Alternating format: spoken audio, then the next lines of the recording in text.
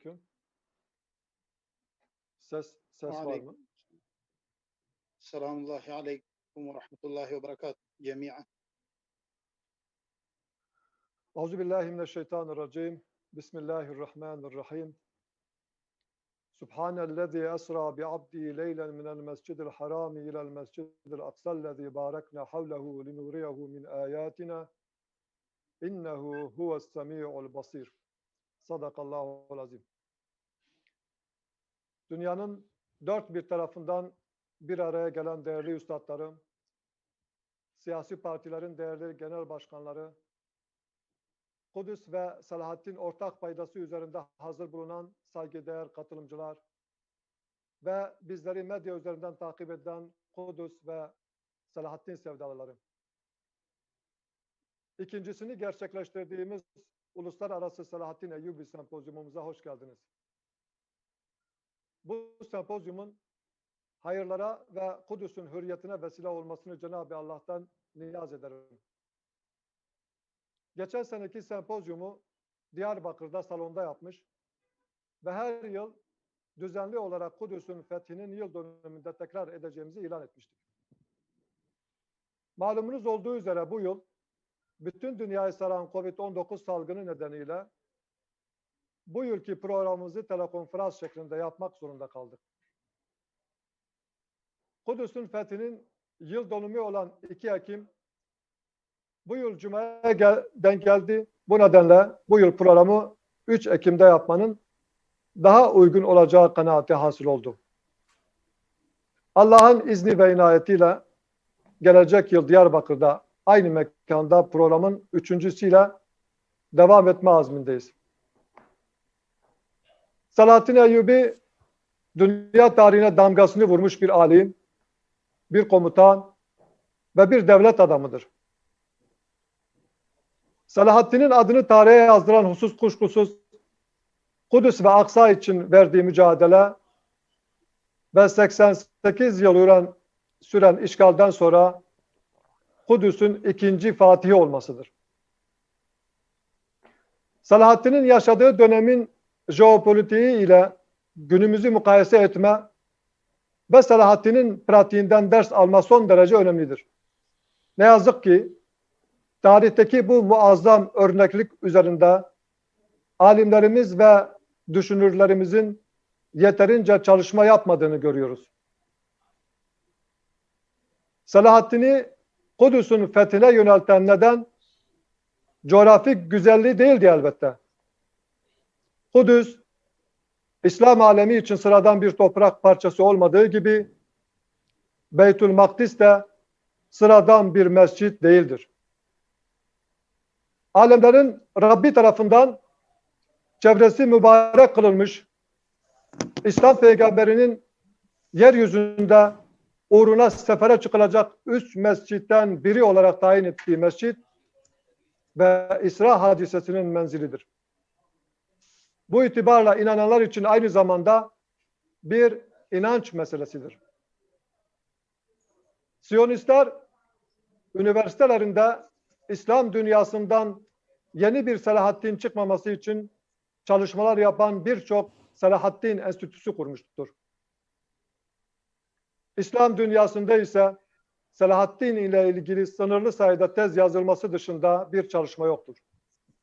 Halbuki tarih, geçmişi anlama ve ibret almak için olduğu kadar geleceğin inşası için de yol belirlemeye yarar. Tarihimizi iyi okur, analiz eder ve olayları gereğince okuyabilirsek sorun ve sıkıntılara çözüm geliştirme imkanını elde etmiş oluruz. Selahaddin'in yaşadığı çağda İslam dünyasının içinde bulunduğu siyasi, ekonomik ve sosyal durum ümmetin içinde bulunduğu bugünkü halden daha iyi değildi. Peki Selahaddin bizim bir asırdır yapamadığımız neyi yapabildi ki hedefine ulaştı ve Kudüs'ü özgürlüğüne kavuşturdu?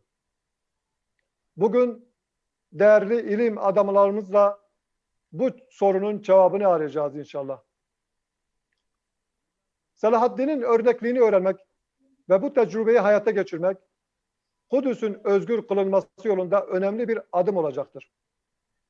Ancak Kudüs'ün fetih sürecinin bilinmesi kadar Kudüs'ü işgale götüren, Kudüs'ü kaybetmemize neden olan şartları da aynı derecede önemsemek gerekir. Zira Siyonistlerin Selahaddin enstitüleri kurmalarının amacı Kudüs'ü Haçlılara kaybettiren nedenleri ve şartları öğrenmektir. İslam aleminin şu an içinde bulunduğu şartlar, ümmeti oluşturan unsurların aralarındaki münasebetleriyle 1099 yılına girerken ümmetin içinde bulunduğu şartları kıyas edelim. Çok farklı bir tabloyla karşılaşmayacağız. Ümmetin içinde bulunduğu bu hal devam ettikçe fazla yapabileceğimiz bir şey olmaz. Bu nedenle ümmetin alimlerinin, emirlerinin, düşünürlerinin, Selahaddin'in ilmek ilmek dokuduğu 1187 yılı şartlarını oluşturması gerekir. Fethi için ilk şart fethe inanmaktır. Yapabileceğimize, gücümüzün yetebileceğine inanmaktır. Zira inanç ve azim oluşmadan gayret ve çalışma oluşmayacaktır. Bugün oluşan bu tablo gereken inanç ve azmin bu ümmette varlığını sürdürdüğünü göstermektedir. Endonezya'dan Balkanlara, Avustralya'dan Amerika'ya, Pakistan'dan Mağrib'e, dünyanın dört bir yanından ümmetin tüm renklerinin Kudüs ve Aksa için bir araya gelmesi, bu inancın hala diri olduğunun ve zaferin uzak olmadığının müjdecisidir. 100 yılı aşkın bir süredir Filistin toprakları ve Kudüs işgal altındadır. Ve ümmet Kudüs için ağlayıp dua ediyor. 100 yılı aşkın bir süredir Kudüs için ümmet şehit veriyor, canlarını ve mallarını bu uğurda feda ediyor. 100 yılı aşkındır hız kesmeyen bu azim, Filistin topraklarının sıradan bir toprak ve sıradan bir coğrafya olmadığını, Aksa'nın sıradan bir mescit olmadığını ispat etmiştir. İşgal devam ettiği müddetçe direniş de devam edecektir. İzzet ve şerefini makam koltuklarıyla değiştirenlerin normalleşme girişimlerinin ümmet içinde hiçbir karşılığı yoktur. Ümmet için normal, işgalin tamamen bitmesidir. Kudüs, ümmetin ortak değeridir. Bu değeri Filistin halkı ve coğrafyasıyla sınırlandırmak hiç kimsenin hakkı da değildir, haddi de değildir. Bu dava ümmetin her bir ferdinin davasıdır. Bu sempozyumdaki tablo bunun en açık göstergesidir. Dünyanın her tarafından ümmetin seçkin alimleri ve siyasetçileri Kudüs konusunda bir araya geliyorsa, hiç kimse bu sorunu bir ulus veya coğrafya sorunu ya da lokal bir sorun olarak gösteremez. İnanç ve azmin oluşması için temel şartlardan biri de ümmet içindeki ihtilafları bir kenara bırakarak vahdeti sağlaması veya en azından Müslümanların birbirleriyle uğraşmaktan vazgeçmesidir. Selahaddin'e atfedilen şu söz bunu çok güzel özetlemektedir. Dostlarıyla uğraşanlar düşmanlarıyla savaşamazlar. İslam alemi 2 asırdan beri birbiriyle uğraşıyor. Birleşip güçlenmek yerine parçalanıp zayıflamaya gidiyor. Dost olması gereken kardeşleriyle Sünni ihtilaf üzerinden savaşıyor, düşmanlarıyla dostluk anlaşmaları yapmaya yelteniyorlar. Bugün oluşan bu tablo bize bir şeyi daha gösteriyor. Beytül Makdis ümmetin ortak paydasıdır. Mesela Kudüs olunca ümmet aralarındaki farklılıkları bir kenara bırakabiliyor. Aralarındaki sorun ne kadar büyük olursa olsun Kudüs'ün özgürleştirilmesi karşısında teferruata dönüşüyor. Selahaddin'in 833 yıl önce başardığı şekliyle tüm farklılıkları ve ihtilafları bir kenara bırakıp aynı sancağın altında bir araya gelmenin yollarını bulmalıyız. Selahaddin'i konuşmak, fethi için verdiği mücadeleyi anlamaya çalışmak günümüze de ışık tutacaktır. İslam coğrafyasının her tarafında bu tür sempozyumların düzenlenmesi ve Kudüs'ün özgürleştirilmesinin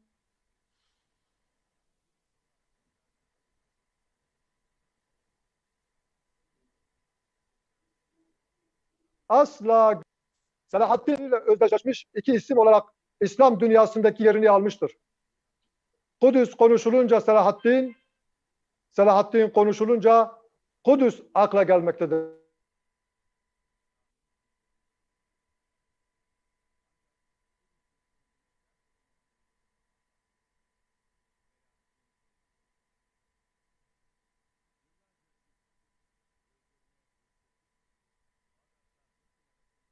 Tikrit Kalesi'nde 1137 yılında dünyaya gelen Selahaddin Eyyubi, çocukluk ve gençlik yıllarını Bağdat, Şam ve Mısır'da geçirdi. İyi bir din eğitimi aldı.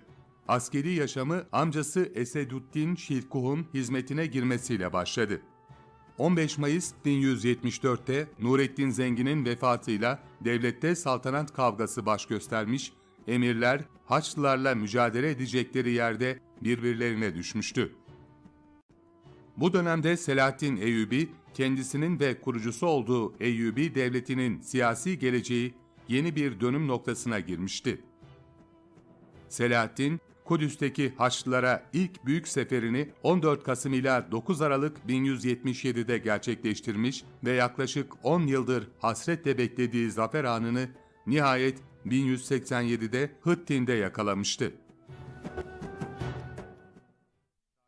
2 Ekim 1187'yi gösterdiğinde Selahaddin Eyyubi, Kudüs'ü Haçlıların işgalinden kurtarmış, ortaya koyduğu muazzam inanç, cesaret ve kahramanlıkla Haçlılara hadlerini bildirmişti. Hıttin'de Haçlılar doğuya saldırdıklarından beri ilk defa bu denli ağır bir hezimete maruz kalmışlardı. Fetihten sonra ilk iş olarak Kubbetü's Sahra üzerine oturtulan Büyük Haç yerinden indirildi ve 88 yıl aradan sonra şehirde ilk defa ezan okundu. Kudüs bu tarihten sonra 8 asır daha Müslümanların egemenliğinde kaldı. Şöhreti cihana mal. أعتقد ربما هناك بعض الأساتذة ربما لم يستمعوا الأستاذ مترجمة إلى اللغة العربية. صحيح. بهذا السبب أنا أريد أن أؤكد مرة ثانية أمامكم أرسلنا لكم صورة توضيحية لكي تضغطوا على نقر اللغة العربية. بارك الله فيكم جميعا. إذا لا نريد أن أطيل بكثرة. الآن انتقل إلى أساتذة ننتقل إلى سيادة الرئيس رئيس جمهورية تركيا سيد رجب أردوغان طيب أردوغان وأرسل رسالة في هذا البرنامج. Evet, fazla uzatmadan biz şimdi sırayı Sayın Cumhurbaşkanı'nın bu programa özel olarak göndermiş olduğu mesajı dinlemek üzere mesajı dinleyelim isterseniz hep beraber. Buyurun.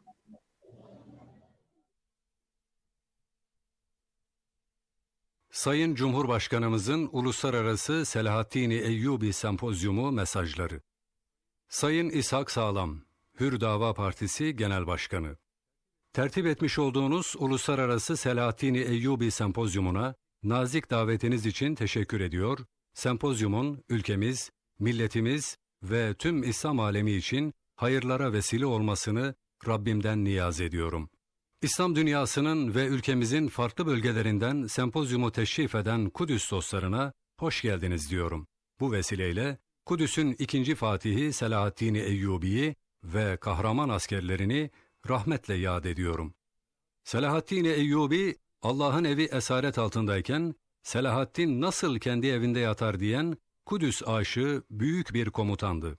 İstiklal Marşı şairimiz Mehmet Akif, o büyük komutanı Şark'ın en sevgili sultanı olarak tarif ediyor.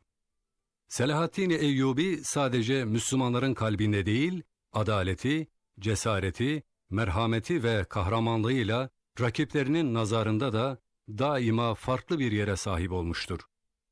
Selahaddin Eyyubi'nin bize en büyük emaneti, Haçlı işgalinden kurtararak yeniden hürriyetine kavuşturduğu ikinci kıblemiz Kudüs'tür. Kudüs'ü tekrar ayağa kaldıran, tüm inanç mensupları için tekrar bir eman yurdu haline getiren de bizim ecdadımızdır. Kanuni Sultan Süleyman döneminde El Halil kapısına kazınan La ilahe illallah İbrahim Halilullah ifadesi, medeniyetimizin Kudüs'e bakışının en güzel ifadesidir. Kudüs'e sahip çıkmak, ona gereken hürmeti, hassasiyeti göstermek her Müslümanın görevidir. İsrail işgalini meşrulaştıran, İsrail'in Kudüs'ü ve Filistin topraklarını ilhak planlarına onay veren, Filistinli kardeşlerimizin meşru haklarını yok sayan her girişim, Selahaddin Eyyubi'nin emanetine ihanettir. Normalleşme adımları altında bu tarz çabaların arttığı bir dönemde, düzenlediğiniz sempozyumun, Selahaddin Eyyubi'nin vasiyetine uygun şekilde, ümmetin saadeti ve Kudüs'ün geleceği açısından hayırlara vesile olmasını Mevla'dan niyaz ediyorum.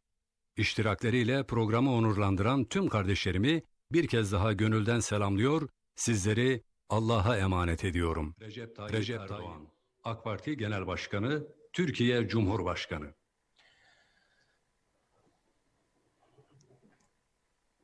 Evet biz de Sayın Cumhurbaşkanımızın Sayın Cumhurbaşkanı'na teşekkürlerimizi iletiyoruz. Bu değerli mesajları için.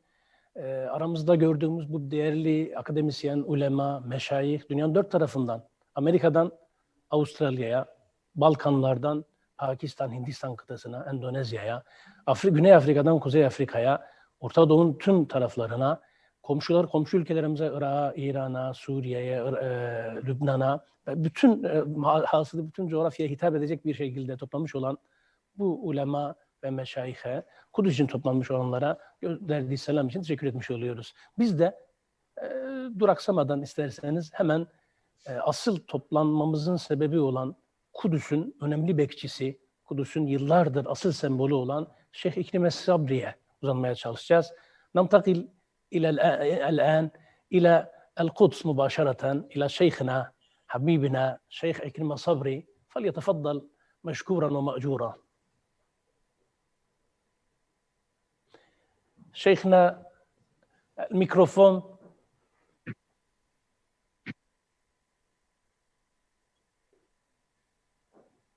الشيخ إكرمة ربما الميكروفون مغلق.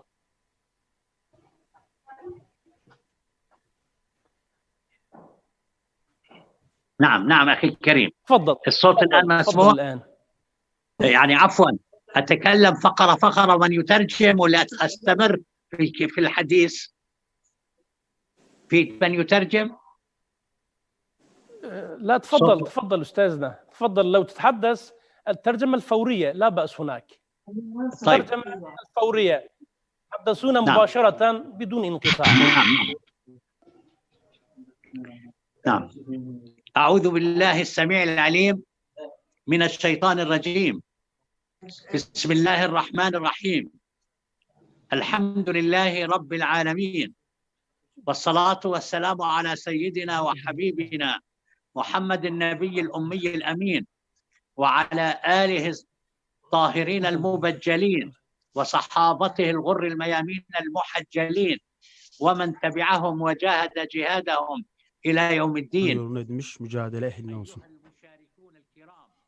Evet. Saygıdeğer misafirler, saygıdeğer dinleyiciler, izleyiciler, Allah'ın selamı ve rahmeti üzerinize olsun. Sizi Mescid-i Aksa'nın içerisinden selamlıyorum. Ki kendisi ilk kıblemiz, ikinci mescidimiz. Kendisine yolculuk yapılan mescitlerin üçüncüsü. Size rükû ve secde eden Beytül Makdis'i secdeleri ve rükûlarıyla ihya eden kardeşlerinizin selamını sunuyorum. Bu programı düzenlediğinizden dolayı size teşekkür etmek istiyorum ki bu program İslam ümmetinin zaferini müjdelemektedir. Ve bu zafer bize bir kez daha şu umudu vermektedir ki şu an karşılaştığımız durumlar, ister Filistin'de olsun, ister diğer Arap ülkelerinde olsun, ister bütün dünyada olsun, bize şunu hatırlatıyor. Bize Fransızların ve Avrupa ülkelerinin düzenlemiş olduğu Haçlı savaşlarını hatırlatıyor.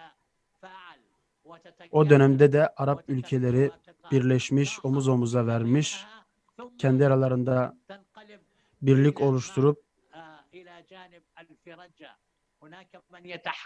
Fransızlarla el sıkışmışlardı. Kimi Arap ülkeleri, bazıları onlarla el sıkışmışlardı. Bu görüntü, bu tarihi manzarayı biz şu anda günümüzde de görmekteyiz. Bu Allah'ın izniyle aynı tarihi olguyu bize gösterdiğinden dolayı bizde kazanma umudu üretmektedir. Selahaddin Eyyubi'nin hayatında birçok ders çıkarabiliriz. Kendisi gerek ahlaki gerek manevi açısından kendi dönemindeki askerleri gece namazına, Kur'an-ı Kerim okumaya teşvik ediyordu. Hatta geceleyin çıkıp askerleri gözlüyordu, aralarında geziyordu, çadırlarını yokluyordu ve Kur'an sesi gelmeyen çadırların önünde durup işte hezimetin sebebi buralardır diyordu. Öyleyse kendisi Kur'an'ın okunmasının ve gece namazlarının kılınmasının ne kadar önemli olduğunu bir kez daha belirtmiş oluyordu. Evet, ayrıca kendisi Müslümanları birleştirmiş, aralarındaki ihtilafları, yapmacık ihtilafları bitirmiş, ittihadı sağlamış, birliği sağlamıştır bu şekilde. Çünkü birlik kuvvet, kuvvet birliktir. Şuna işaret etmek gerekir ki Selahaddin Eyyubi, Allah kendisine rahmet eylesin, daima istişare ediyordu. Alimlerle ve etrafındaki yardımcılarıyla. Kendi yardımcıları daima salih insanlardan oluşmuştur. Çünkü salih liderin danıştığı kişiler de salih olur. Kötü liderin danıştığı insanlar da kötü olurlar. Onun en çok istişare ettiği kişilerden bir tanesi Kadı Fadıl'dı. Evet, Kadı Fadıl. Asıl ismi Abdurrahim el-Beysani'dir. Beysanlıdır. Filistin'de Beysanlıdır. Kadı Fadıl Selahaddin Eyyubi'nin sağ koluydu. Selahaddin kendisiyle ilgili birçok söz söylemiştir. Birçok etkileyici söz söylemiştir ki biz Kudüs'ü fethetmedik, zafere ulaşamadık. İlla Kadı Fadıl'ın yardımından dolayı bunu yapabildik. Yani bu fethimizin sebebi Kadı Fadıl'dı buyurmuştur. Kadı Fadıl aslında o dönemin ikinci adamı sayabileceğimiz bir kişi. Selahaddin Eyyubi'nin sağ kolu. Aynı zamanda bir edebiyatçı, bir kadı, alim ve bir alim çocuğu yine kendisi. Evet, Selahaddin'in gerçekleştirdiği bu zafer bir stratejiyle gerçekleşmişti. Programsız, plansız bir zafer değildi. Ki Selahaddin'in hazırlığını da aslında Nurettin Zengi ve benzerleri yaptılar. Zengi ailesi yaptı bildiğiniz gibi. Bunlar Selahaddin'in zafer yolunu hazırlayan insanlardı. Nurettin Zengi'nin Kudüs'te kullanılmak ve üzerinden hutbe verilmek üzere bir minber hazırlandığı ve bunu Halep'e bıraktığı bilinmektedir. Ki bu minber senelerce Halep'te kaldı ta ki Selahaddin Eyyub onu Kudüs'e bırakana kadar. Ve bu minber şu an Selahaddin Eyyubi minberi olarak bilinmektedir Mescid-i Aksa'da. Aslında bunu yaptıran kişi Zengi ailesidir. Bize şunu söylemek istiyoruz ki ümmetin yeniden hayatlanması, ruhlanması ve umudun yeniden yeşermesi için bu gibi olaylardan örnekler çıkarmak lazımdır. Bu programa katılan ve bu alimleri, ulemayı, bu tür liderleri hatırlamayı sağlayan siz tüm kardeşlerime teşekkür ediyorum. Allah'ın rahmeti, bereketi üzerinize olsun.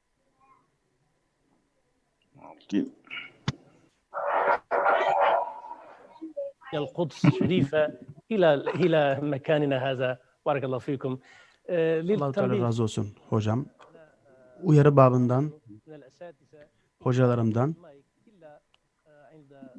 ihtiyaç هي المحدد بارك الله فيكم. Evet, Kudüs müftüsü, Kudüs'ün değerli sembolü haline dönüşmüş olan, yaşayan sembolü haline dönüşmüş olan Şeyh İkrime Sabri, yıllardır Kudüs mücadelesini veren Şeyh İkrime Sabri'yi oradan dinlemiş olmanın verdiği sevinç ve ciddiyetle bu Selahaddin Eyyubi'den devralmış olduğumuz mirası taşımanın verdiği ağırlıkla beraber evet bu sempozyumu düzenlemekten ötürü hamdolsun en azından elimizden geleni yapmakla alakalı bir yola girmiş bulunmanın içerisinde olmanın sevincini yaşıyoruz. Bu münasebetle direkt isterseniz doğrudan beklemeksizin Selahaddin'in ahfadından sayılan şu an Duha'da, Katar'da mukim bulunan büyük alim Şeyh Ali Karadağ'ya uzanalım. ننتقل الآن إلى الدوحة إلى حفيد صلاح الدين الأيوبي في ذكرى فتحه للقدس الشريفة فليتفضل الشيخنا مأجورا ومشكورا. بسم الله الرحمن الرحيم. الحمد لله معز الإسلام بنصره İslam'ı zaferiyle, yardımıyla izzetlendiren Allah'a, şirki kahrıyla zelil kılan Allah'a olsun. Bütün işleri gücü kudretiyle döndüren, evirip çeviren, düşmanları planlarıyla, projeleriyle Allah kullak eden Allah-u Teala'nın üzerine olsun ki o Allah güzel sonu müminler için kılmıştır. Ve kendi dinini bütün dinlerin üzerine kılan Allah-u Teala'ya hamdolsun. Bu okuduğum pasaj aslında Selahaddin Eyyubi'nin Kudüs'ü fethettiği zaman okuduğu pasajdı. Ben de diyorum ki ey Şeyh İkrime, ey Kudüs'ün imamı, Allah'ın izniyle sana gelecek, orada seninle beraber namaz kılacağız. Salat ve selam Allah Resulü'nün üzerine, onun tertemiz âlinin, parlak ashabının üzerine olsun ve ne çocuğun ne malın fayda vermeyeceği kıyamet gününe kadar Allah Resulü'nün yolunu sürdürenlerin üzerine olsun. Değerli kardeşlerim ve özellikle Şeyh İkrime, Kudüs'teki dostlarım, Kudüs'te şu an ribat halinde olan, cihad halinde olan kardeşlerim, değerli izleyicilerimiz, erkekleriyle, bayanlarıyla, bütün Kudüs'teki dostlarımız, İslam dünyasındaki bütün dostlarımız, kardeşlerimiz, hepinizi Allah'tan öğrenmiş olduğumuz o mübarek selamla sizi selamlamak istiyorum. Allah-u Teala'nın selamı, bereketi üzerinize olsun. Sözü çok uzatmayacağım. Ancak Şeyh İkrime Sabri'nin değindiği meseleleri özetleyeceğim. Niçin Selahaddin zafere ulaştı? Ben bu sebepleri 10 sebeple sınırladım. Özellikle ana başlıkları zikredeceğim ki umarız ki ümmet bundan istifade eder. Gençlerimiz, yaşlılarımız, erkeklerimiz, bayanlarımız bu maddelerden istifade ederler. Birinci sebep Selahaddin'in bulunmuş olduğu salih çevresiydi. Tarihçiler Selahaddin Eyyubi'nin babası Necmettin'in biraz geç evlendiğini bize ulaştırıyorlar. Çünkü kendisinin cihat fikri taşıyacak, ilim taşıyacak, İslam'a hizmet edecek bir eş aradığı söyleniyor. Bundan dolayı evlilikte geç kaldığı söyleniyor. Yine aslında Necmettin'in eşi de aynı sebeple biraz geç evlenmişti. Haberi yoktu aslında birbirlerinden ama Allah-u Teala nasip eyledi. İkisi de Kur'an eşliğinde bir evlilik düzenlediler. Böyle salih bir çevrede yetişti Selahaddin Eyyubi. Daha sonra kendisinin bulunduğu bölgede onun zaferini sağlayan durumlardan bir tanesi de Şehit Nurettin Zengin'in ve yine kendisinin babasının oluşturmuş olduğu zafer ortamıydı. Çünkü bu mesele, bu fetih meselesi bir mirastır. Allahu Teala'nın Kur'an-ı Kerim'de de miras olduğuna değindiği bir meseledir. Evet. İkinci madde aslında böylece çıkmış oldu ki bunu miras edinmek, bu davaya miras edinmektir. Üçüncü maddemiz ise alimlerin önderliğinde liderlerin yol almasıdır. Evet. Cime'nin söylediği gibi aslında Selahaddin Eyyubi'nin kendisi de hem hadis hem fakih hem usul alimiydi. Alim ve mücahitti. Ve yine etrafındaki insanları incelediğimiz zaman Kadı Fadıl gibi, yine Şeyh Hakkari'nin, Diyarbakır hemen yanındaki Hakkari'den bazı şuyuhun etrafında bulunduğunu biliyoruz. İbn-i Şeddad'ın, Muhammed el-Ensari'nin etrafında bulunduğunu biliyoruz. Bunların tümü mücahit alimlerdi.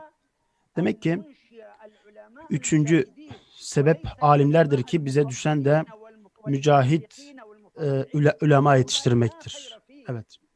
Nifak ehli Allah'ın dinini, ayetlerini dünya karşılığı satacak alimler değil. Bize düşen mücahit alimler yetiştirmektir. Dördüncü mesele ise şudur ki, dördüncü madde, Selahaddin Eyyubi küçüklüğünden liderliğe alıştırılmıştı. Kendisi daha gençken Dimeşk'te Fütüvet grubu kurmuştur ki bunlar gençlerden oluşan cihat grubuydu. Bu grup devam etmiştir. Gençlerden oluşmaktaydı. Bunlar özellikle sınırları koruyorlardı. O dönemde liderler savaşa çıktığında bu gençler liderlerin gerek mektuplarını başka ülkelere ulaştırıyor, gerek de sınırları koruyorlardı. Beşinci şey şu ki, evet, beşinci maddemiz yine kendisinin mala düşkün olmaması, temiz bir hayat sürmesidir. Örneğin Selahaddin Eyyubi'nin altından yapılmış 500.000 tacı vardı aslında kullanabileceği ilk fetih yaptığında. Ama Selahaddin Eyyubi bütün bunları almış, fetihten sonra hepsini İslam için harcamış ve vefat ettiği zaman sadece 12 dirhemi olduğu söyleniyor. Ve bunu da cihad için geride bırakmıştır.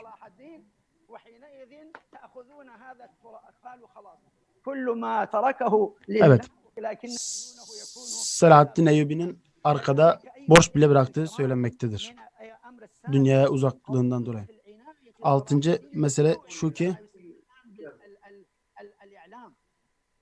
kendisi o dönemde medyaya da çok önem vermiştir. O dönemde cihat hissini ta çocuklara ve kadınlara kadar hissettirmiştir. Evet, Ahmet'in, Diyarbakır'ın kadınları bildiğiniz gibi içerisinde gül suyu bulunan şişeleri Selahaddin Eyyubi'ye verdiğini biliyoruz. Bunu sırf Selahaddin Eyyubi'nin Mescid-i Aksa'yı temizlemesi ve orayı o kokuyu sürmesi için verdiğini biliyoruz. Bir diğer mesele ise Selahaddin Eyyubi aslında birliğe, duyguların birliğinden başlamıştır. İslam ümmetinin duygularını birleştirmiş, ortak duygulara tercüman olmuştur. Türkleri, Arabı, Kürtleri, Farisileri olmak üzere bütün İslam ümmetini birleştirmiştir.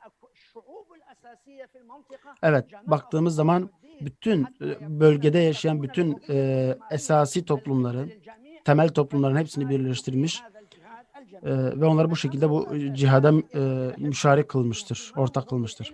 Bir diğer mesele ise kendisinin ilme verdiği önemlerdir. Dokuzuncu madde ise şu ki Selahaddin Eyyubi gerek eğitim gerek askeri alanda birçok reforma imza atmıştır. Bununla ilgili birçok uygulaması vardır. Yine postadan faydalandığını biliyoruz Selahaddin Eyyubi'nin. 4 kule kurmuş ve bu kulelerde ateş yakılıyordu. Bu ateşin şekli oluşturduğu dumana göre birkaç dakika içerisinde Selahaddin Eyyubi'ye stratejik istihbari bilgiler ulaştırılıyordu. 10. olarak çok da uzatmamak babından Selahaddin Eyyubi'nin ihlasa önem verdiği, şöhret ve benzeri durumları önemsemediğini biliyoruz. İşte bunlar Selahaddin Eyyubi'nin zaferinin temelleri oldular. Bu sebeplere döndüğümüz zaman, bu 10 maddeyi en azından önemsediğimiz zaman göreceğiz ki zafer sağlanacaktır. Allahu Teala'nın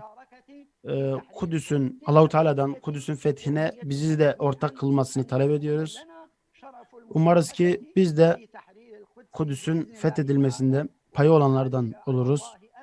Ve bu Allahu Teala için zor değildir. Allah'ın izniyle uzak da değildir. Ben bu konuda umut varım. Allah'ın selamı, rahmeti, bereketi üzerinize olsun. شيخنا الفاضل بارك الله فيكم على هذه الكلمة الطيبة ما شاء الله يعني حماسية بارك الله فيكم مرة أخرى.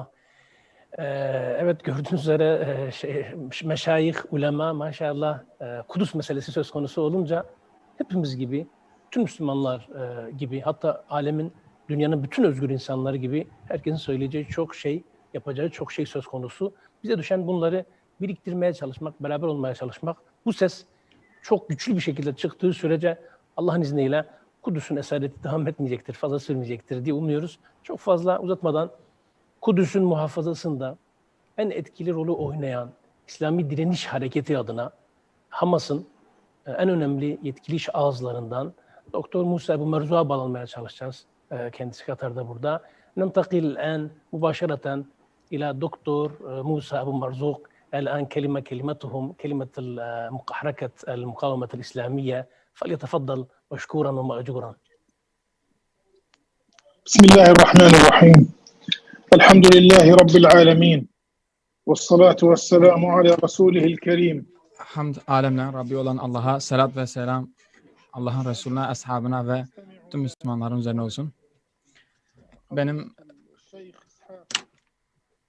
Ben burada tüm kardeşleri dinlemekten ötürü gerçekten çok mutluyum. Özellikle İshak hocamızın, başkanımızın, aynı şekilde İkrime Sabri hocamızın Kudüs'ten bize katılmasına ve aynı şekilde Şeyhimiz Dünya Alimler Birliği Genel Sekreteri Ali Al-Karahdari'yi dinlemek bizleri gerçekten ciddi anlamda mutlu etti. Hepinizin üzerine Allah'ın selamı olsun. Esselamu Aleyküm ve Rahmetullahi ve Berekatuhu. Tarihte ibretler vardır. Bundan ötürü Allahu Teala Kur'an-ı Kerim'de birçok kıssa anlatmıştır ve bunların hepsini biz ibret alalım diye anlatmıştır.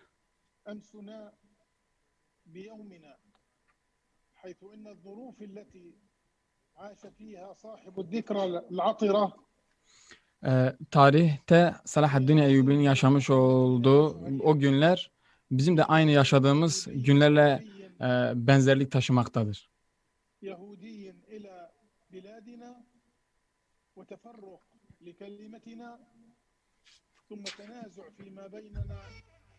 Yahudiler aramıza girdi ve daha sonra biz ciddi anlamda ayrılıklar yaşadık. Sözlerimiz bir olmamaya ve ondan sonra da fiiliyatımızda da aynı şekilde yol ayrımına gitmeye çalıştık. Ben özellikle bu programın yapımcısı olan kardeşlerime çok ciddi anlamda teşekkür ediyorum. Ve biz de bugün Kudüs'ü ikinci kere fetheden Selahaddin Eyyubi'nin en önemli noktalarından birini dikkat etmeye çalışacağız. Ona yöneleceğiz. Biz Selahaddin Eyyubi'nin hayatına bakacağız ve onun İslam ümmetini nasıl kalkındırdığına bakacağız ve sünnetullah'ın, Allahu Teala'nın yeryüzünde kırmış olduğu o kanunun nasıl değiştiğini ve Allahu Teala'nın sünnetullah'ın yeryüzünde değişmediğini ve çalışanların her zaman karşılık bulacağı bir ibretle bu meselelere bakmaya çalışacağız.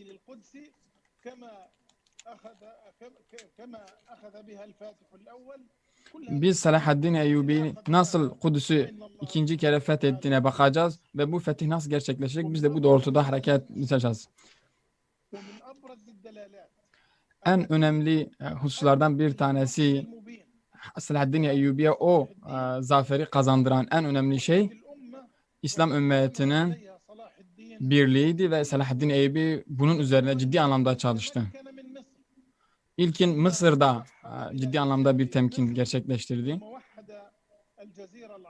Daha sonra da Arap toplumunu bir araya getirdi. Onların birliğini kurdu.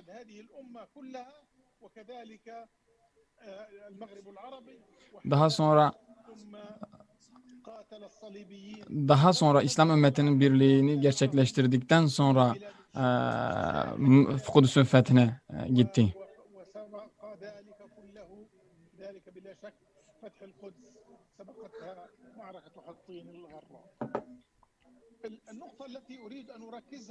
Benim dikkat etmek istediğim bu noktada dikkat ettiğim husus bu metotta onun Selahaddin Eyyubi'nin mezhepsel ve fikirsel anlamda İslam ümmetinde bulunan tüm yönelimlere karşı olan muamelesiydi.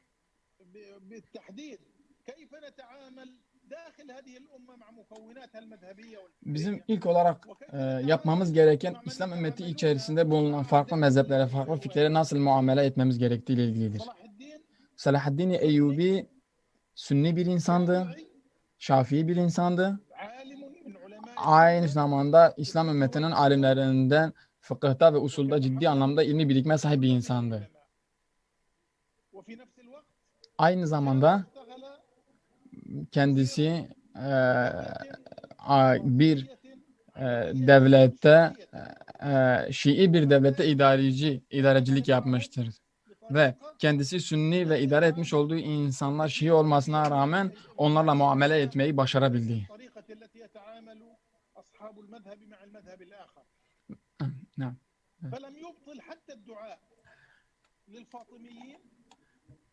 Evet, Fatımilere, Mısır'dayken Fatımilere duayı bile kesmedi.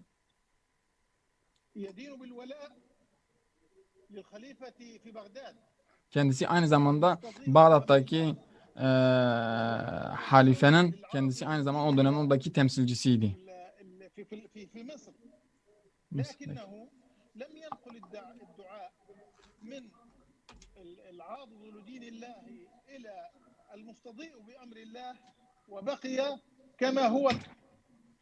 Kendisi Selahaddin Eyyubi Mısır'dayken hutbelerde kendisi Bağdat halifesine de Şia'nın oradaki temsilcisine duayı iptal etmedi. Aynı zamanda ona da duada bulunuyordu. Ve Selahaddin Eyyubi'nin yapmış olduğu bir şey farklı bir mezhebe olan ihtiram ve saygıdan ötürüydü. Ve bizim de İslam ümmeti olarak yapmamız gereken şey diğer mezhebi ve fikri yönelimlere karşı ihtiram içerisinde olmalıdır.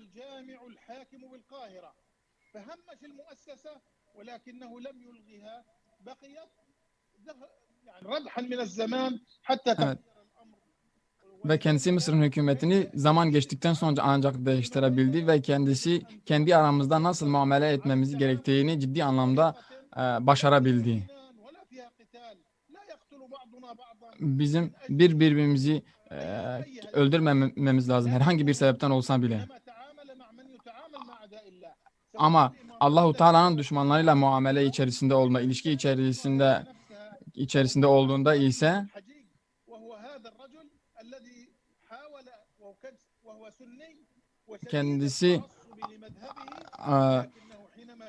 kendisi çok mezhepçi bir Sünni kişiyle muamele ettiğinde ama düşmanlığından ötürü çok daha farklı bir şekilde muamele etmiştir. Bundan ötürü söylüyoruz özetle kendi halklarına karşı hareket eden tüm emirler, tüm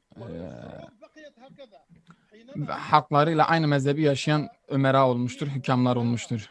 إلى دمشق وأزالوا ذلك الأمراء الذين كانوا يتعاملون ويعطون الجزية للصليبيين فرح أهل دمشق واستقبلوهم بحفاوة لأنه هكذا هي الشعوب كلها هي نبضها نبض واحد إن هذه أمة Halkların sesleri birdir ama onları yöneten insanlar, hakimler, hükümler ise farklı düşünmektedir. الذين يتعاملون مع الاحتلال Ve bugün maalesef Siyonizmle ilişki içerisinde olan ilişki içerisinde olan hiçbir hakimin, hiçbir hükümün, hiçbir liderin tarihte hiçbir izi, hiçbir eseri kalmayacaktır. İslam ümmetinin tarihinde kalacak olanlar Kudüs davasına yardımcı olandır. Filistin halkıyla beraber olanlardır. Ve aynı şekilde Haçlıların Filistin'i işgali zamanı içerisinde hiçbir Müslüman o dönemde Haçlıların o meşruiyetini kabul etmemiştir. O dönemde Selahaddin Eyyubi dönemden önce Haçlıların Filistin'i sömürmesi hiçbir halk ve hiçbir lider orada Haçlıların varlığına itiraf etmemiştir ve onları kabul etmemişlerdir. Bundan dolayı ben şu an Filistin'le işbirliği içerisinde olan tüm liderlere sesleniyorum ve bu zulüm kesinlikle ama devam etmeyecektir ve sizin tarihte hiçbir eseriniz ve hiçbir iziniz kalmayacaktır. Bu ümmet kardeşlerim, bu ümmet evet tökezleyebilir, küçülebilir ama hiçbir zaman yenilmez ve her zaman zamanla ve zaman içerisinde kesinlikle bir daha zaferini kazanacaktır. Ve ümmeti bir daha diriltecek olan şey de Kudüs davasıdır ve tarih boyunca da böyle olmuştur.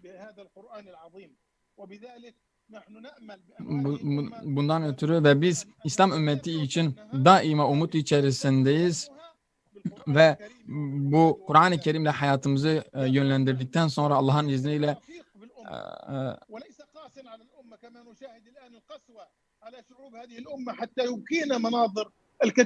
Selahaddin Eyyubi bu İslam ümmetinin başına gelmiş bir musibet değil, bugünün hükümlerinde olduğu gibi. Bilakis İslam ümmetinin izzetini kaldıracak bir kişiydi. Halid bin Velid Kudüs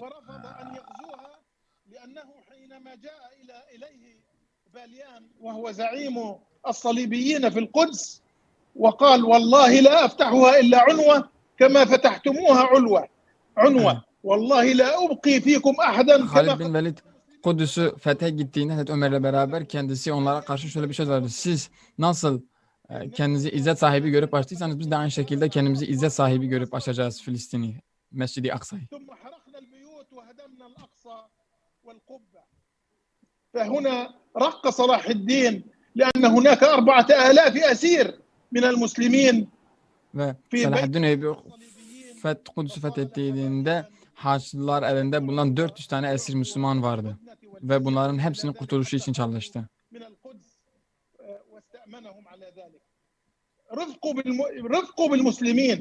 Müslümanlara karşı ciddi anlamda bir inceliğe sahipti Selahaddin Eyyubi. Ve bugün hakimler de, hükümler de, liderler de kendi halklarına karşı ciddi anlamda bir ince anlayış içerisinde olmalı. Onlara merhamet etmelidir. Onlara iyilik sahibi şeklinde muamele etmelidir. Değerli kardeşlerim, Selahaddin Eyyubi alimlerle beraber olduğunda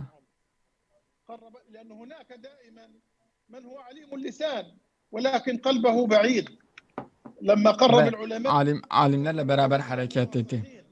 Ve alimler ona her daim nasihat ediyordu. Ve kendisi alimleri yanına aldığında yapmış olduklarını meşrulaştırmak adına değil, kendisine nasihat edilmesi için yanına aldı. Onun için İbn-i Şeddat Selahaddin Eyyubi tarif edince şöyle diyor.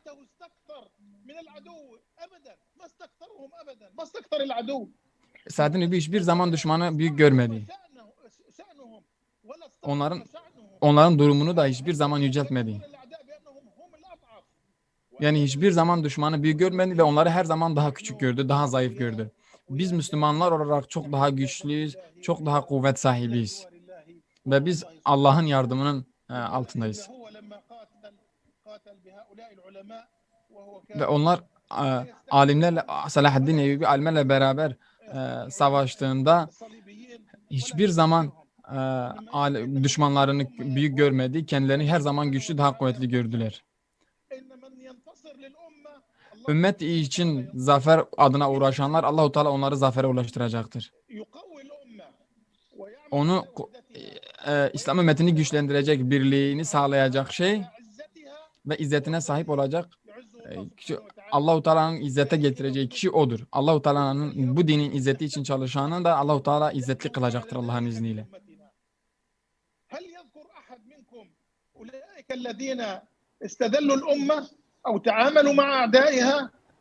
Sizden hiçbiriniz İslam ümmetini zelil duruma kılınan, düşmanlarımızla işbirliği içerisinde olanı hatırlar mı? Bundan ötürü biz bu ümmetinin birliği için çalışacağız. Ümmetin güçlü olması için çalışacağız. Ve bunun için çalışanı da Allah-u Teala izzetli ve şerefli kılacaktır. Aynı şekilde tarihin de kendisini zikredeceği kişi bu İslam ümmeti ve Filistin davası için çalışan olacaktır. Ve tarih hiçbir zaman bu dine, İslam ümmetine ihanet edeni zikretmeyecektir ve tarihine almayacaktır. Mescid-i Aksa ve Kudüs şu an Filistin toprakları İsrail ihtilali altındadır. Ve şu an Yahudilerin bugün sayısı 7 milyondur. Ve biz İslam ümmeti olarak 1,5 milyarı geçmiş durumdayız. Ve biz İslam ümmeti olarak buna nasıl bakmalıyız ve nasıl bir ilişki içerisinde olmalıyız, nasıl çalışmalıyız? Ve Kudüs'e dönük çalışmalar her Müslümanın sorumluluğudur. Ve her Müslüman Filistin davasına karşı bir sorumluluk sahiptir. Ve hepimizin boynumuzun borcudur Filistin davası adına çalışmak. Ve Kudüs sadece Filistinlilerin bir meselesi değil, bilakis tüm İslam ümmetinin ve özellikle de İslam ümmetini yöneten yöneticiler ve alimlerindir. Ve sizin gördüğünüz gibi İkrime Sabri hepimizin yanındadır ve kendisi şu an Kudüs'ün ve Filistin halkının Kudüs davası için kendini nasıl feda ettiğini çok daha rahatlıkla onda görebileceksiniz. Ve oradaki kardeşlerimizin ne kadar mücadele ettiğini, malıyla ve canıyla kendileri nasıl feda ettiğini çok rahatlıkla görebilirsiniz. Ve burada sormamız gereken soru şudur. Ve hepinize buradan beni dinlediğiniz için teşekkür ediyorum. Ve hepinizi Allah'a emanet ediyorum. Esselamu Aleyküm ve Rahmetullahi ve Berekatuhu. Doğrusu çok önemli noktalara işaret etti. Ümmetin bugün içinde bulunduğu durumun aynısını yaşayan Selahaddin Eyyubi'nin kendi döneminde ümmetin bütün ihtilaflarını nasıl bitirdiğini, nasıl ümmetin birliği sağladığını, ümmet içerisindeki mezhep, meşrep farklılıklarına bakmaksızın, birbirimizin ihtilaflarını görmezden gelerek bu süreçte nasıl toparlanabileceğimizi, nasıl beraberce Kudüs'ü özgürleştirebileceğimizi ifade etti ki kendisine çok teşekkür ediyoruz doğrusu. Şimdi kısa bir video, Selahaddin Eyyubi ile alakalı çok kısa bir video arası vermiş olalım ki hemen arkasından inşallah Sayın Ahmet Davutoğlu'na bağlanacağız.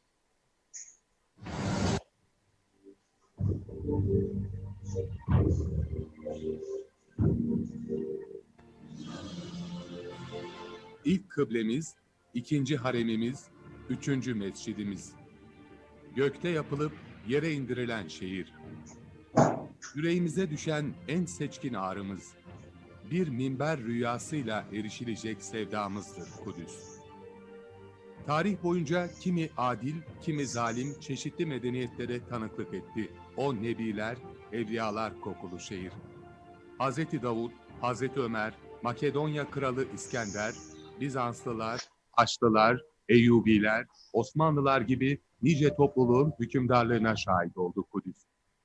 Ona sahip olanlar dünyaya hükmetti. Derin izler kaldı geride. Miraç'ta güzeller güzeli Hz. Muhammed sallallahu aleyhi ve sellem ayak bastı o topraklara. Evet, bu kısa videodan sonra şimdi Türkiye'ye dönmüş oluyoruz. Gittiğimiz diğer diyarlardan ve Kudüs'le ilgili duruşunu dinlemek üzere Gelecek Partisi Genel Başkanı Sayın Ahmet Davutoğlu hocaya bağlanıyoruz. Hocam buyurun. Her şeyden önce böyle çok önemli bir tarihi dönemeçte hepimize ilham verecek bir şekilde Selahaddin Eyyubi'yi gündeme getiren ve Kudüs'ü hatırlamamıza vesile olan müdafaa ve organizatör arkadaşlarımıza, kardeşlerimize teşekkür ediyorum. Ve İslam dünyasının değişik ülkelerinden, özellikle de Kudüs'ten ve Filistin'den katılan, çoğunu da şahsen tanıdığım kardeşlerime İstanbul'dan selamlarımı iletiyorum. Aleykümselam. Bana bir keresinde sorulduğunda hayatınızı nerede idame etmek istersiniz diye şöyle cevap vermiştim. Bulunduğum yerden Mekke-i Mükerreme'yi, Medine-i Münevvere'yi, Mescid-i Aksa'yı, Kudüs'ü ve İstanbul'u görebileceğim bir yerde. Kudüs bizim onurumuz. Kudüs bizim ve bütün İslam dünyasının sadece bugün yaşayan Müslümanların değil, 1400 yıllık bir ümmet topluluğunun onurudur. Hepimizin en öncelikli. Böyle bir dönemde Eyyubi üzerine düşünmek hepimiz için aslında bir takım dersler ihtiva ediyor. İslam tarihinde İslam medeniyeti 3 büyük dış meydan okumayla karşı karşıya kaldı. Haçlılar, Moğollar ve sömürgeci güçler 19. yüzyıl Batı sömürgeci. Selahaddin Eyyubi Haçlılar ile Moğollar arasındaki aslında bütün İslam medeniyetini koruyan en büyük devlet adamının bu zorluklar karşısında, bu meydan okumalar karşısında verdiği onurlu ve başarılı mücadelenin temsilcisidir. Oradan çıkaracağımız çok önemli dersler var. Hepimiz ilim adamı olarak, akademisyen olarak, devlet adamı olarak Selahaddin Eyyubi'den dersler çıkarmak durumundayız. Özellikle bu dönemde. Baktığımızda Selahaddin Eyyubi'nin doğduğu Tikrit'ten, savaştığı, üzerinde mücadele ettiği ve her bir adımı, her bir bölgesini adım adım gezdiği alanlara baktığımızda bütün bugün bir kriz coğrafyası olarak anılan coğrafya olduğunu görürüz. Bugün Orta Doğu'nun kriz bölgesinin hepsinde Selahaddin Eyyubi'den önce kriz vardı ve Selahaddin Eyyubi bu bölgeleri birleştirdi. Hemen hemen her şehirde. Tikrit, Musul, Halep, Şam, Antep, Rakka, Deiruz-Zur, Akka, Yafa, Kudüs, Kahire, Yemen. Bugün hepimizin yüreğini dağlayan gelişmelerin yaşandığı bu bölgede Selahaddin Eyyubi birleştiren bir siyasi iradenin adıdır. Peki nasıl başardı Selahaddin Eyyubi? Bugünkü şartlarda çok benziyor gerçekten. O gün İsrail'in yerinde Haçlılar vardı. Bugün Müslümanlar iç dağınıklıklar içindeydi. Birbirleriyle mücadele ediyorlardı. Haçlılar hemen hemen her Müslüman şehrin yöneticisiyle ayrı ayrı irtibatlar kurmuşlardı. Kahire'de zayıf bir Fatimi yönetimi vardı. Şehirler, Atabekler birbirleriyle mücadele ediyorlardı.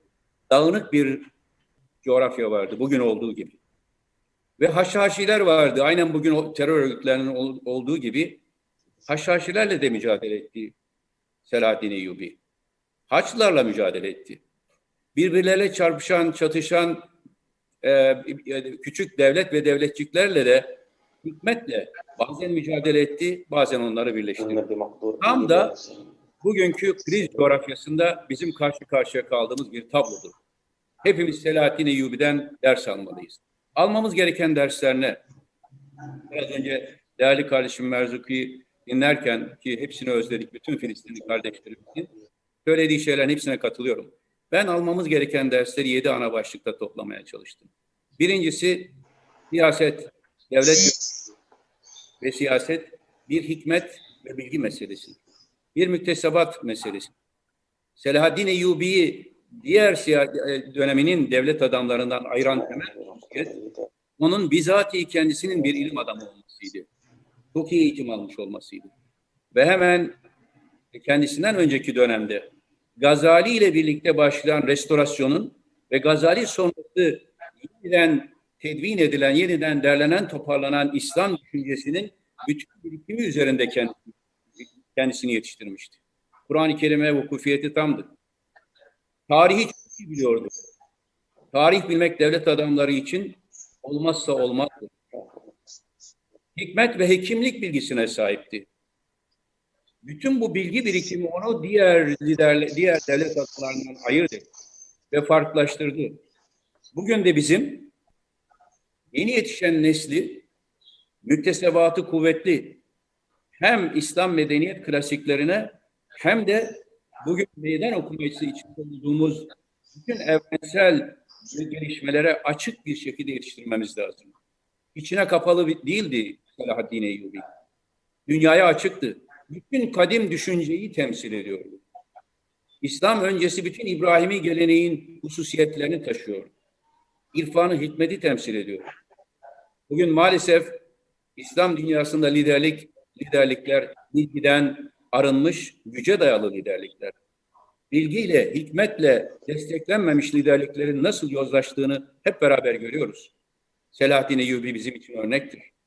Şahsen benim için bir ilim adamı ve devlet adamı olarak tarihte en çok örnek aldığım şahsiyettir. Ve Şam'a ne zaman gitmişsem Selahaddin Eyyubi'yi mutlaka ziyaret etmiş, onun huzurunda tefekkür etmişimdir.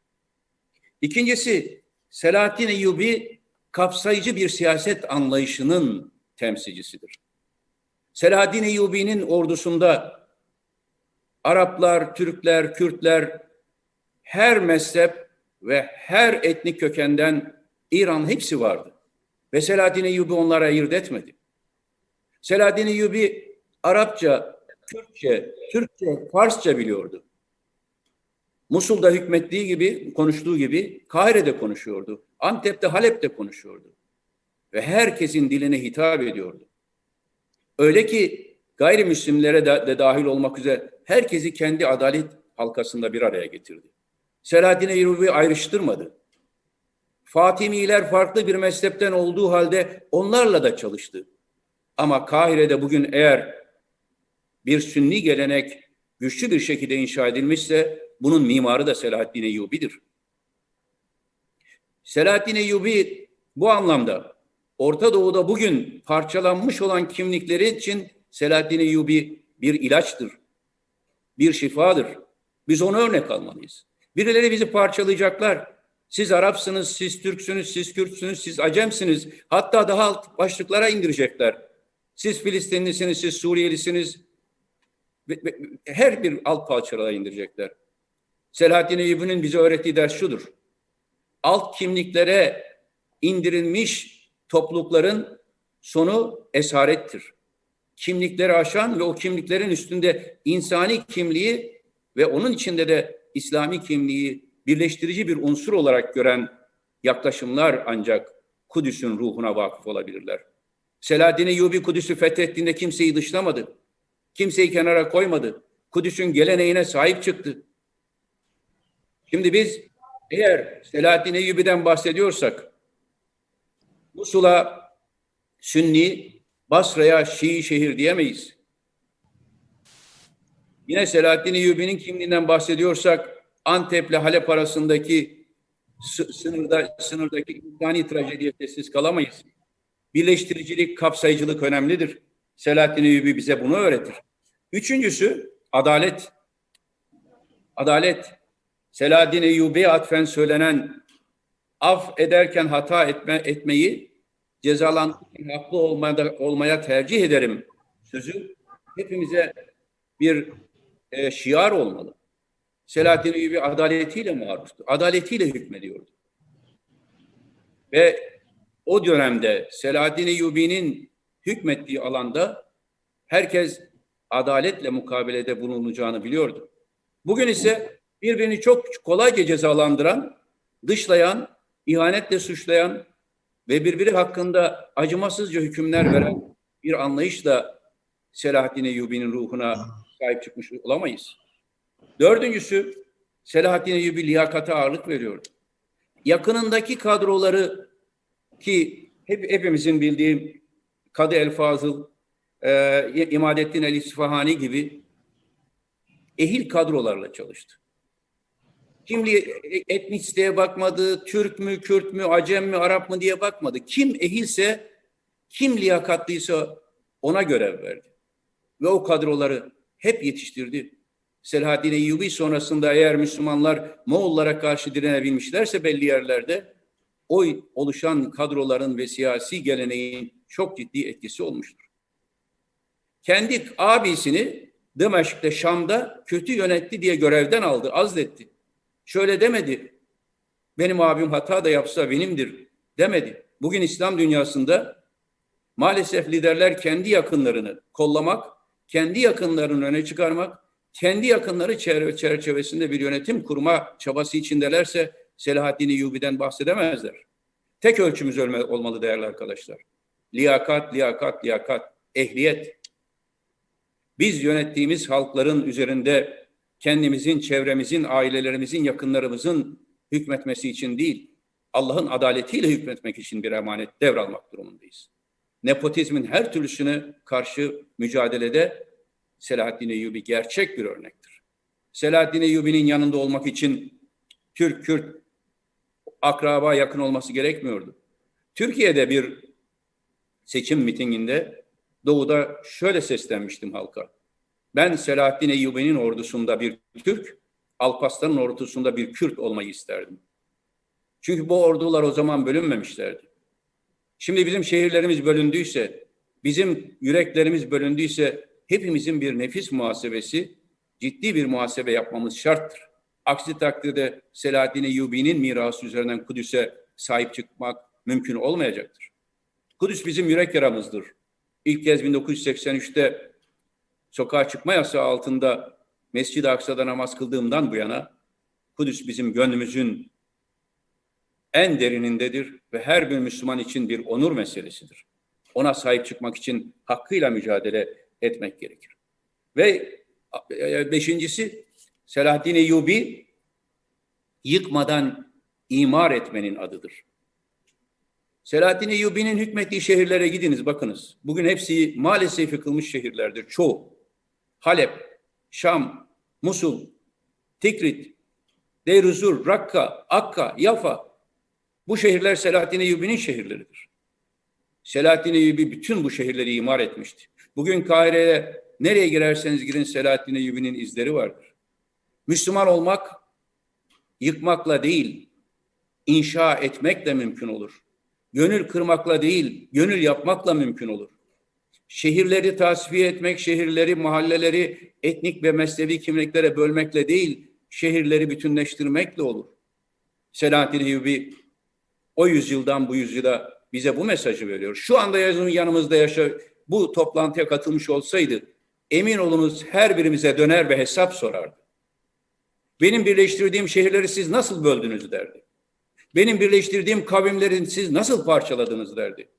Nasıl Haçlıların bizleri o zaman böldüğü gibi sizler şu veya bu yabancı güçlerin tesiri altına birbirinizle düşman oldunuz diye hesap sorar. Biz inşa etmeyi, ihya etmeyi hedef kılmalıyız. Selahaddin Eyyubi'nin neredeyse kuşatmadığı, savaşmadığı şehir yoktur. Ama hiçbirisini yıkmamıştır. Hiçbirisinde hiçbir mabede zarar vermemiştir. Kudüs'ü yeniden inşa eden ve Kudüs'te bütün dinlerin tekrar özgürce ibadet etmesini sağlayan da odur. Bugün eğer Kudüs'ü bütün kavimlerin Selahaddin Eyyubi sonrasında özgürce yaşadığı bir şehir olarak onurla anıyorsak, bunda Selahaddin Eyyubi'nin payı ve hissesi var.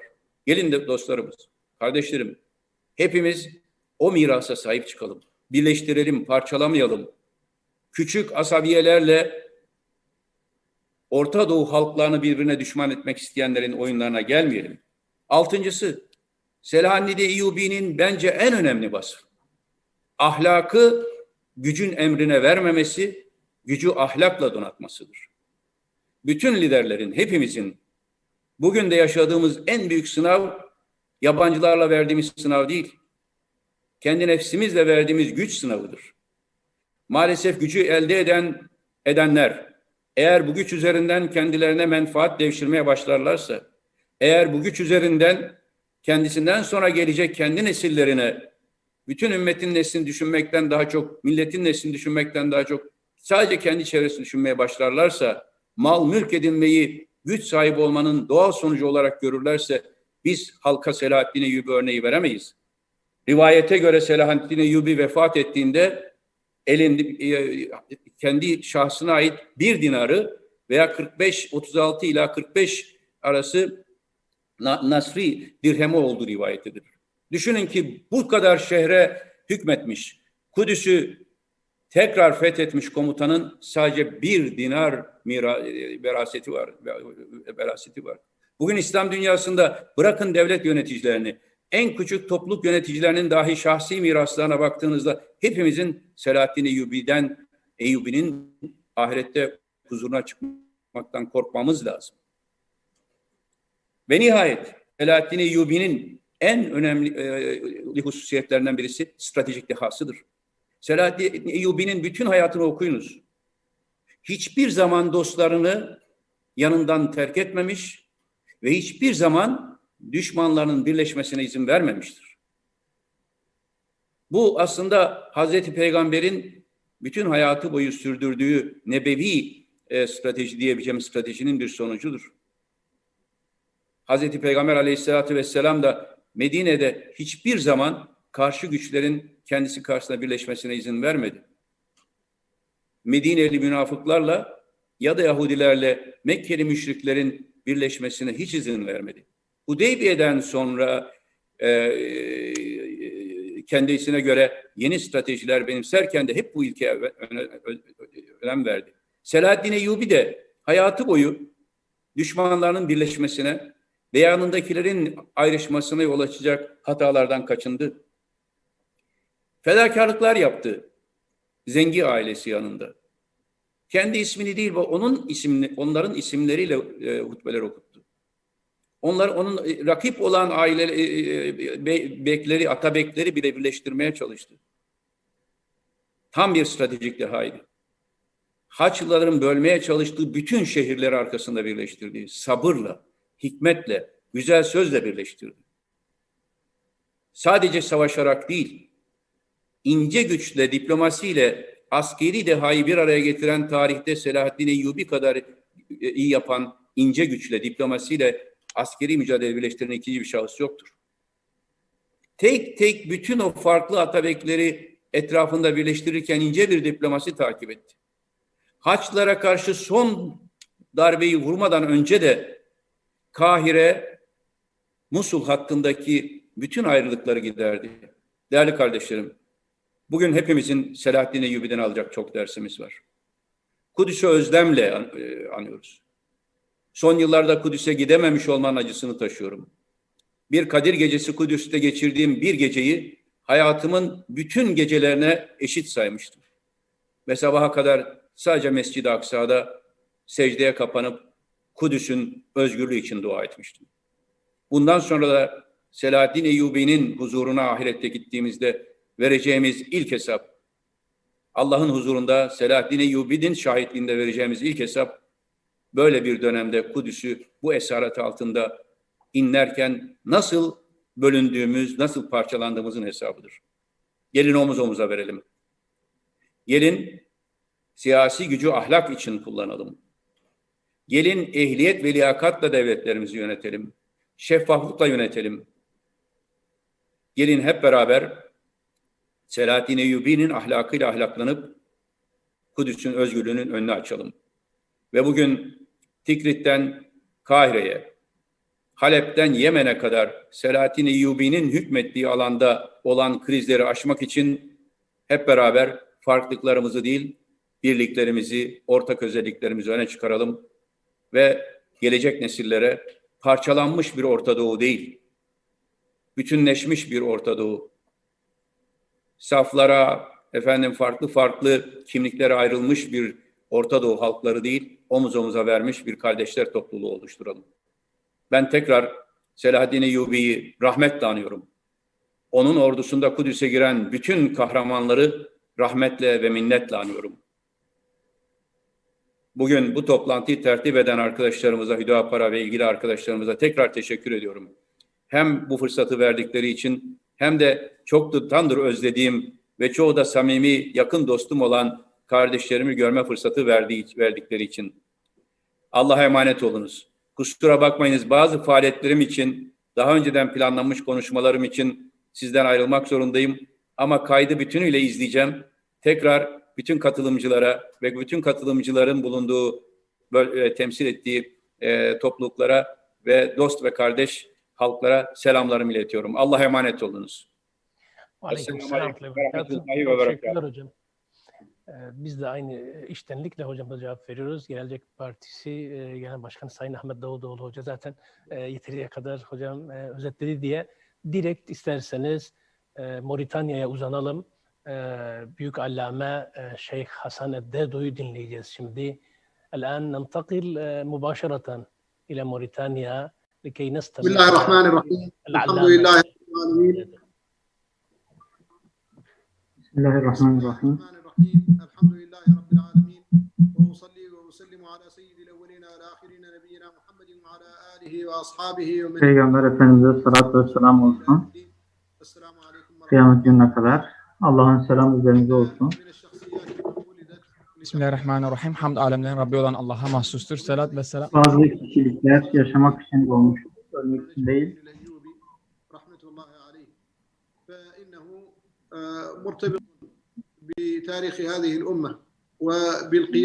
Şart nevi mutlaka bu ümmetin tarihiyle bağlantılıdır. Ve bu ümmet özgürleştirmeyle biz bu yolda عمره مستمر وقديما قال أبو حيان رحمه الله قل علم حي بعد موته وأصابه تحت التراب رميم وذو الجهل ميت وهو ماش على الثرى bazı insanlar var toprak altında ancak hayatı olan kişilerden daha etkili. Şeyh Ali Karadağ'ı bazı sıfatlarını işletir. Selahattin Eyyubi'nin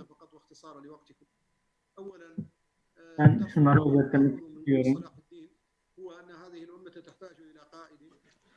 Selahaddin Eyyubi'nin hayatından alacağımız ilk değil, İslam ümmetinin gerçekten iyi bir lidere ihtiyacının olduğudur. Liderin İslam ümmetindeki rolü gerçekten ciddi anlamda önemlidir.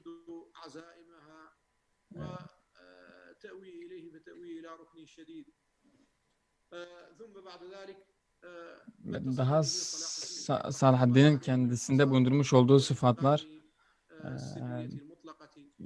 kendisinin ciddi bir zekası ve gerçekten ciddi anlamda iyi bir ilişki içerisinde olmasıydı. Ve kendi gizliliklerini hiçbir zaman ifşa etmedi.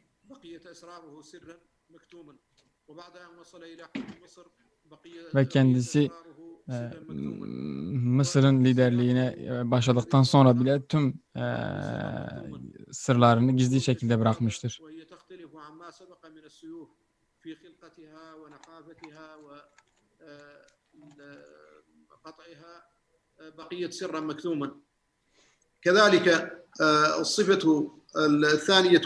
Aynen Selahaddin Eyyubi'nin ikinci sıfatı ise, ikinci özelliği ise ve kendisine bir hedef belirledi ve bu hedefe ulaşmak için uğraştı. Ve ondan önceki ve ondan sonraki farklı herhangi bir şey onu hedefinden alıkoymadı. Bundan ötürü tüm ihtilafları, tüm farklılıkları, tüm sorunları bir tarafa attı. Kendisi en büyük sorun olarak Filistin'in Haçlılar tarafından istila edilmesiydi ve ona doğru yöneldi ve tek hedefi oydu. Bundan ötürü de tüm hedefe ulaştıracak vesileleri, vasıtaları Kudüs'e götürecek şeyleriydi. Ve Mısır'a hükmetmesi bile aynı şekilde Kudüs'ü fethetti. Şam'ı yine aynı şekilde hükmetmesinin temel sebeplerinden bir tanesi Kudüs'ü fethetmek için. Ve aynı şekilde diğer anlamda terör ve diğer küçük devletleri de bertaraf etmesinin temel sebeplerinden bir tanesi de Kudüs'ü fethetmenin hedefinden dolayıydı. Ve Askalan beldesini aynı şekilde Selahaddin Eyyubi yıktı ve bunu sadece Filistin'in tahrir ve yani bir daha fethedilmesine dönük yapmıştır. Ve bu beldeyi yıkmasının temel sebeplerinden bir tanesi de Kudüs'ü fethi esnasında ciddi anlamda bir rol oynayacağından ötürüydü. Ve Salahaddin Eyyubi'nin diğer sıfatlarından bir tanesi de Allahu Teala'dan korkusuydu. Ve Salahaddin Eyyubi gerçekten kalbi açık ve daima ibadet eden bir insandı. Allah'a bağlı bir insandı. Allahu Teala'nın ona kızmasına ciddi anlamda korkuyordu ve kendisi Mescid-i Aksa istila altındayken gülmeyi kendisi için haram kılan bir insandır. Bu kadar Allah'a bağlı olan bir insandır.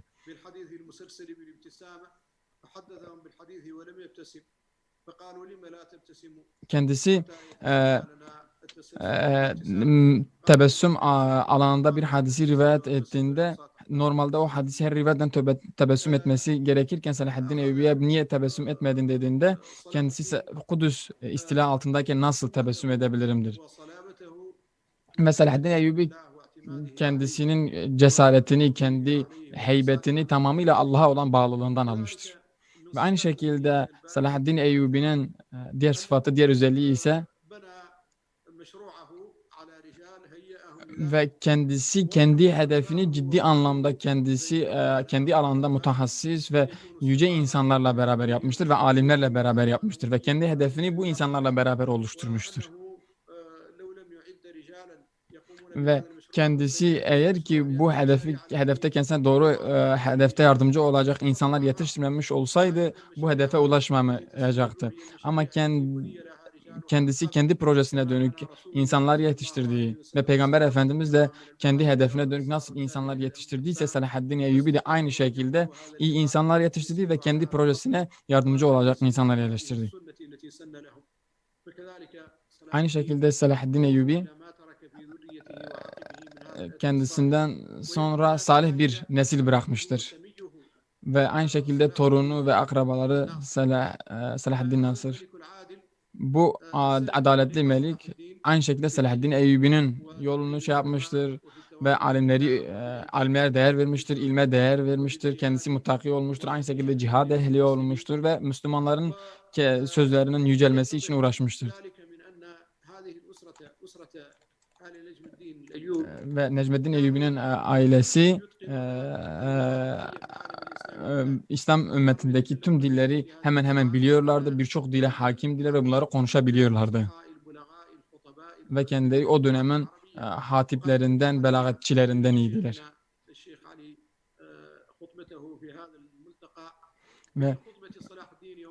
Ve Ali El-Karhaday'dan konuşmasına başlarken Salahaddin Eyyubi'nin girişiyle yaptı ve kendisi de aynı zamanda iyi bir ilme sahip bir insandı. Ve Salahaddin Eyyubi'nin torunu aynı şekilde çok iyi bir Arapça biliyordu.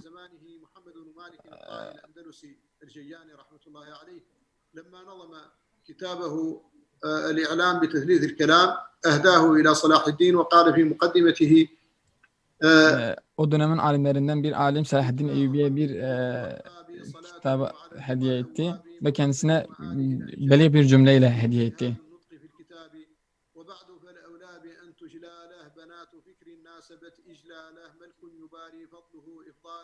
في نصر أهل العلم والآداب الناصر الذي له تأييد من ربه بأسعد تزيد فمن عداه لهم مبيد Şu an hocamız uzun bir şiir okuyor.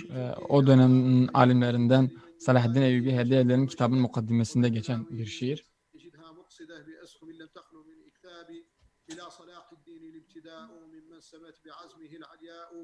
ومن نوى إدراك ما يشاء من مبتغى المربوب والأرباب يمناه فيها للنهى معين منه على نيل العلا معين فلن يرى لسدد تعيين إلا بقرب منه وانتساب قد خضعت له الملوك الصيد طوعا وكرها هم له عبيد إذ ليس عنه لهم محيد إلا لأحرى الخلق بالعقاب لما علمت أنه ذو أرب إلى اتساع في كلام العرب أردت أن أجعل بعض قربي له كتابا فيه ذا احتساب أحوي به أكثر تثليث الكلم نحو حلمت وحلمت وحلم فحوز هذا الفن محمود مهم به تناقض من أولو الألباب كذلك من ميزات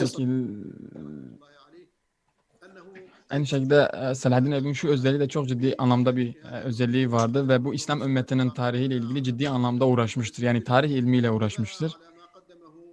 Ve İslam ümmeti daha önce yazılmış İslam tarihi tarihleri kitaplarını okumuş ve kendisi bu tarihin bir parçası olarak görmüştür. Ve o dönemde İslam ümmetini birbirine ayıracak kavmiyetçilik, milliyetçilik, ırkçılık yok idi. Ve bu ümmet tek bir ümmettir, kitabı tektir, peygamberi tektir ve şeriatı tektir. Tek bir kıblesi vardır. Bundan ümmetin bunu bilmesi ve bunu hissetmesi lazım ve bu sorunlarına dönük bu şekilde hareket etmesi lazım. Tek bir şekilde hareket etmesi lazım. Allah Resulü'nün birkaç defa buyurdu.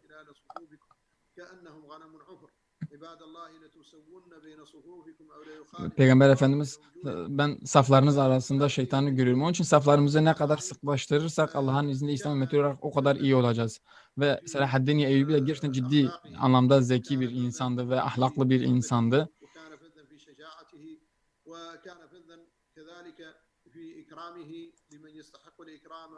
Ve kendisi ikram sahibi bir insandı, cömert bir insandı. Ve kendisi bundan ötürü bir taç kabul etti ve o taç da Mescid-i Aksa'nın Filistin'in bir daha fetih edilmesidir. Allahu Teala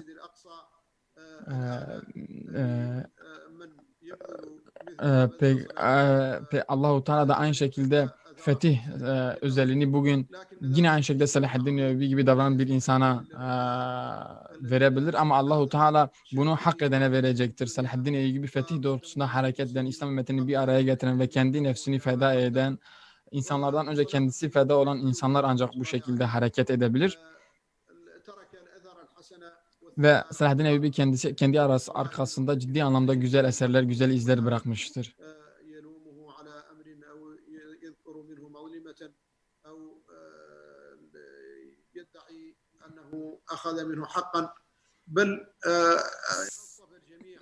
Selahaddin Eyyubi herkese karşı seviyeli olmuştur. Herkese karşı adaletli davranmıştır.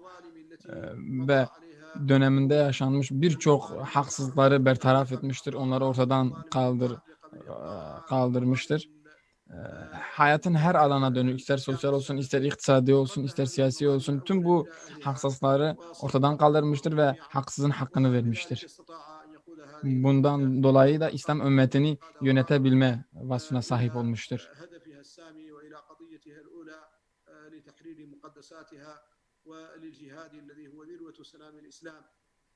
كانت همته عالية فلم يكن يفكر ببناء قصر كبير. Selahaddin Eyyubi kendi hayatında kendisi için bir saray inşa etmeyi düşünmemiştir ya da mal toplamayı düşünmemiştir ya da birçok meleğin düşündüğü gibi saray yapmayı düşünmemiştir.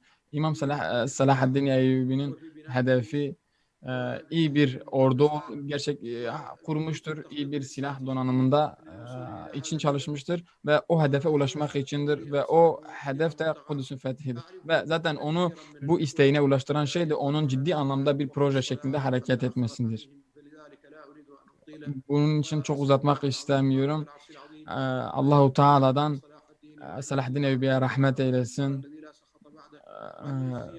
ve ona ve diğer onunla beraber mücadele tüm kardeşlerimize Allah-u Teala mükafatlarını versin ve aynı şekilde bizim de bugün de aynı şekilde Selahaddin Eyyubi'nin izini sürdürmeyi bizlere nasip etsin.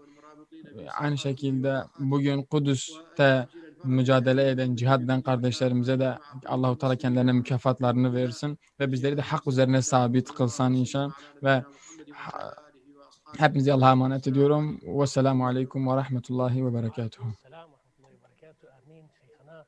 Bu güzel, muazzam sözler Kur'an'dan ve hadisten, tarihten, Selefi kitaplarından bezenerek ortaya çıkan, bize sunulan, ulaşan konuşmalarına sadece teşekkür etmiş oluruz doğrusu Büyük Allame Şeyh Hasan Dedo için.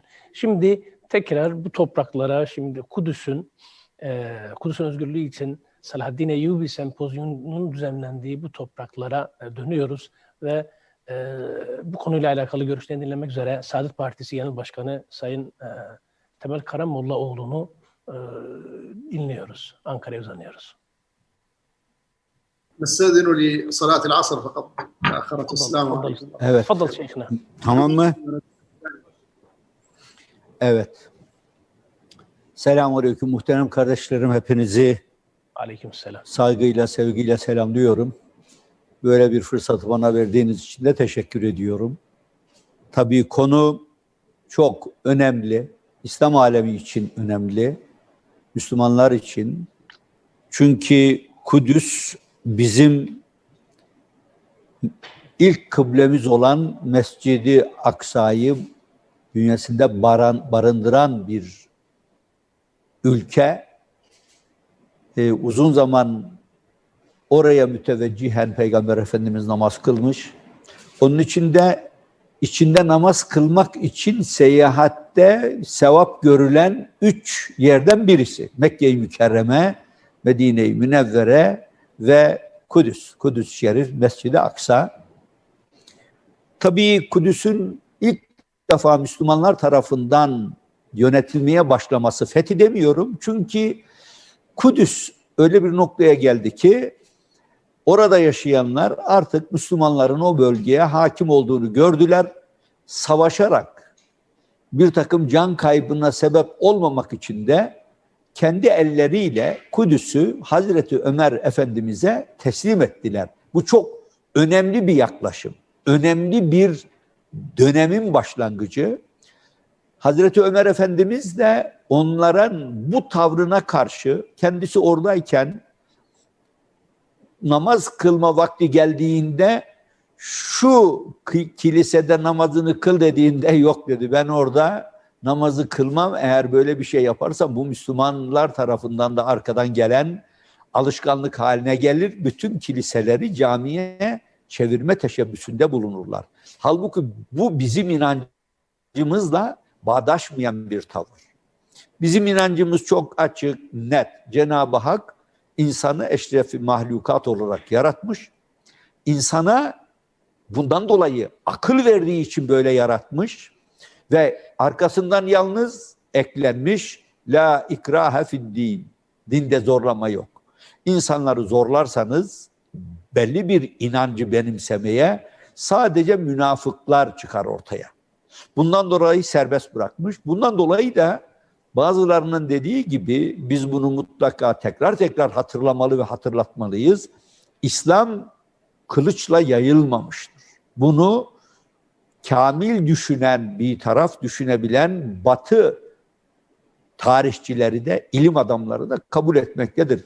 Evet, kılıç kullanılmamış mıdır? Kullanılmıştır. Ama kılıç insanları zorla Müslüman yapmak için değil, insanların tercihinde serbiyetsiyet kazanması için. İşte Kudüs'te olduğu gibi bugün İspanya'da bunun bir örneğidir. İspanya'da Müslümanlar 711 yılında hakim olmuşlar.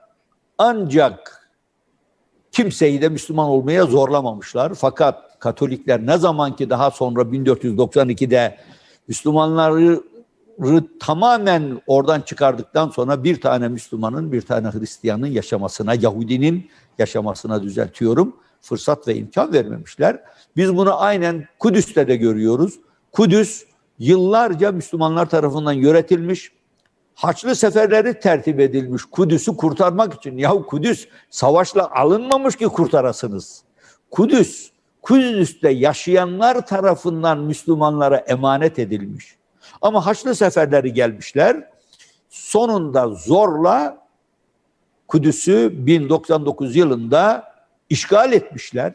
Ve enteresan olanı o işgalden sonra da orada yaşayan sadece Müslümanları değil, Müslümanlarla birlikte yaşamaya razı olan Hristiyanları da katletmişler.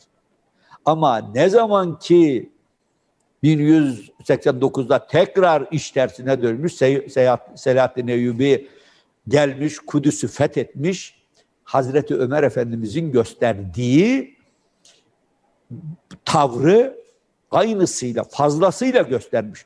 Fethetmiş olmasına rağmen kimsenin canına kıymamış. Onun için bir defa Kudüs'ü hatırlarken Müslümanların Kudüs'le ilgili tavırları ne olmuş bunu hatırlamaya ihtiyaç var. Ve Kudüs'te her zaman barış olmuş. Ta ki Kudüs Müslümanların kontrolünden çıkana kadar. Ondan sonra işler değişmiş. Bizim tarihimizi, geçmiş yakın tarihimizi bu yönüyle iyi bilmemizi icap eder.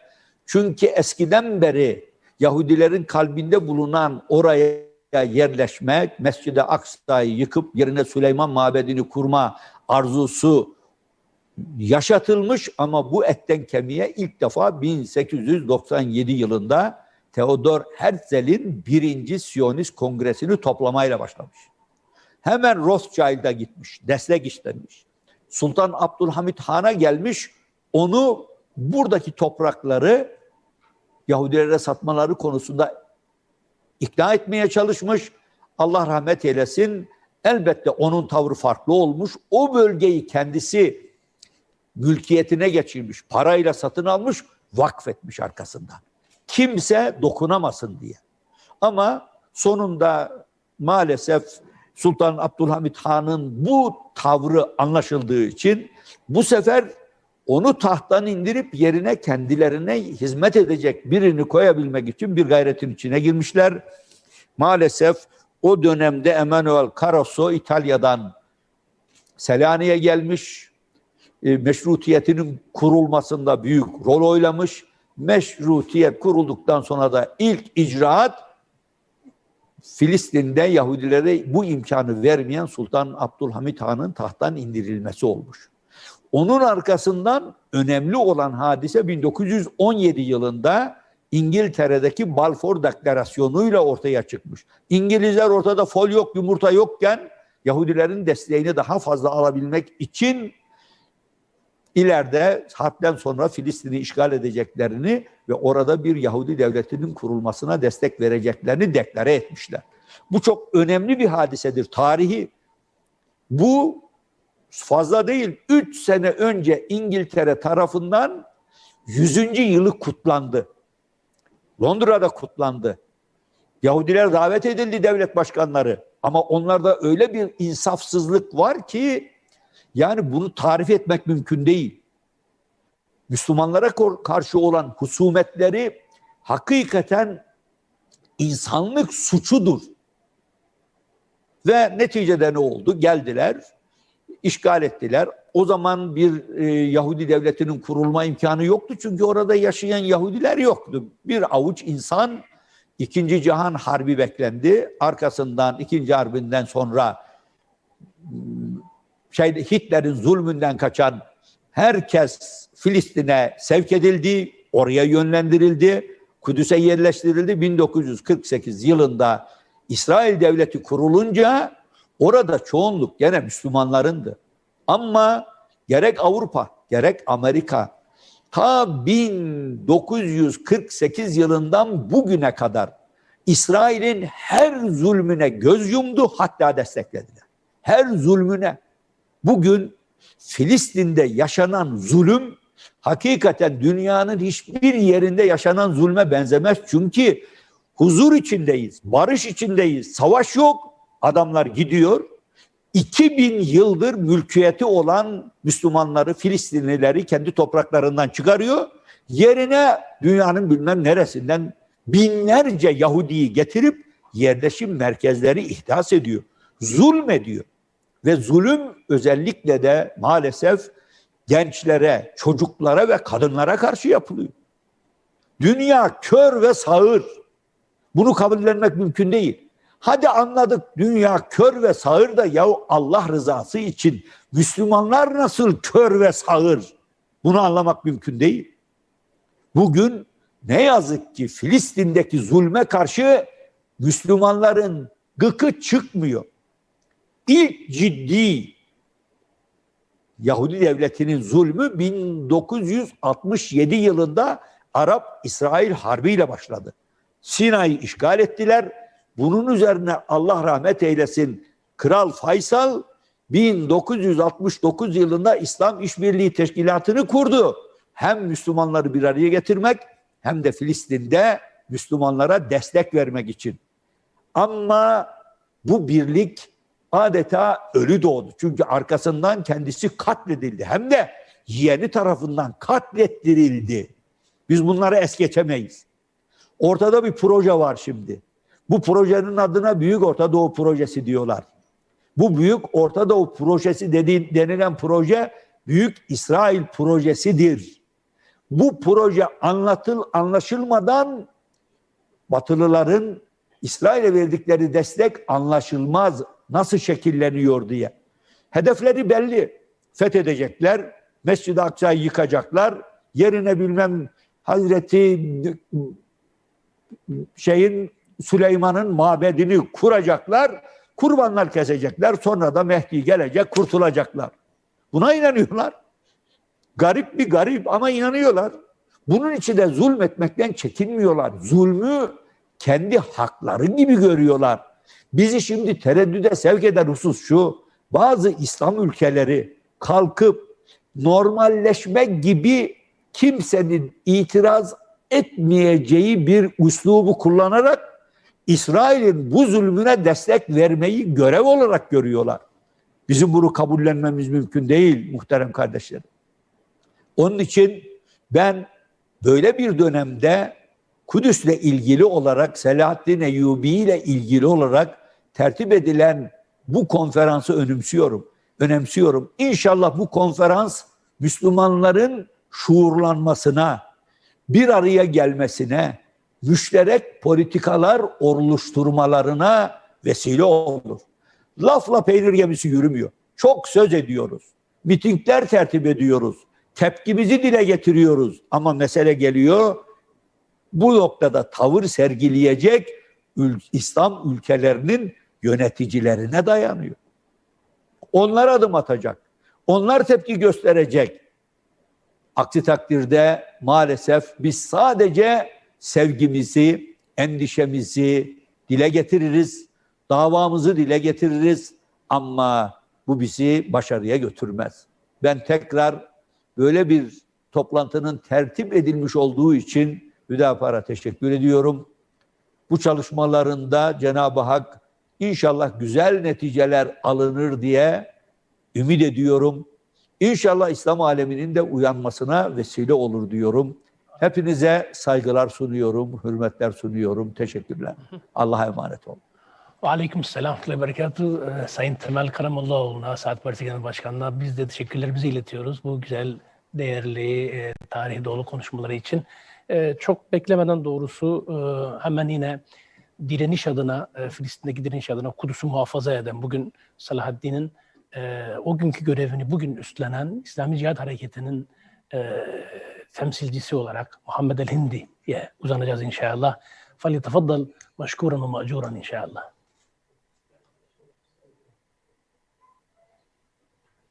Üstaz Muhammed el-Hindi. Tfaddal. Bismillahirrahmanirrahim. Elhamdülillah ve salatu ve selamu ala Resulillah.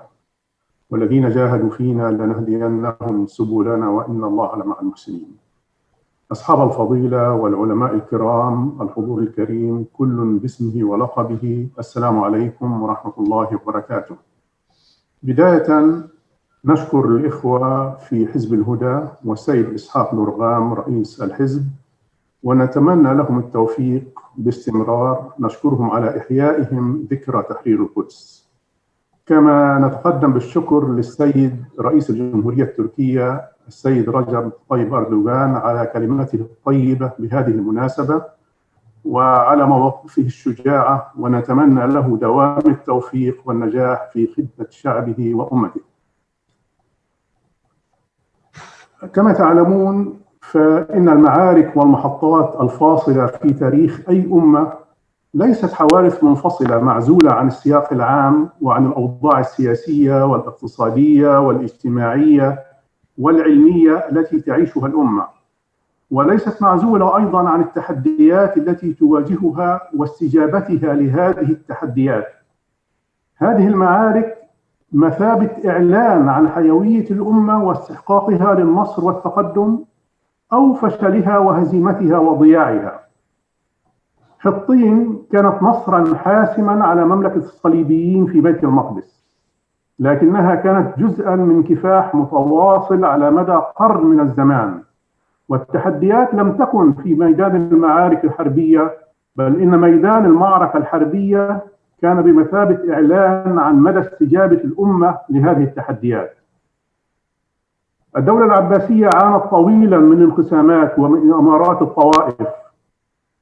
في أوساط القرن الثاني عشر الميلادي تراكمت التحديات على الدولة العباسية، فكانت الدولة الفاطمية في مصر وهي في سعي متواصل لمد نفوذها في مناطق العباسيين والسلاجقة، وأيضا الصليبيون وتحت غطاء الصليب بدافع الطمع أقاموا إمارات على طول ساحل الشرق المتوسط من أنطاكيا حتى سيناء على مدى قرن من الجرائم والغدر. الأتابكة في شمال العراق وسوريا، والفرق الباطنية وأخطرها فرقة الحشاشين التي تعتمد الاغتيال للأمراء والعلماء، لها حصون ومواقع منيعة على امتداد بلاد الشام. مواجهة هذه التحديات كانت أساساً في ميدان العقيدة والفكر. Bu savaşların genel anlamda oynadığı yer akidevi ve fikri alanlardı. Ve Selahaddin Eyyubi'nin yetiştiği dönem medrese Nizam-ı Mülk'ün yetiştirmiş olduğu Nizam-ı Mülk medresesidir ve sadece Selahaddin Eyyubi de birçok İslam alemi ve müfekkir yetiştirmiştir. وكانت المدارس النظامية مشروعا ملهما للدول التي نشأت في الشرق الإسلامي في أعقاب السلاجقة، سواء الدولة الزنكية أو الأيوبية أو المملوكية فيما بعد. Ve bu medreseler dönem içerisinde İslam ümmetinin besleyen yerler olmuştur. Ve Selahaddin Eyyubi 23 yaşındayken Mısır'a girdi ve onu gönderen amcasının yoluyla.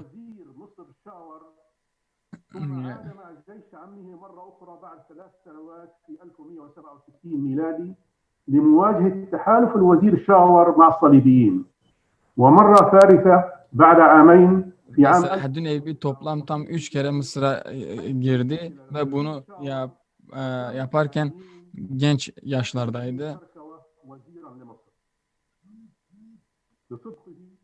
وطهارة نفسه ويده وشجاعته وتواضعه اختاره الله سبحانه وتعالى لهذا الدور العظيم، دور توحيد الأمة الإسلامية في مواجهة التفتيت والاقتتال الداخلي وفي مواجهة الغزو الصليبي الخارجي.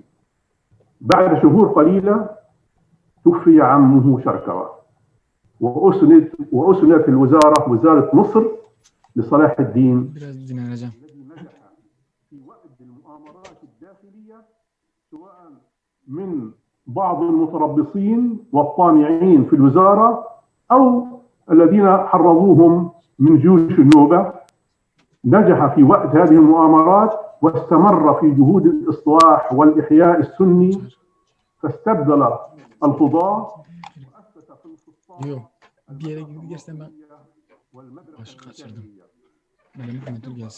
و71 تم الدعاء للخليفة العباسي في صلاة الجمعة في مصر في القاهرة، وبعد أيام قليلة فارق الحياة العاضد آخر خليفة فاطمي، وانتهت الدولة الفاطمية بعد 262 عاما، وأصبح صلاح الدين حاكم مصر القوي.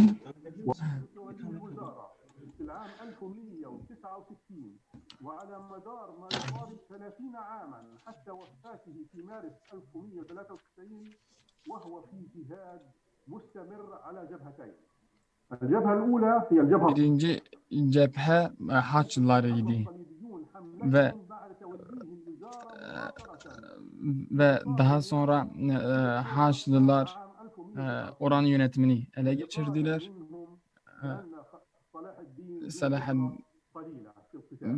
Ve onlar da biliyordu ki Selahaddin Eyyubi ciddi anlamda hazırlık hazırlanmış ve Kudüs'e doğru geliyor. Ve aynı şey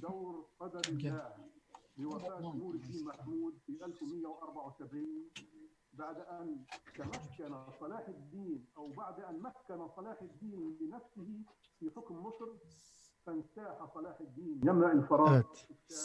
Selahaddin Eyyubi Mısır'daki gücü elde ettikten sonra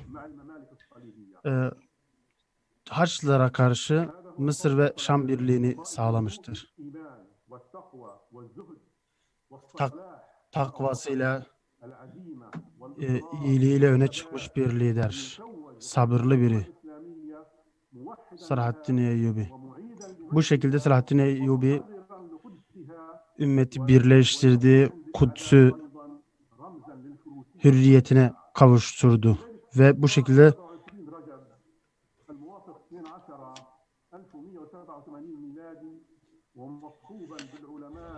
kendisi yanında birçok alimin, Kur'an kurrasının ve fukahanın bulunduğu kişilerle beraber kendisi Kudüs'e yöneldi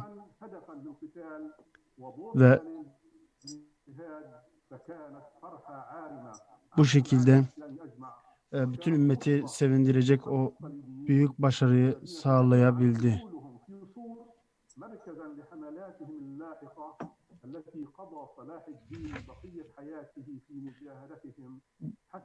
Bildiğiniz gibi Selahaddin Eyyubi ta vefat edene kadar 55 yaşında kendisi daima mücadeleyle hayatını geçirmiştir ve arkasında da hiçbir şey bırakmamıştır mülk adına.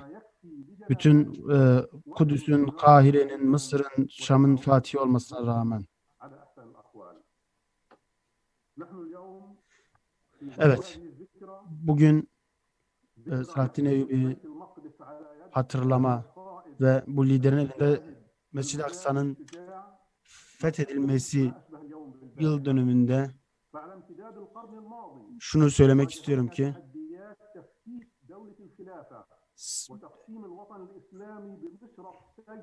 Selahaddin Eyyubi'nin fethinden bu yana defalarca İslam ümmetinin toprakları parçalanmaya çalışılmıştır. Bunlar özellikle ırkı, mezhebi, akidevi farklılıklar üzerinden yapılmaya çalışılmıştır.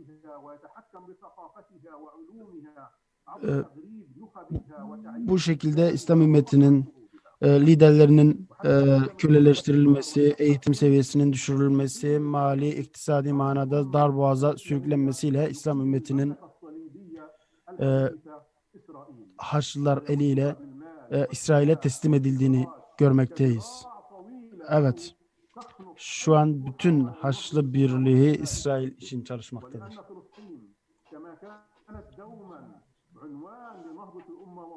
Filistin her daim ümmetin zaferinin göstergesi, sembolü olmuştur. Sadece Gazze'nin muhasara altına alınması değil. Aslında şu an düşman bütün İslam ümmetini dolaylı olarak muhasara altına almıştır.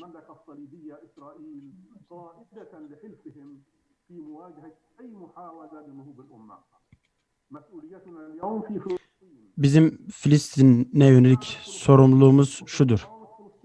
Filistin halkı ve buradaki mücadele eden direniş örgütü olarak en büyük sorumluluk bize düşmektedir. Çünkü düşmanla şu an yüz yüze olan bizleriz.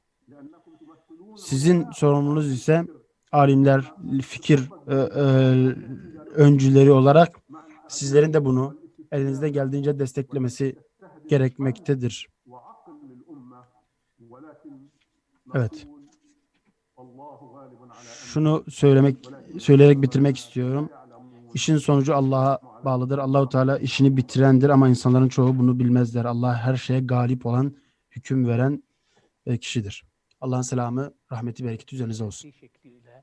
Allah Teala galiptir. Hükmüne kesinlikle Allah Teala'nın sözü galip gelecektir. Ancak insanların birçoğu bilmezler. Hıyanetle ve başka şeylerle uğraşmış olsalar da Allah Teala'nın sözü en nihayetinde geçerli olmuş olacak, hükmü yerine gelecektir Allah'ın izniyle. Kudüs'ün temizlenmesi de en önemli hükümlerden bir tanesi olarak karşımıza çıkacaktır. Şimdi durmaksızın Selahaddin'in doğduğu topraklara, Irak Kürdistan'ına, büyük mütefekkir, ilim ve dava adamı, Üstaz, Doktor, Profesör Doktor Muhsin Abdülhamid hocamıza bağlanacağız.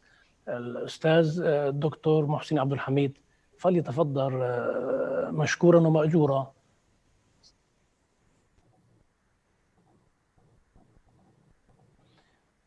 أستاذ محسن.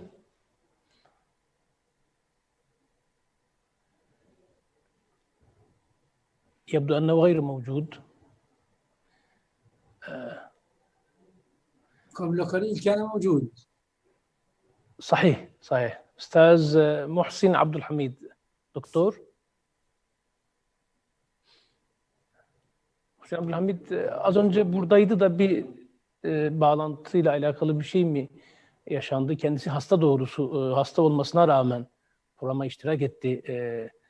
Kendisine buradan teşekkürlerimizi tekrar ifade etme fırsatı bulmuş olalım. Eğer hocam hazır değilse arkadaşlar beklemeksizin o zaman Hint kıtasına uzanacağız. Evet, beklemeksizin uzanalım biz hocam gelene kadar. İzen mübaşereten nantakil ila'l Hind, ila şeyhina el-Fadıl, Şeyh Selman el-Nedavi لنستمع كلمته إن شاء الله. فليتفضل شيخنا مشكورا وأجورا. تفضل. السلام عليكم ورحمة الله. وعليكم السلام ورحمة الله وبركاته. محمد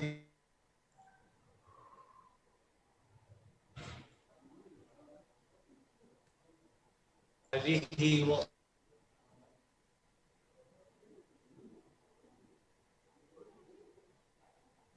العظيم الجليل المؤتمر الدولي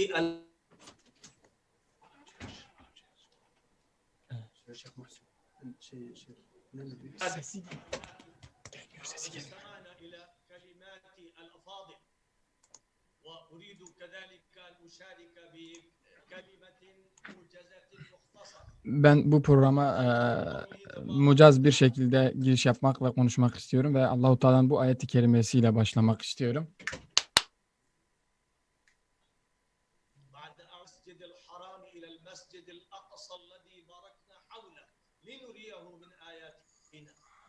Hamd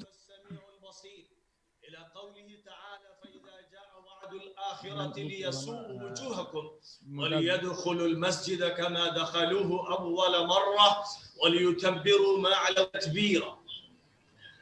أيها الإخوة الأفاضل. Değerli kardeşlerim ve alimler, biz bugün Selahaddin Eyyubi'nin Mescid-i Aksa'nın fethini kutluyoruz. Onu gündemde tutmuş ve Allahu Teala onu sadıklarla beraber, şehitlerle beraber, peygamberlere beraber kılsın.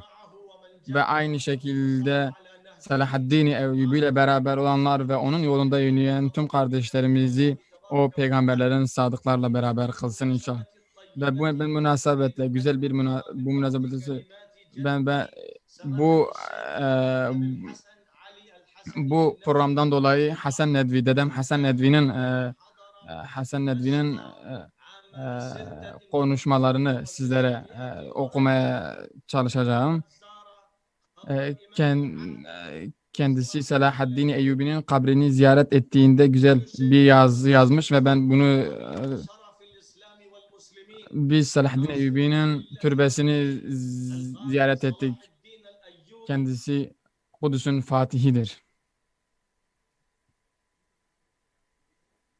Şu anda hocamızın sesi kesiliyor. Ve Selahaddin Eyyubi kendisi Haçlıları bertaraf eden o Filistin toprakları onları Filistin topraklarından çıkarıp kovan kişidir. Ve kendisi büyük bir iş yapmıştır.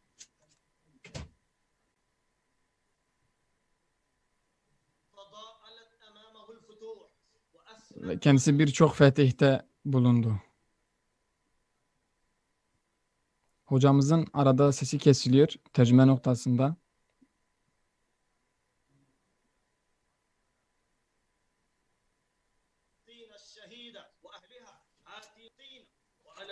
Sesi kesiliyor.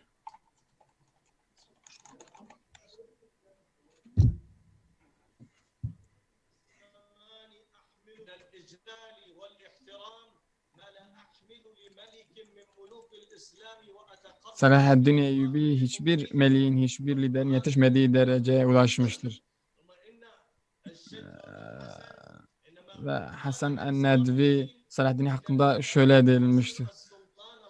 Nasır Melik Selahaddin Eyyubi İslam ümmetinin mucizelerinden bir mucizedir. Allah-u Teala'nın ayetlerinden, delillerinden bir delil ve ayettir. Ve Selahaddin Eyyubi'nin hayatını ciddi anlamda ele almak lazım ve bu neslimizin de onun hayatını ciddi anlamda masaya yatırması lazım. Ve onun İslam için olan gayretini, çabasını göz önünde bulundurup tahlil etmemiz lazım. Onun bulunduğu mekanı, asrı, zamanı iyi ciddi anlamda okumamız lazım. Ve onun hayatının üzerine ciddi anlamda yazıların, kitapların yazılması lazım. Ve onun hayatıyla ilgili ciddi anlamda akademik çalışmaların yapılması lazım. Ansiklopedilerin hazırlanması. Lakin maalesef tüm üzüntüle maalesef Müslümanlarımız Selahaddin Eyyubi hakkında ciddi anlamda bir çalışma yapmış değiller. Ve bu bizim için ciddi anlamda üzüntü vericidir. Maalesef şu an İngilizce dilinde yazılmış ve maalesef İslam düşmanlarının bu alanda yazmış olduğu telifler Müslüman akademisyenlerin, yazarlarımızın, alimlerimizin yazmış olduğunu daha çoktur. Hocamızın sesi arada bir kesiliyor yayından ötürü, tercümeden ötürü.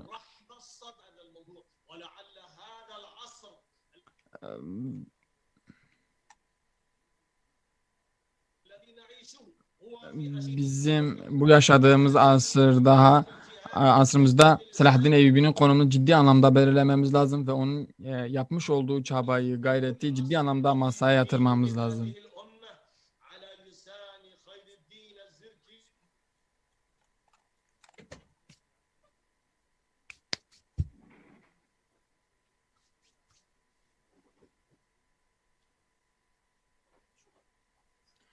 Şu an hocamızla bir bağlantı sıkıntısı yaşıyoruz.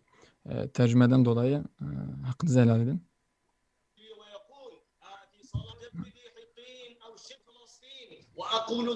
Ve ben bunları bugün Selahaddin Eyyubi gibi Mescid-i Aksa'yı fetheden kardeşlerime sesleniyorum. Selahaddin Eyyubi o ki Mescid-i Aksa'yı Haçlılardan kurtarmıştır, onların istilasından kurtarmıştır. Selahaddin Eyyubi İslam ümmeti için en büyük liderdir. Allah-u Teala yine aynı şekilde Mescid-i Aksa'nın fethedilmesi için kullarından bir kul seçecektir ve aynı şekilde Filistin toprakları yine aynı şekilde eskiden Fatih olarak, muharrir olarak girdikleri gibi yine aynı şekilde İsrail'in zulmünden Filistin topraklarına ve aynı şekilde biz umuyoruz ki Ayasofya'yı açan kardeşlerimiz, Türkiye'deki, İstanbul'daki kardeşlerimiz, aynı şekilde Suriye'deki kardeşlerimiz, Irak'taki kardeşlerimiz ve İslam ümmetinde bulunan tüm beldelerdeki Müslüman kardeşlerimizin kesinlikle ama kesinlikle Kudüs noktasında fetih anlamında bir gayret ve çabası içerisinde olmalıdır. Ve bizim umudumuz inşallah yeni bir Selahaddin Eyyubi doğacaktır ve bu Selahaddin Eyyubi de inşallah Osmanlı'nın bayrağını taşıyan Türkiye'li kardeşlerimizden ve o beldenin kardeşlerimizden çıkacağını umuyoruz. Ve bu değerli düşüncenin ve bu programı yapan kardeşlerimiz de aynı şekilde bir umut içerisinde olmalı ve bu çaba üzerine çalışmalıdır.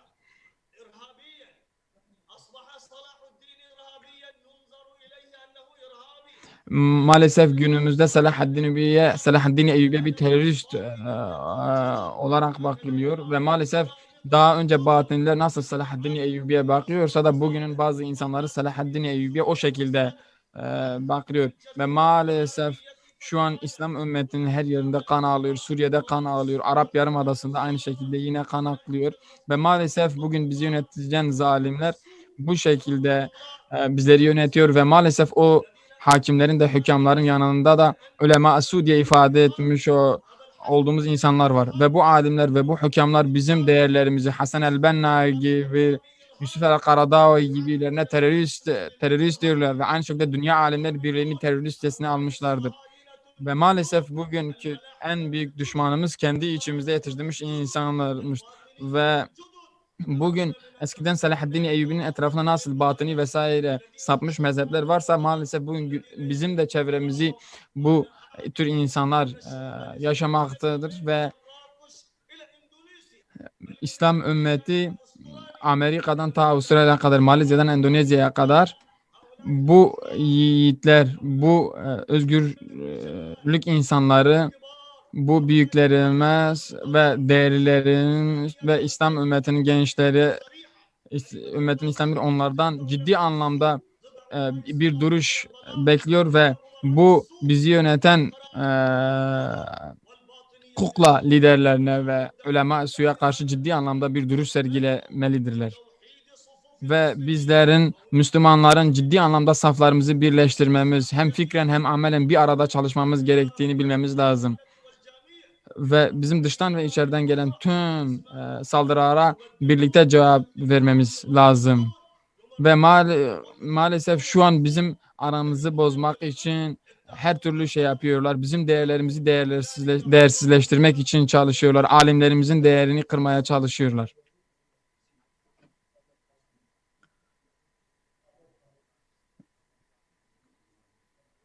Şu an hocamızın sesi kesildi. Maalesef şu an tercüme noktasında tercüme edemeyeceğiz.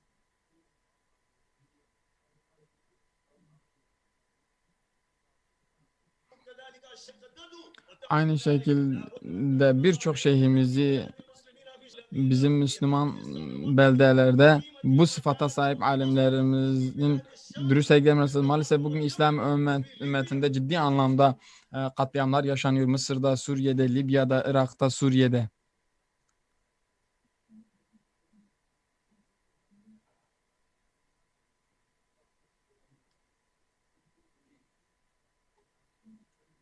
Maalesef bağlantı sıkıntısı yaşıyoruz hocamızla.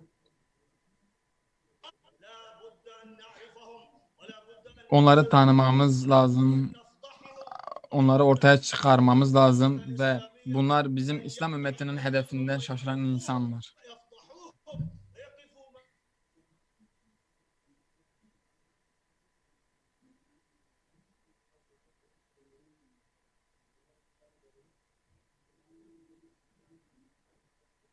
Maalesef bağlantı sıkıntısı yaşıyoruz.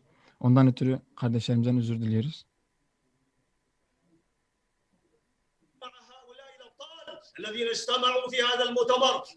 Ve ben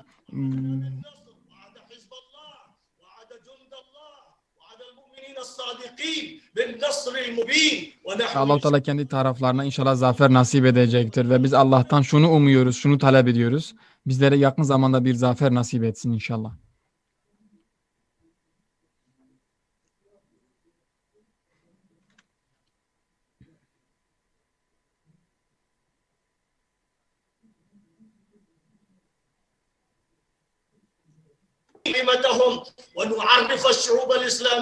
Ve biz İslam ümmetine, münafıklarına, bizim kuklaları tanıtmamız lazım. Bizleri yöneten kuklaları tanıtmamız lazım.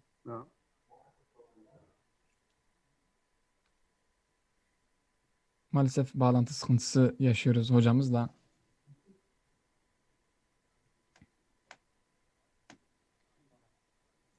Evet, maalesef anlaşıldığı kadarıyla bağlantı maalesef olmadığı için ayrılmak zorunda kalacağız. Doğrusu Şeyh Selman el-Nedevi, Hint kıtasının çok değerli alimi, babasından tanıyorsunuz, biliyorsunuz ki biliyoruz kendisini, Ebu Hasan el-Nedvi'den. Çok değerli bir aileye, büyük aileye mensup ve aslında en fazla işitmek istediğimiz bir taraftan konuşuyordu kendisi diye uzanmak istedik. Yalnız elimizde olmayan, bizden kaynaklanmayan sebeplerle maalesef oradan kaynaklanan, oradaki bağlantıyla alakalı teknik sorunlardan kaynaklanan sebeplerle maalesef istediğimiz şekilde dinleme imkanı bulamadık. İnşallah başka bir şekilde onu daha kayıtla, daha teknik donanımlarla bizim kendi imkanlarımızla ulaşabileceğimiz bir fırsatta kendisinden iyi bir şekilde istifade etmeye çalışacağız diye söyleyip şimdi hemen Şam diyarının büyük ulemasından, mutasavvuf meşayihinden Şeyh Usame Rifai'ye bağlanalım. Kendisi bekliyor bizi. ننتقل الآن مباشرة إلى شيخنا الفاضل شيخ أسامة رفاعي فليتفضل الشيخ. بسم الله الرحمن الرحيم. الحمد لله رب العالمين وصلى الله وسلم وبارك على سيد الأولين والآخرين وخاتم النبيين وإمام المرسلين سيدنا محمد المبعوث رحمة للعالمين وعلى آله وأصحابه وأتباعه ومن اهتدى بهديه ودعا بدعوته إلى يوم الدين. وبعد فإنني في طالعة كلامي لا بد أن أتوجه بالشكر الجزيل إلى الإخوة الذين يقومون على هذا المؤتمر الرائع في تجديد ذكرى صلاح الدين الأيوبي وفي إحياء هذه الذكرى في أنفسنا التي كادت تموت من شدة الألم ومن شدة الضجر من هذه الأوضاع الراهنة التي تراجع فيها المسلمون وتقدم فيها أعداؤهم. إحياء ذكرى صلاح الدين في نفوسنا هذا واجب علينا أن نجدده كل حين مع أبطالنا القدامى. Selahaddin Eyyubi'nin bu güzel tecrübesini bize hatırlatmalarından kaynaklı onlara teşekkürlerimi sunuyorum. Tekrardan bu programı düzenleyen arkadaşlara teşekkür ediyorum ve onlardan bu programı daha sonra tekrardan gelecek yıllarda tekrarlamalarını talep ediyoruz. Değerli kardeşlerim, alim kardeşlerim buyurmuşlardı ki Selahaddin Eyyubi'nin elde ettiği imkanlar ilk koşulunda Kudüs'ü fethetmesine yardımcı olan bütün imkanlar Müslümanların başarıya ulaşmasında etkili olan olaylardır. Ancak kısaca o başarıya götüren yollardan sadece birine değinmek istiyorum.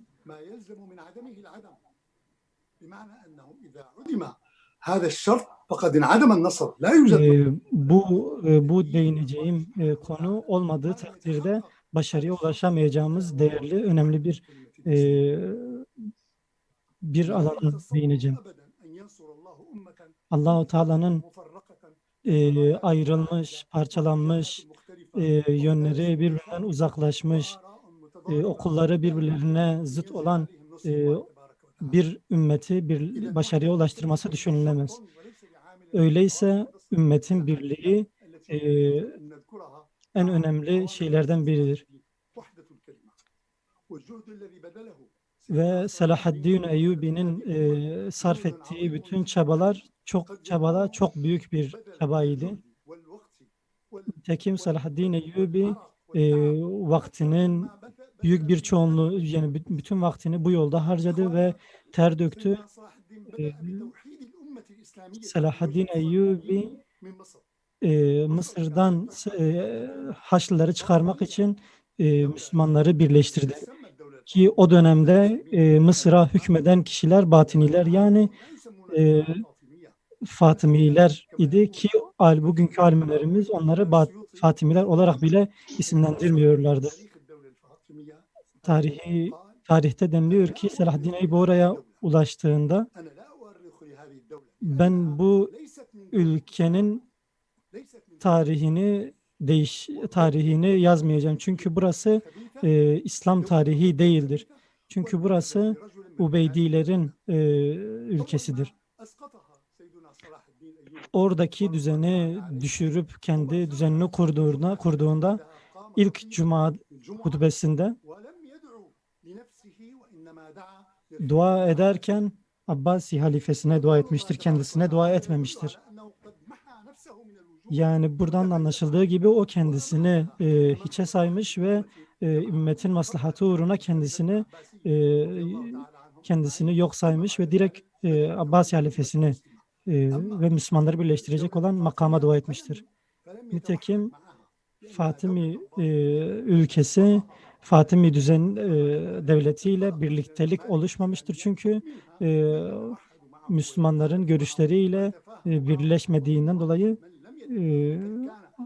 o düzeni değiştirmiştir.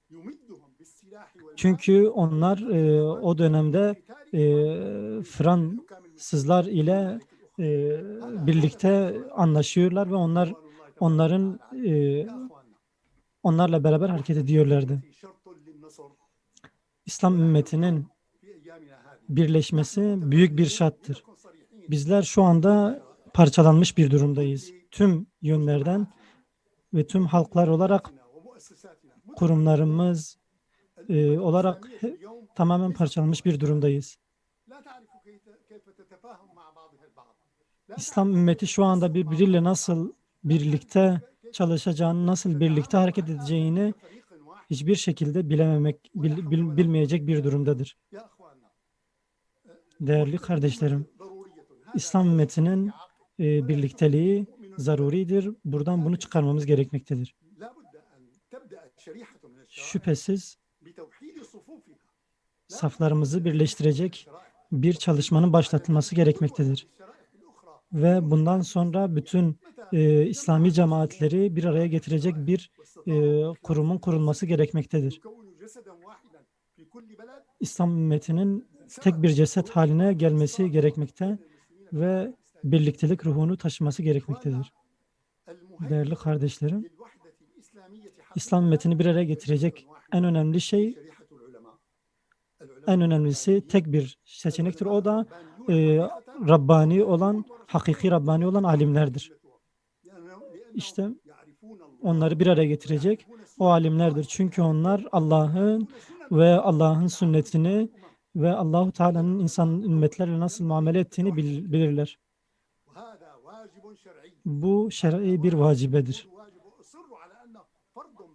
Ve ısrar ile söylüyorum ki bu Allahu Teala'nın bizim üzerimizdeki bir farzıdır. Sizlere şunu da hatırlamak isterim ki sizler de bunu benden daha iyi biliyorsunuz.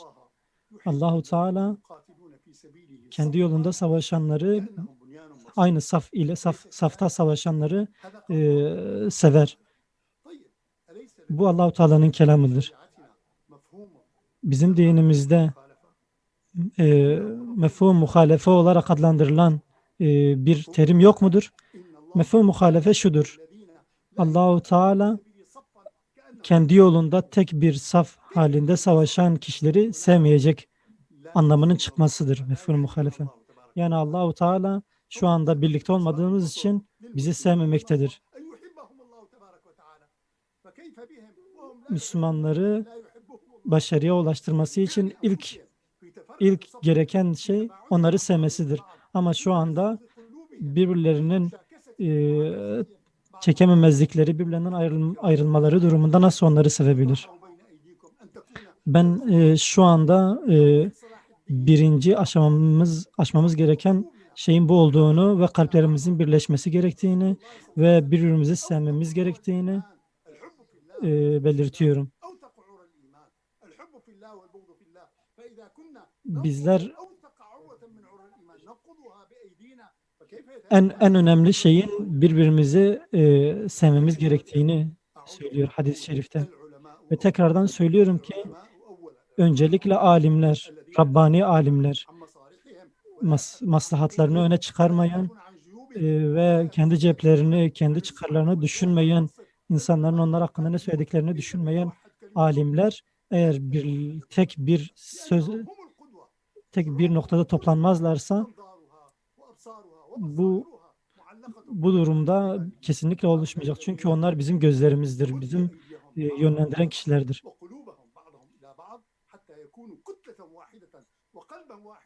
Onların tek bir kütle olması için onların bizleri yönlendirmesi gerekmektedir. Ve böylelikle Allah-u Teala'nın bize olan yardımı ulaşacak ve Allah-u Teala'nın bize olan sevgisi gerçekleşmiş olacaktır. Allah'ın selamı üzerinize olsun. Maşallah. Hocamızın değerli katkılarından ötürü kendisine teşekkür ediyoruz. Ümmetin içinde bulunduğu bu hali çok iyi özetledi. Maalesef özellikle ulemanın ümmetin birliğinde baş safı, ilk safı oluşturması gerektiği zorunluluğundan bahsetti ki evet bu ana noktalardan bir tanesi teşkil ediyor. Biz Musa Abdülhamid Bey'e ikinci defa maalesef ulaşamadık hocamıza. İnşallah başka bir programda kendisini tekrar ağırlama fırsatı bulmuş oluruz. Doğal olarak teknik sorunlar maalesef bu tarz uzaktan programlarda takdir edersiniz ki sürekli maalesef oluşuyor. Buradan şimdi akademik sunumların olduğu bölüme geçiyoruz.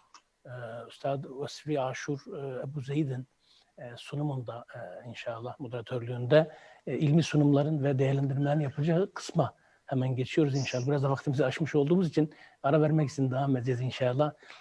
الآن ننتقل إلى دكتور وصفي عاشور أبو زيد إن شاء الله لكي يدير الندوة العلمية فليتفضل الدكتور. بارك الله فيكم. بسم الله الرحمن الرحيم. الحمد لله والصلاة والسلام على سيدنا مولانا رسول الله. اللهم صل وسلم وبارك على سيدنا محمد وعلى آله وصحابته أجمعين. Allah'ın selamı, rahmeti ve bereketi tüm Müslümanlara, alimlere, sahabelere ve bu güzel oturumda bulunan arkadaşlara olsun. Burada gerçekten çok ciddi, çok önemli kelimelerden bahsedildi.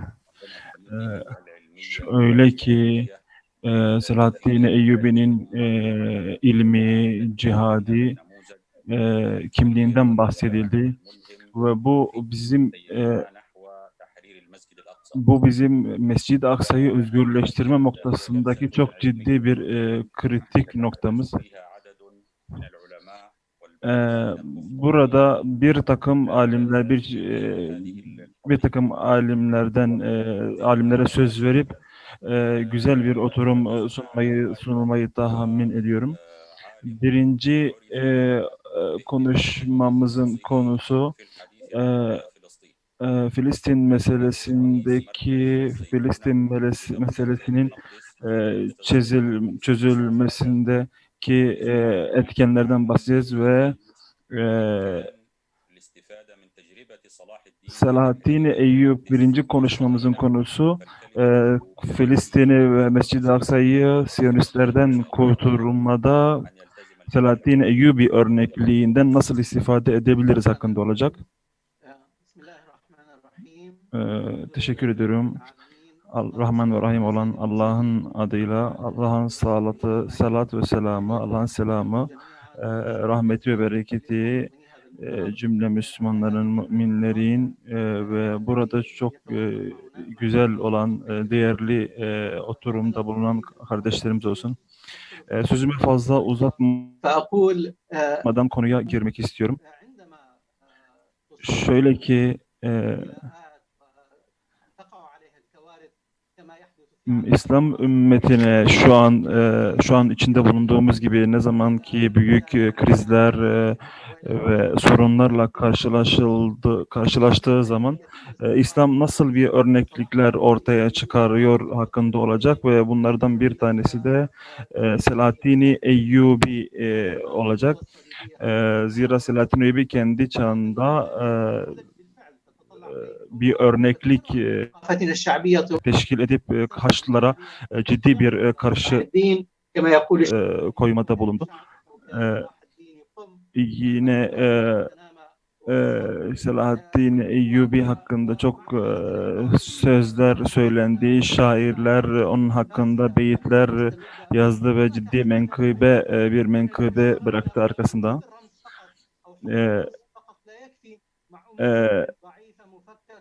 Zira şöyle ki sadece kalple istemek, müminlerle birlikte olmak ve Müslümanların derdiyle dertlenmek anlamına gelmiyor ki Selahaddin Eyyubi bunu fark etti ve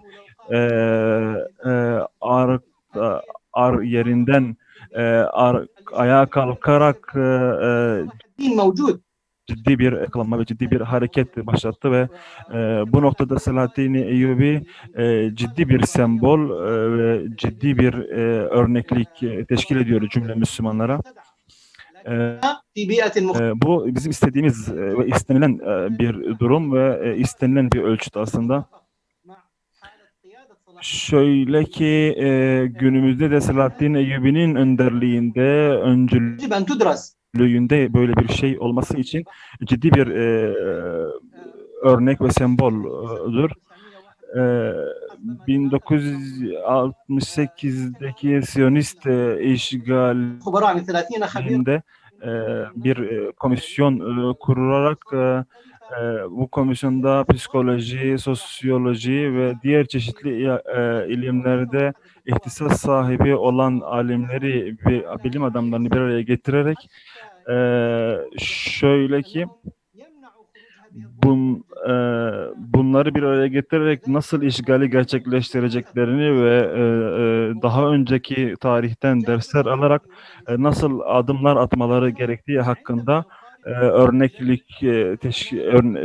örneklere bakarak hareket ettiler. Bizim de burada benim söyleyeceğim iki noktada önemli üstünde durmak istiyorum. Birincisi kültürel noktada ve medeniyet noktasında. Müslümanların karşısında bugün kültürel anlamda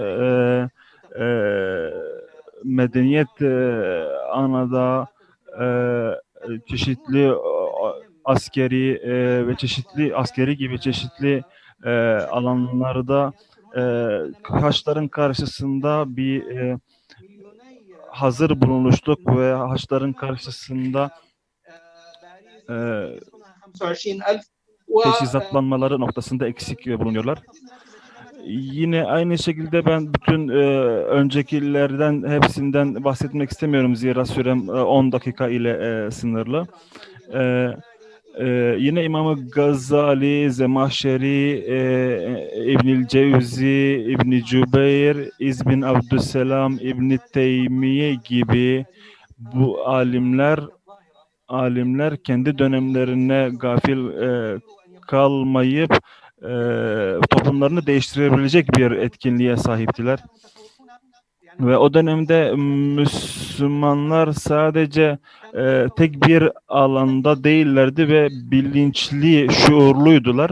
Şöyle ki çeşitli interdisipliner bir şekilde tabiri caizse çalışıyorlardı ve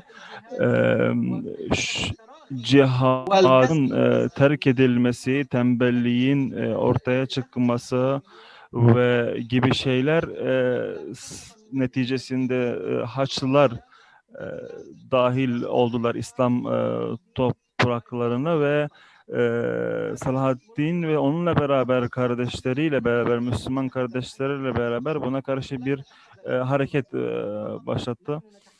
Biz sadece Selahaddin Eyyubi'nin şahsından değil, onun tecrübesinden ve bu tür tecrübeler silsilesinden bahsetmemiz gerekir ki sistematik bir şekilde gelen Haçlı seferlerine karşı nasıl bir yol izledikleri üzerinde tespitte bulunalım. Zira Selahaddin Eyyubi, Halil Kalavun, Halil Aşref gibi alimler, kişiler, isimler ortaya çıkmış ve bu kişiler de Selahaddin Eyyubi'nin tecrübesinden yola çıkarak kendi dönemlerinde bir karşı bulundular. Burada iki tane örneğimiz var. Necmettin Mahmud ile Selahaddin Eyyubi. Bundan ikisi bir diyebiliriz inşa edici bir rolleri vardı. Ve kültürel bu şekilde bir medeniyet ayaklanması tabiri caizse bir medeniyet ayaklanmasında ciddi bir rolleri oldular ve bu noktada, bu bahsettiğimiz noktada ciddi bir İslami önderlik olması gerekir ve İslami önderlik, İslami hükümlerin, İslami yaşantının, İslam'ın eğitimin, kültürel eğitimin, Müslüman alimlerin yetiştirilmesi ve yeni bir nesil yetiştirilmesi noktasında tüm başlıkları altına bulunduruyor ki toplumsal bir harekettir aslında haddi zatında. Bu şekilde toplumsal yapı, zekat, ticaret vesaire gibi ekonomik etkenlere de tekabül ediyor. Ve son olarak da 6. olarak da cihadi ve askeri noktada ve askeri sanayi noktasında ciddi bir gerekliliğe ihtiyacımız var. Dolayısıyla şunu söyleyebiliriz ki bizim medeniyet dediğimiz durum genel ve şamil olan bir durumdur ki birçok alanı kendi içerisinde bulunuyor ve bu şekilde Şam beldeleri ve Mısır birliktelik, Hicaz ve Yemen bir birliktelik sağlandı ve Haçlılara karşı bu şekilde bir karşı duruş gerçeklendi ve bu şekilde özgürleşme projesi tabiri caizse özgürleşme adımları gerçekleşti. Ve böylece çatışmalar başladı ve çatışmalar bütün bunların neticesinde gerçekleşti. Burada diğer bir konuya bahsetmek istiyorum ki Selahaddin Eyyubi'nin Haçlılara karşı savaşı, çatışmaları nasıl oldu ki bunlara işaret etmek istedik ki Beyt-i Makdis'i yani Kudüs'ü nasıl kurtardığını, hangi adımları attığını, nasıl bir proje ile gerçekleştiğini görelim ki biz de böyle bir Selahaddin Eyyubi'nin bu özgeçmişinden, bu biyografisinden faydalanalım, istifade edelim ve biz de bu Haçlı akımına, bu Haçlı akımına karşı duralım. Hepinize teşekkür ediyorum. Kısaca bahsetmek istediğim Allah'ın selamı üzerinize olsun. Hocamıza teşekkür ediyoruz. Bu veciz kelimeleri yerinde olan kelimeler için çok teşekkür ediyoruz ki Selahaddin Eyyubi'nin hayatı tecrübesinden bahsetti. Şimdi de Allah'ın izniyle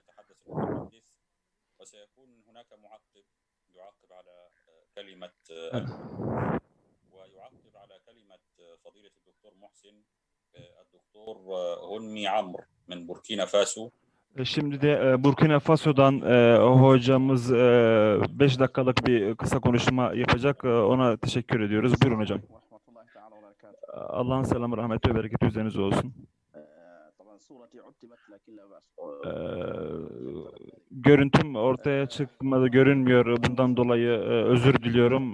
Sadece sesimle iştirak etmek zorunda kaldım.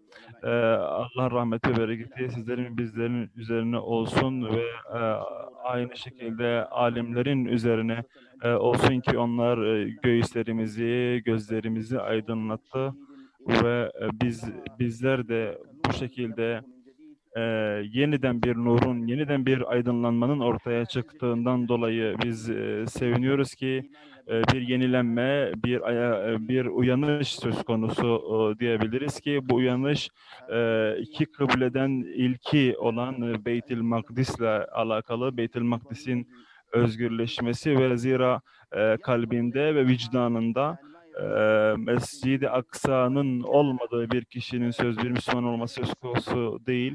Bu sadece Filistinlilerle alakalı olan bir durum değil sadece. Zira bu Müslüman da olmasa diğer devletlerden, diğer başka halklardan olsa da kalbinde vicdan olan her insanın kalbinde olan bir durumdur.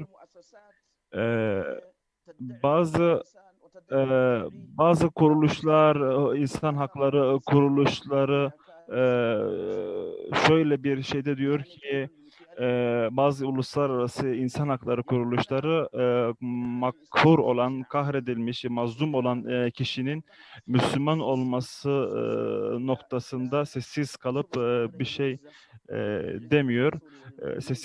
Sessiz kalabiliyor.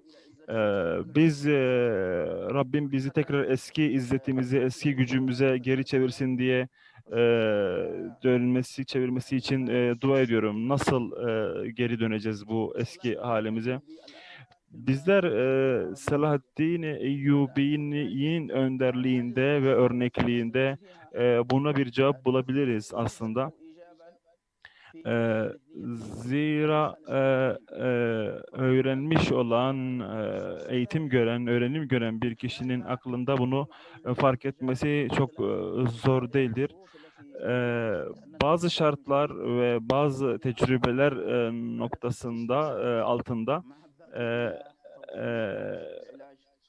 ben sadece mevcut olan hastalığın veya mevcut olan sorunun giderilmesi noktasında sorular sorabiliriz. Sorular soralım. Birinci soru, bizler kurumlarımızla ya da sizler kurumlarınızla, filmlerinizle bu fesat çıkaran ve fesat basın medyasına karşı neler yapabiliyoruz? Bunun altını ciddi noktada çizmemiz gerekiyor. Bunu sorup Allah'ın rahmeti, selamı ve bereketiyle size selam veriyorum.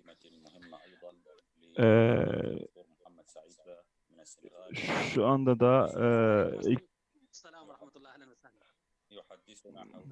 Doktor Abdülbekir Sıddık hocamız bizde Beytül Makdis'in özgürleşmesi noktasında neler yapmamız gerekiyor hakkında bir konuşma yapacak. Buyurun hocam. Konuşma yapacak. Süreniz 10 dakika. Doktor Muhammed Said.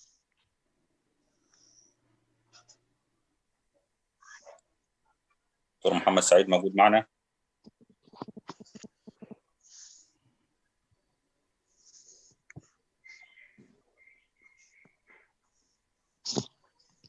نعم أستاذنا. دكتور محمد سعيد موجود؟ دكتور محمد سعيد باه من السنغال. نعم أستاذنا الكريم. تفضل سيد، تفضل، إليك الكلمة في حدود 10 دقائق إن شاء الله. السلام عليكم. وعليكم السلام ورحمة الله وبركاته.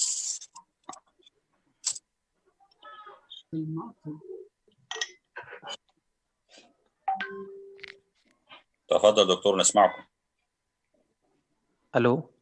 تفضل دكتور. عليكم السلام سيدي. نسمعك الآن، تفضل.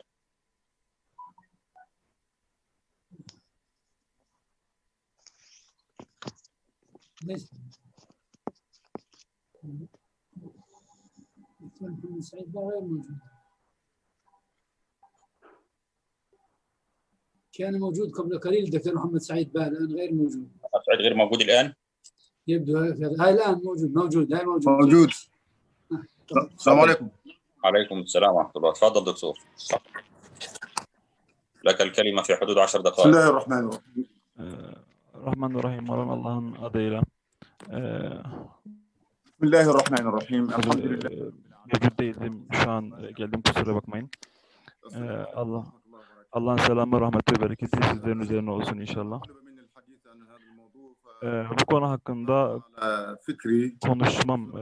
bir konuşma hazırlandı ve bana bir Selahattin'den nasıl bir ders alabiliriz diye bir soru soruldu.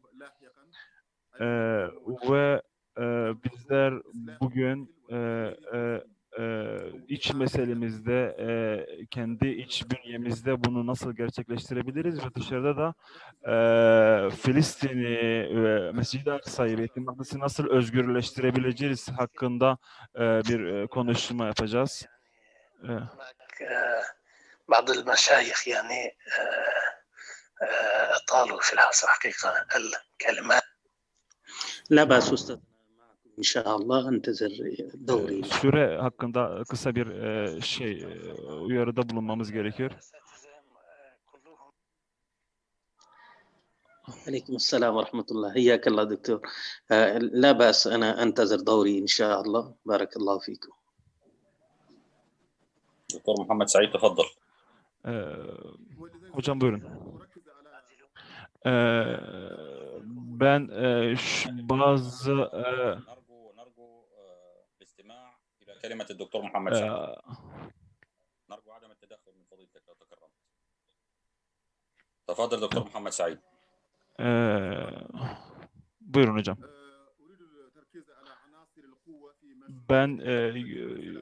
Ben Selahattin Eyyubi'nin örnekliğinde ve tecrübesinde nasıl bir yol haritası çizebiliriz, bu şekilde nasıl bir proje, nasıl bir hareket başlatabiliriz diye ve kutsallarımızın, mukaddesatımızın tekrar özgürleştirilmesi noktasında ne yapabiliriz diye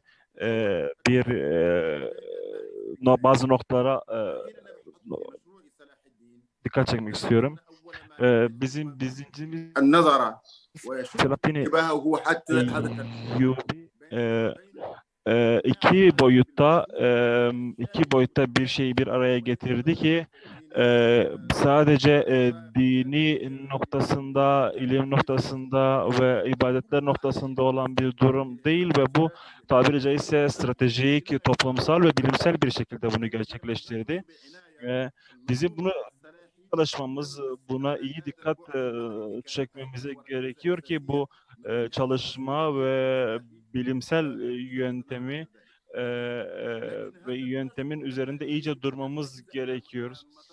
Bunun dışında diğer bir ayakta da iman boyutu, iman noktasıdır ki bu nokta iman noktasında insanın ufukunun açık olması ve geniş bir ufuğa sahip olması gerekir. Ve ikincisi de öncelikli olarak belki özgürlük noktasında, özgürleştirme noktasında bunu iyi çalışmamız lazım ve zira Selahattin Eyyubi bunu iki boyutta, bir dahili ve bir harici boyutta yaptı.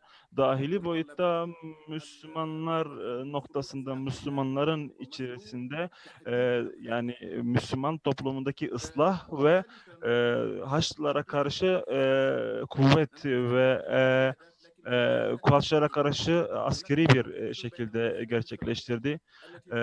Bu noktada ciddi bir önderlik teşkil etti ve ciddi bir bütün önderliğe üst gelecek, bütün önderliklere örnek olacak bir örneklik gösterecek bir yapıda oluşturdu. Ve bütün burada bütün sınıfları, toplumsal bütün sınıfları, bütün kişileri bir araya getirdi ve her türlü enerjiyi ve her türlü etkeni kullanıp kullanıma hazır bir hale getirecek bir sistemle geldi. Zira bu noktada bu şekilde işte Selahattin Eyyubi bir cazibe, karizmatik bir lider olarak karşımıza çıktı ve bu oluşturduğu da koruma noktasında önemli adımlar attı ve ıslah hareketlerini başlattı ve bugün özellikle dahili açıdan iç meselemiz hakkında, Filistin ve mukaddesatımız hakkında en önemli şey belki de dahili boyutumuzdur ki buna Beytül Makdis ve etrafına ki Allah Kur'an-ı Kerim'de onu ve etrafını mübarek kılmışız diyor. Bu noktada bir ıslah hareketinin gerçekleştirilmesi gerekiyor. Bu noktada ayrıntılarda burada şartları iyi bir şekilde tedris etmemiz, şartları ve bu noktada zarfları ortaya çıkartmamız gerekir ki iyi çalışmamız gerekir ki Selahattin Eyyubi'nin tamamıyla gerçekleştirdiği özgürlük projesinin neticesini ortaya çıkartalım. Ve bu noktada altını çizmem gereken nokta İslam ümmeti noktasında makro düzeyde bir durumdu ki burada İslam ümmetinin her tarafında ve her çeşitli, her alanında bir birlik olması, bir kuvvet birliğinin olması gerekir ki bunun olmaması ciddi bir sıkıntıya sebep olur.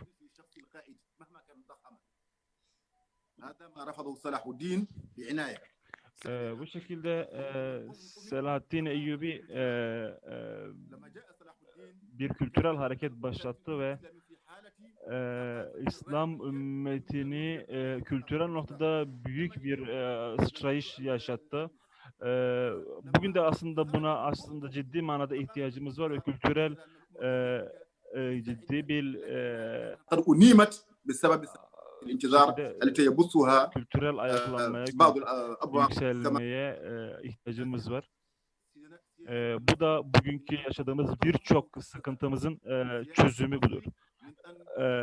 Son olarak da 10. olarak da şunu bahsetmem gerekir ki şöyle bir tavsiyede bulunmam gerekir. Yeni bir menheç, yeni bir proje planlamayla gelmemiz gerekir ve bu noktada Selahattin Eyyubi ve Selahattin Eyyubi'nin öncesinde dahili ve harici yaşadığı tecrübeleri kapsamlı bir şekilde çalışmamız ve buna göre bir hareketlenme başlatmamız gerekir. Hocamıza bu kelimesinden, bu önemli konuşmasından dolayı teşekkür ediyoruz. Bu iki noktaya bahsetti. Şu an iki hocamız bu noktada konuşacak ve her bir hocamızın 3 dakikalık bir konuşması olacak. Hocam süreniz 3 dakika. Buyurun inşallah süreye dikkat etmenizi rica ediyoruz. Hişam hocam buyurun. Fethi hocam buyurun. Hocam Hicam hocamız şu an yerimizde değil. Bir özrü var. Ben onun yerine konuşacağım. İdaredeki arkadaşlar böyle söyledi. Allah'ın selamı, rahmeti ve bereketi sizlerin, bizlerin üzerine olsun.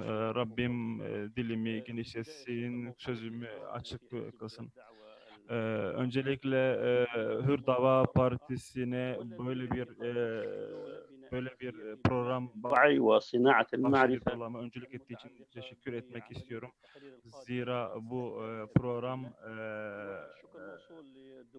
Beyt-el Makdis'in özgürleşmesi noktasında, Selahattin Eyyubi'nin örnekleri noktasında ciddi bir örnek. Çok ve katılan diğer hocalarımıza teşekkür ediyorum. Ben başka bir açıdan yaklaşmak istiyorum ki Hıttin Savaşı'nın önemine bahsetmek istiyorum. Bunda önemli Arap Mustafa Şakir hocanın kitabında bahsettiği durumunda şu noktalara Arapların Haçlı seferlerine karşı başlattıkları mücadele noktasına dikkat çekmek istiyorum. Emmanuel Sivan adında Fransız oryantalist kişi de bunda İslam ve Haçlılar arasında bir kitap yazmıştır. Bunlara dikkat çekmek istiyorum. Burada da bugün Siyonist işgalin yaşadığı bu geçmişteki bu büyük ve etkili tecrübeden ciddi manada endişelendiğini söyleyebilirim ki bugün işgal altındaki Filistin toprakları da aynı şekilde Haçlı seferlerini yaşıyor ve bu da geçmişte ki bu örnekliğimiz de bugün ciddi manada Siyonisti endişelendiriyor diyebilir ki ve bizim bu tecrübeyi yaşadığımız halde buna ciddi manada önem ve ciddi manada bundan dersler çıkarmıyoruz.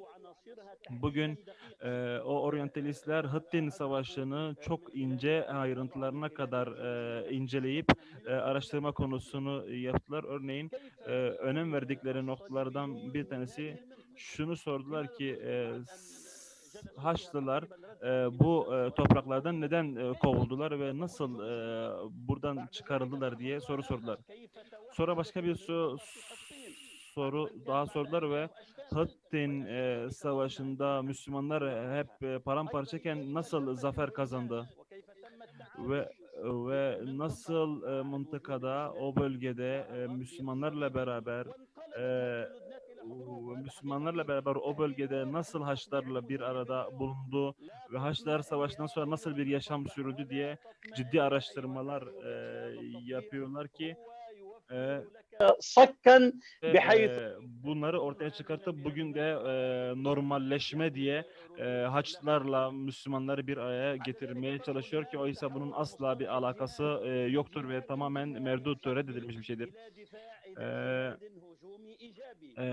Aynı şekilde olumlu bir cihat ve mücadele söz konusu oldular ve yine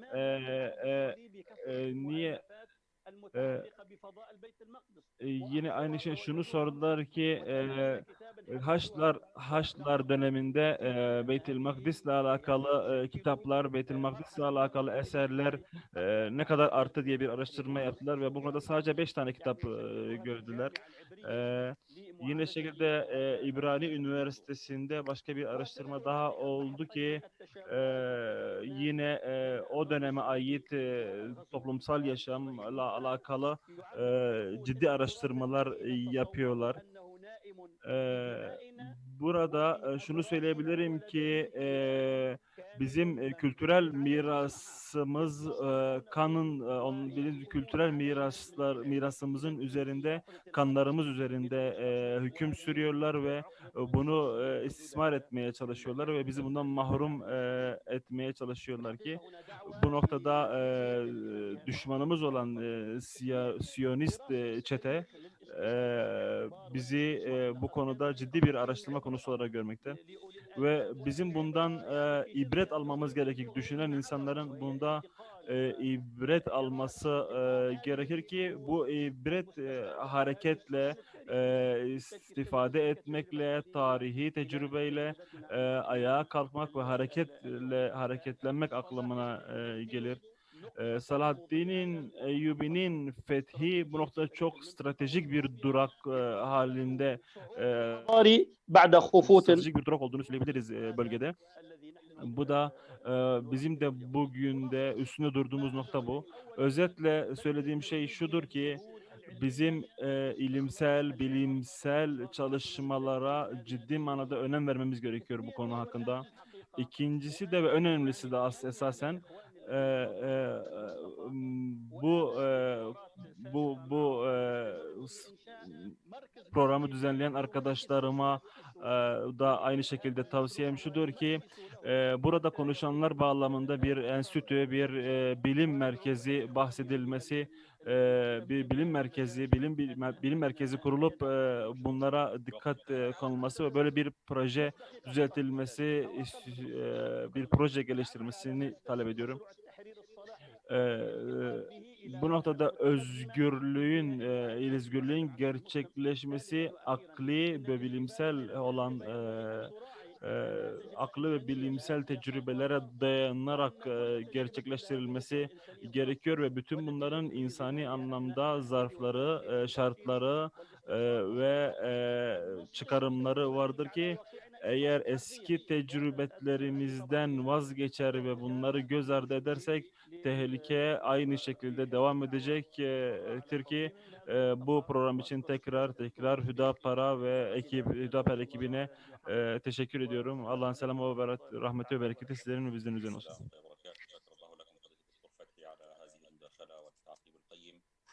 وننتقل مباشرة إلى كلمة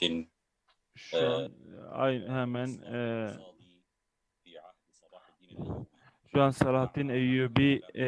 Selahaddin Eyyubi zamanındaki ekonomik kalkınma hakkında bir konuşma gerçekleşecektir ki buyurun hocam sürenizi açmanızı tavsiye ederim. لو فتحوا لي الباوربوينت انا كنت كلمتهم الناس تستفيد بس من العرض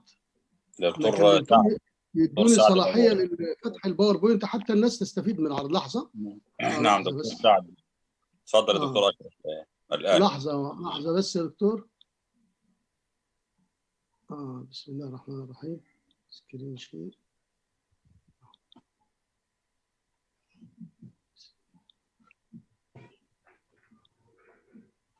بسم الله الرحمن الرحيم. الحمد لله والصلاة والسلام على رسول الله وعلى آله وصحبه ومن والاه وبعد. أنا بشكر القائمين على هذا الموضوع. Bu programı düzenleyenlere teşekkür ediyorum. Direkt konuya gireceğim. Bana ayrılan süreden yararlanabilmek için.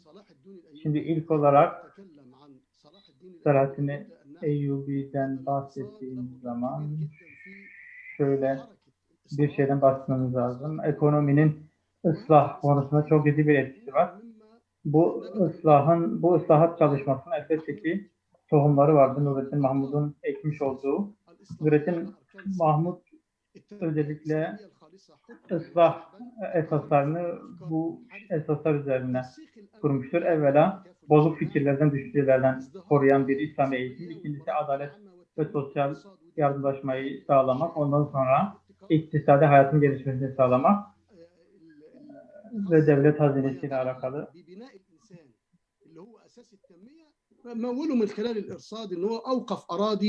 Devletin insanlara tahsis etmiş olduğu vakıf mallarla ilgili.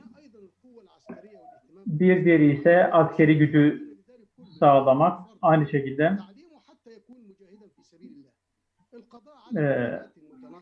ve küçük devletçiklere son vermek ve birliği sağlamak. Mısır, Şam ve Arap Yarımadası arasında. Şimdi burada o dönemde var olan ekonomik bozukluğu üzerinde durmak istiyorum. O dönemi teşhis etmek istediğimizde görüyoruz ki onların yönetimde çekiştiklerini görüyoruz. Sudanlar ve Türklerin olduğunu görüyoruz. Bir çekişmenin olduğunu görüyoruz. İkincisi zalimce alınan vergilerdi. O dönemde özellikle %45 yani malların %45'ine ulaşacak derecede bir vergi alınıyordu. Ve diğer kamu yararları ihmal ediliyordu. Sulama, ziraat yollarla ilgili. Ve pahalılık sorunu. Hatta bazıları kendi evlerini çok basit, çok düşük fiyatlara satabiliyordular. Belli bazı değerli şeyler karşısında. Evet, özellikle Selahattin Eyyubi döneminde ekonomik ıslahatın temel esaslarını esas almak istiyorum. Ve güncel ekonomi üzerinde bunu açıklamaya çalışacağım. Mali siyaset, para siyaseti ve ticaret yönetimi. Özellikle Selahattin Eyyubi Şam'da bu devlette gerçekten adalet da bayraklarının yükseldiği bir devletti. Aynı şekilde gelişimin olduğu savaş hali içerisinde olmasına rağmen mali siyasete gelecek olursak görürüz ki devletin genel gelir kaynaklarını dengeli bir şekilde kullanmıştır. Harcanan devletin giderleriyle dengeli bir şekilde kullanmıştır ve devletin özellikle cihat ihtiyaçlarını sağlamak için kullanmış ve sosyal adaleti sağlamak için. Nureddin vefat ettikten sonra yönetimi oğlu Melik Salih'a bırakmıştı. Ancak ömrü 11 yaşında olduğu için bu dönemde ne yazık ki o dönemin emirleri yönetim üzerinde çekiştikleri için Selahattin'i çağırdı ve Selahattin Şam'a girip kendisi o Şam'a girdiği zaman o yönetimin hazinelerini alıp evvela ilk yaptığı şey bunu fakirlere dağıtmak olmuştu. Bu da onun sosyal adaleti sağlaması konusundaki siyasetini ortaya koymaktadır. İkincisi Selahattin'in mali siyaseti mal toplama için bir fırsat olarak kullanılmasına karşı çıkmıştı Selahattin Eyyubi. Yönetimi servet toplama konusunda bir fırsat olarak olmasının önüne geçmişti ve mal ümmetin malıdır ve faydası ümmete dönmesi gerekir. Ve kendisi zahid bir hayat yaşamıştır. 57 yaşında vefat etmiştir. Ve hatta kendisine zekat vacip olmamıştır çünkü malların tamamını sadakada harcamıştır. Ve hazinesinde sadece 47 Nasri dirhemi ve 1 gram altın bırakmıştır. Herhangi gayrimenkul hiçbir şey, ev, bahçe hiçbir şey arkasında bırakmamıştır. Peki Selahattin Eyyubi'nin itimat ettiği şey neydi? Selahattin Eyyubi ve vergilerle alakalı. Selahattin Eyyubi temel olarak zalim vergileri ortadan kaldırıldı ki Fatimiler özellikle bu zalimce alınan vergiler, haraçlar üzerinde yaşıyorlardı ve Selahattin Eyyubi'nin alternatif olarak zekat müessesini güçlendirdi ve zekat aldı ve hatta o dönemde Fatimiler döneminde Mısır topraklarına geçen Mağrib bölgesine gelen Müslümanlardan vergi alınıyordu ve aynı şekilde Mekke emirine de bir vergi veriyorlardı. Ve Selahattin Eyyubi bu vergileri insanlardan almamıştır. ve kendisi Mekke emirine Beytülmal'da mal vermiş. Evet, bu konuda şunları söyleyebiliriz. Kim Allah için bir şey bırakırsa Allah onun karşılığını verir. Kim Allah'a bir karz-ı hasene verirse Allah sonra bunun karşılığını verecektir. Rakka'ya göndermiş olduğu mektupta bunları söylemektedir. Sırat-ı Eyyubi. Rakka'yı fethettiğimiz zaman yenilen yemekleri gördük ve Allah'ın kesilmesini emrettiği zulümleri gördük ve dolayısıyla kendimizi ve bütün valilere aynı şekilde bu vergilerin bırakılmasını emrettik ve bu tür zalim canlı vergilerin önüne geçmiştir Sırat-ı Eyyubi. Sırat-ı Eyyubi döneminde mali kaynaklar ve mali harcamalara gelecek olursak, mali harcamalar, kaynaklar, vergiler, cizye, zekat, ganimetlerden gelen mallardır, öşürlerdi. Harcanan yerler ise fakirler, miskinler ve memur maaşları, ziraat ile ilgili ve savaş sanayisi ile ilgili, aynı şekilde cihatla ilgili kullanılıyordu. Sırat-ı Eyyubi döneminde vergi örnekleri, birincisi zekat, malı alınıyordu, paralardan ve ziraat ürünlerinden.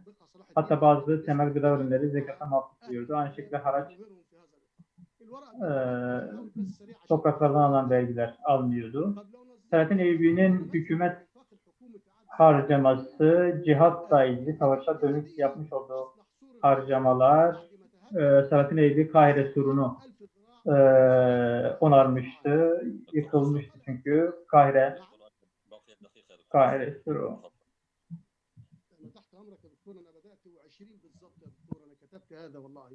طيب تفضل تفضل. الآن 5:26.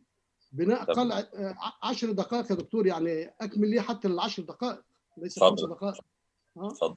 بناء قلعة سينا وبناء Evet, Sina'da bir kale yapmıştı ve güney cephesinde aynı şekilde bir yapı yapmıştı. Oradan mescitler yapmış ve su tankerleri oluşturmuştu. Susuzları doyurmak için aynı şekilde. Eğitimle alakalı yapmış olduğu çalışmaları, çaba gayretlere bakacak olursak birçok yönlüdür ve aynı şekilde birçok yerde okullar kurulmuştu aynı şekilde ve günümüz üniversite sistemlerinde var olan profesör ve asistan sistemi oluşturmuştu. Sağlık alanında da aynı şekilde birçok eserleri vardır. Kahire'de aynı şekilde, Şam'da birçok hastane kurmuştu ve ziraatla ilgili, ekinlerle alakalı yapmış olduğu şeyler, köprüler kurmuştu ve kanallar açmıştı aynı şekilde.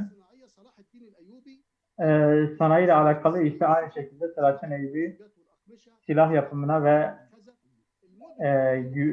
gemi yapımına önem vermişti ve tekstile de aynı şekilde önem vermişti.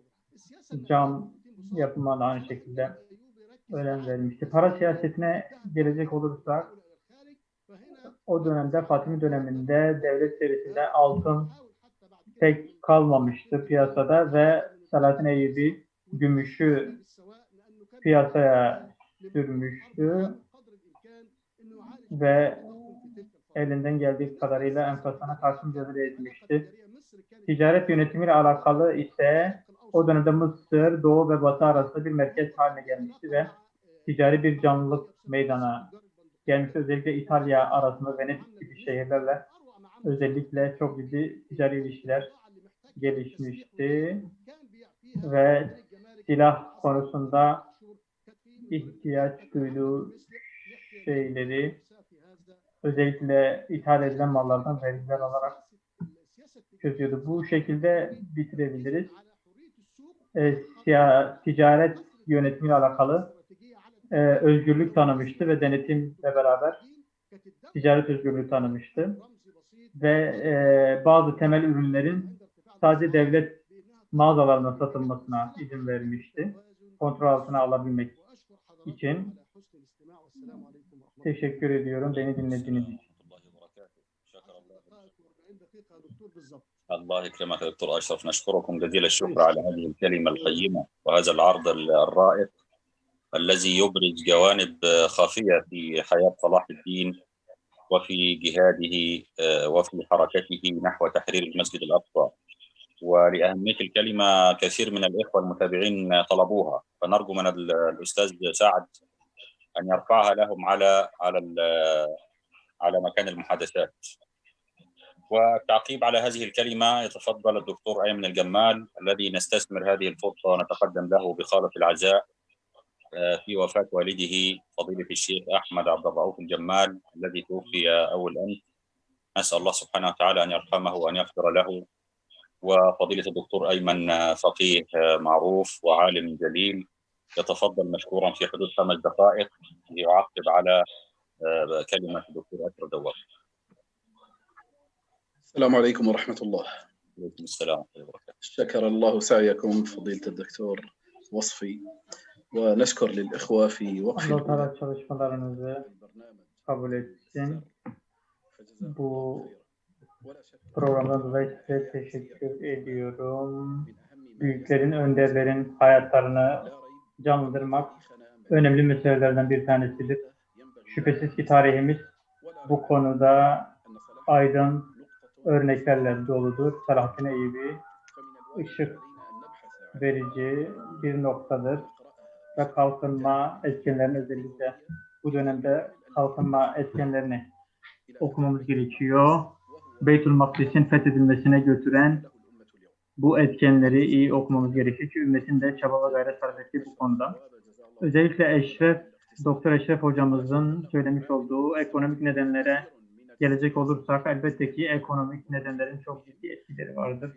Günümüzde özellikle günümüzdeki birçok yönetici devletin düzgün bir şekilde oluşturulmasını ihmal etmektedirler. Elbette ki ekonomik etken çok etkili bir şeydir. Sayın Doktor Eşref Hoca bu konuda özellikle teşekkür ediyorum. Bu konuda bazı etkenleri ele aldı ve ben de bazı konulara dikkat çekmek istiyorum. Özellikle dikkat çekmenizi istediğim. Selahattin Eyyubi özellikle sanayi önem verdiği bilinmektedir. Özellikle Selahattin Eyyubi'nin önem verdiği en önemli şey silah sanayisiydi. O dönemde özellikle sanayi yöntemleri ve sanayi sanatı çok ciddi bir şekilde gelişmişti ve onlara öncelik tanımıştı ve onlara ayrıcalıklar tanımıştı. Bu konularda başarılı olsunlar diye. Bu da Allah-u Teala'nın bize emretmiş olduğu kafirlere karşı güç hazırlama emrinin bir sonucudur. Düşmanlara karşı güç oluşturmak gerekir ve atlar hazırlamak gerekiyor, merkepler hazırlamak gerekiyor ki bu da düşmana karşı elde etmemiz gereken güce işaret etmektedir. Aynı şekilde işaret etmek istediğimiz bir diğer husus bu konuda Eyyubi Devleti'nin tabiatını anlayacağımız ve o dönemde insanların Selahattin Eyyubi ile olan ilişkisini ve onların Mescid-i Aksa ile ilişkisini, onlar bütün mukaddes, kutsal şeylerle ilgilenmiştir. Sadece Mescid-i Aksa ile yetinmemiştir. Mesela özellikle diğer kutsal şeylerle ilgilenmesiyle alakalı olarak aynı şekilde Kabe ile de ilgilenmiştir. Mescid-i Nebevi ile de ilgilenmiştir, önem vermiştir. Ve buğdaydan bir vergi alıp bunu Mekke halkı için tahsis etmiştir. Çünkü Mekke emirinin insanlardan bazı vergiler aldığını duymuştu ve bundan dolayı belirli ölçekte o devlete gelen buğday gelirlerinin bir kısmını Mekke'ye ayırmıştı, Mekke'ye tahsis etmişti ve böylece Mekke emirinin aldığı verginin önüne geçmişti. Bu da özellikle Selahattin Eyyubi'nin sahip olmuş olduğu kutsal değerleri olan önem gösterme anlamındaki önemli bir örnekti bizim için. Bu da İslam ümmetinin yöneticileriyle ilgili önemli bir derstir, bir örnektir. Özellikle İslam yöneticilerinin sadece kendi saltanatıyla ilgili, kendi devletiyle ilgilenmesi yeterli değildir. Bütün İslam mukaddesatıyla ilgilenmesi gerekir ki nasıl ki Selahattin Eyyubi Mekke için özel bir bütçe tahsis etmişse aynı şekilde bunun insanların Selahattin'e bakış açısıyla alakalı, Eyyubi Devleti'ne bakış açısı ve mukaddesatın korunmasıyla alakalı etkilerini ortaya koyması anlamda önemlidir. Sanayi şehirleri, Selahattin Eyyubi döneminde sanayi bölgeleri, özellikle ekonomi hayatı, ticaret, o dönemdeki ticaret gerçekten çok ciddi bir şekilde gelişmişti ve çok önemli bir seviyeye ulaşmıştı. Hem sanayi, hem ziraat, hem ticaret alanlarında. Ve bunun dışındaki ekonomik hayatı canlandıran diğer bütün şeylerle alakalı. Ve bir diğer husus da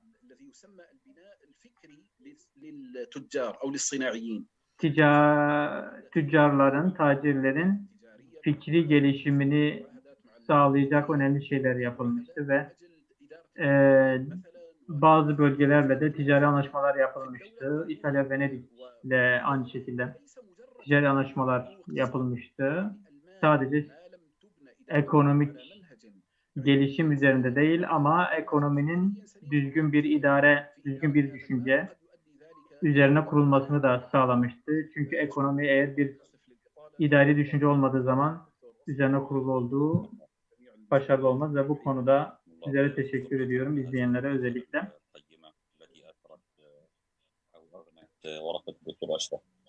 نعود إلى الأستاذ هشام توفيق من المغرب ليدلي بتعقيبه على كلمة الدكتور محمد سعيد ده في حدود 3 دقائق يا أخي. تفضل مشكورا. بسم الله الرحمن الرحيم والصلاة والسلام على سيدنا محمد صلى الله عليه وسلم وعلى آله وأصحابه أجمعين. فرح بوجود مع إخواني. Özellikle kardeşlerimle beraber bulunduğumdan dolayı mutluyum. Özellikle Sayın Erdoğan'ın yaptığı konuşmalarından dolayı teşekkür ediyorum. Aynı şekilde Hürdava Partisi ve Başkanı İshak Salam'a da teşekkür ediyorum. Evet. Bu konuşmamda şunu ifade etmek istiyorum. Selahattin Eyyubi'nin tarihinin yazılması ve gün yüzüne çıkarılması ve Selahattin Eyyubi döneminde meydana gelen projelerle beraber özellikle insan inşa etmiştir. Ve Selahattin Eyyubi nasıl insan inşa etmiştir? Bunu öğrenmek gerekiyor özellikle. Selahattin Eyyubi'nin tarihine baktıklarını görüyoruz. Siyonistlerin aynı şekilde. Bu sadece Siyonistlerin ve aynı şekilde diğer stratejik merkezlerin araştırmalarında bunu görüyoruz ki Selahattin fikrinin düşüncesini anlamak, özellikle bunun esas aldığı stratejik esasları anlamak gerekiyor.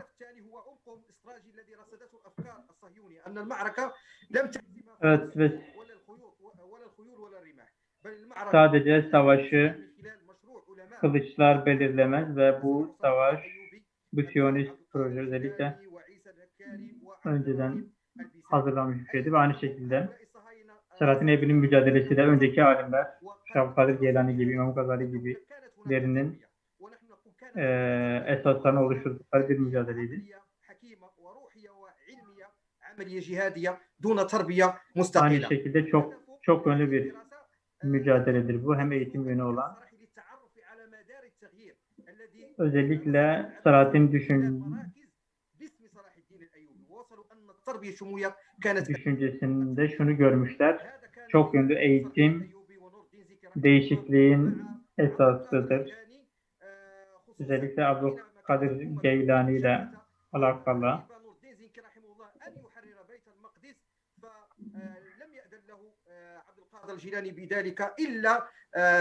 O dönemin emiri Abdülkadir Geylani döneminde Mescid-i Aksa'yı fethetmek istemiş ama Abdülkadir Geylani ortam müsait olmadığı için buna izin vermemiş. Tarihi okuyanlar, Selahattin Eyyubi tarihini okuyanların bir kısmı şöyle eksik bir yanlış anlaşılma oluşmuş. Kimisi Selahattin Eyyubi'nin değiştirme stratejisiyle alakalı yanlış bir fikre sahip olmuş. حاولت أن أفتح نافذة وشرفة في سماء التاريخ Evet, bu والماضي konuda فقهوا المشروع الصلاحي في كل زوايا وأنزلوه إلى الأرض her yönüyle özellikle Mağrib'te Kuzey Afrika bölgesinde Selahattin Eyyubi projesinin nasıl uygulandığını kitabımda ele almak istedim. Tarihten yararlanmak için لنتعرف على الاستراتيجية التغييرية في عقلية صلاح الدين الأيوبي. أخيرا المشروع Selahattin Eyyubi'nin zihniyetinde var olan değiştirme stratejisini anlayalım diye. الأيوبي في التراث الشعبي. إن بقيت هناك دقيقة أو نصف دقيقة وأختم إن شاء الله. المشروع الثالث وهو Üçüncü proje ise özellikle halk geleneklerinde Selahattin Eyyubi'nin özellikle etkisini araştırdım, ele aldım.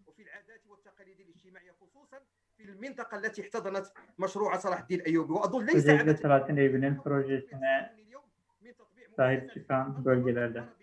Ne yazık ki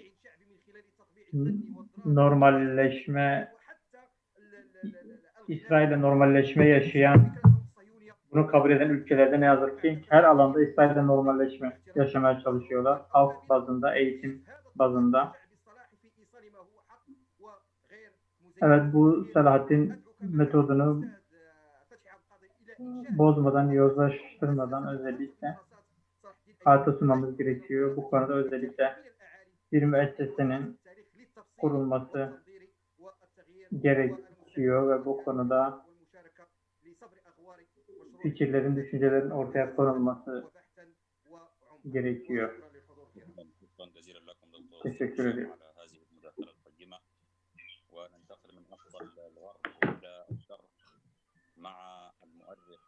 المتمكن والعالم الكبير وفيلسوف التاريخ في الحقيقة فضيلة الدكتور الأستاذ الدكتور عماد الدين خليل ليحدثنا عن dünyanın İslam dünyasındaki en önemli tarihçilerden biri olan tarihçi kardeşimizin İmaddin Halil'in konuşmasına geçeceğiz.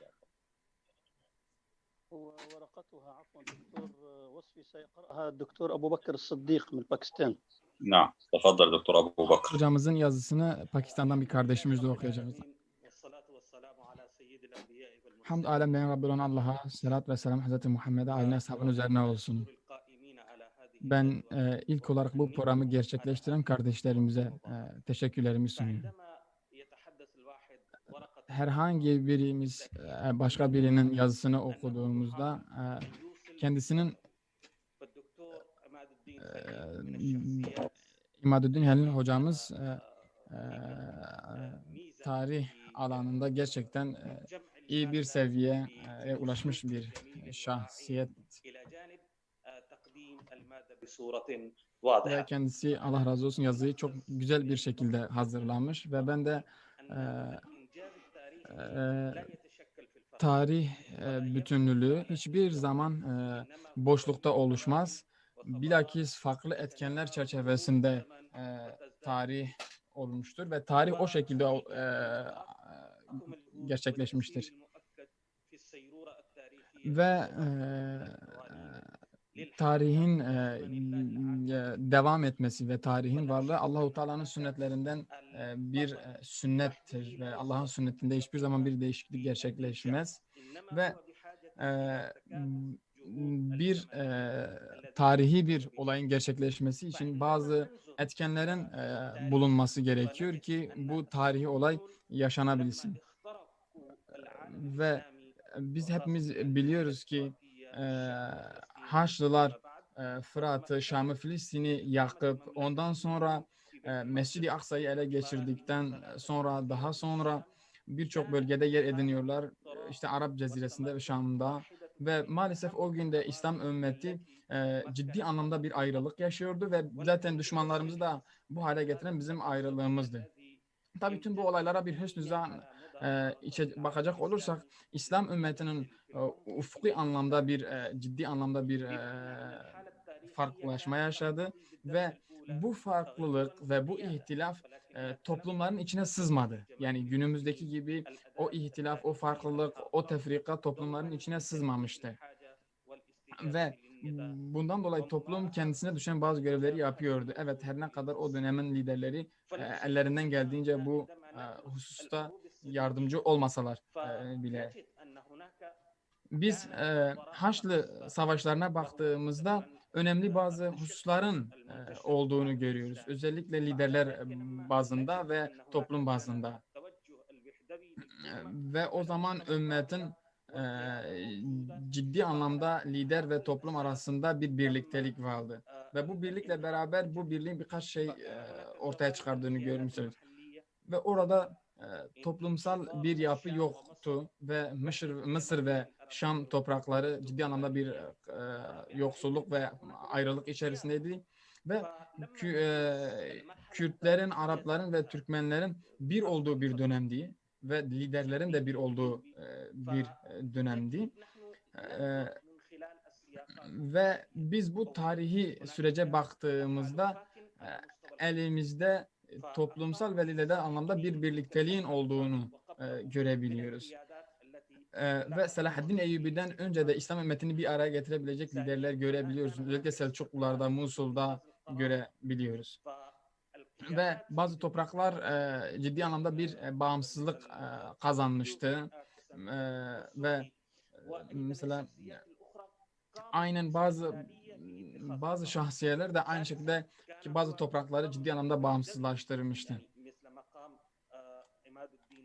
İmaduddin Zengi'nin yapmış olduğu gibi ve diğer tüm bazı liderlerin yaptığı gibi. Ve o dönemde gerçekten dini yaşayan İslami bir devlet vardı ve bunlarla beraber bu İslam ümmeti için savaşan bir toplum ve bir ordu vardı.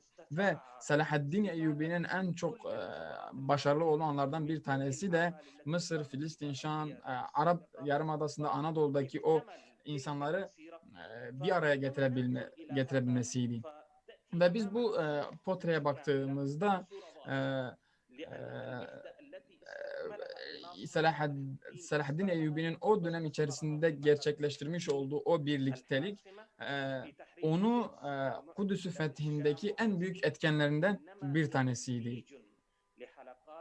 Ve bu hedefe onu götüren şey onun o süreçte o etkenleri o halkanın bir bütünü olarak görüp o halkaları birebir tamamlamasıydı.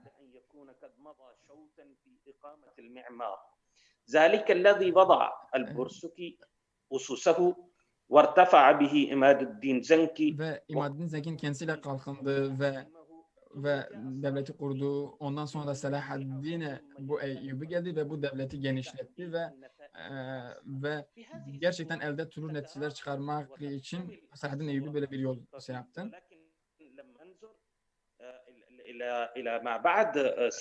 Selahaddin Eyyubi'den sonraki döneme baktığımızda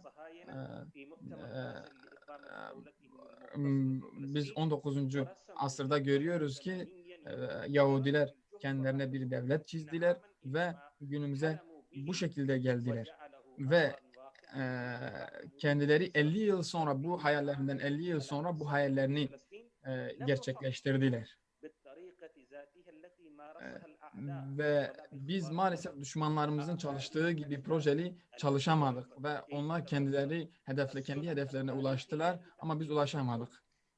Ve biz eğer tarihi bir gerçekliği yakalamak istiyorsak bu halkaları ciddi anlamda göz önünde bulundurmalı ve bu şekilde hareket etmeliyiz.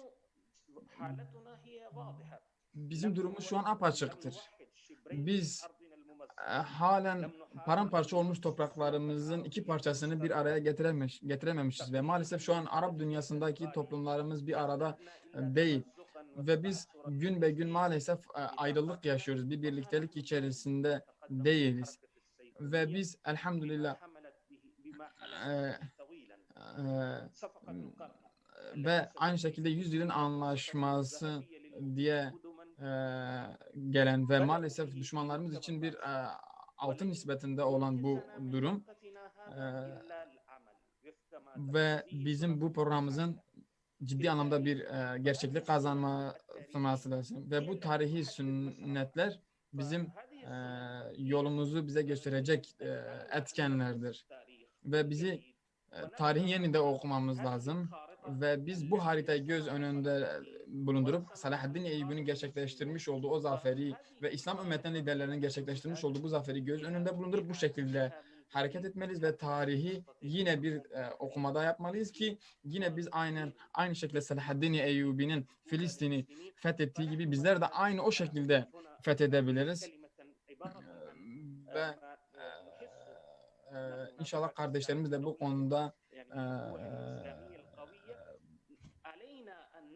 ve biz Pakistan'daki bir kardeşim olarak buradaki Müslümanlar olarak İslam ümmeti olarak Salahaddin Eyyubi'nin gerçekleştirmiş olduğu ve atmış olduğu aralıkların hepsini ciddi anlamda ele almamız lazım ve tarihi bir daha okumamız lazım. Ve eğer biz bu adımları atarsak Allah-u Teala bizlere başarıyı sağlayacaktır ve hepinize teşekkür ediyorum bu vakitten ötürü. Ebu Bekir hocamıza teşekkür ediyoruz. İmaduddin Halim hocamızın yazısını okuduğundan dolayı. Ve bu program üzerine de yorum yapacak kişilerden bir tanesi de Navaf Tekülcü hocamız konuşmasını gerçekleştirecek. Hocamız buyursunlar konuşmaları için. 3-4 dakika içerisinde inşallah eğer yorumlarını yaparlarsa şey yapabilir. Bismillahirrahmanirrahim. Hamd alemine Rabbilen Allah'a mahsustur. Salat ve selam Hazreti Muhammed'e, alina ve ashabına üzerine olsun. Hepinizi selamlıyorum değerli kardeşlerim ve Hüdapar'daki kardeşlerimize çok teşekkür ederim ve özellikle başkanına bu ve zaten partideki kardeşlerimiz hepsi de Salahaddin Eyyubi'nin torunlarıdır ve inşallah bu çalışmaları bereketli olur. İmaduddin Halil hocamıza bu yazısından ötürü çok teşekkür ediyoruz.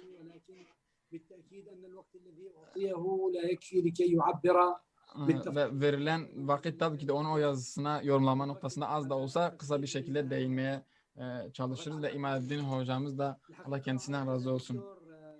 Hocamız kendi yazısında çok önemli bir hususa değindi. O da şu, olayların gerçekleşmesi ve onun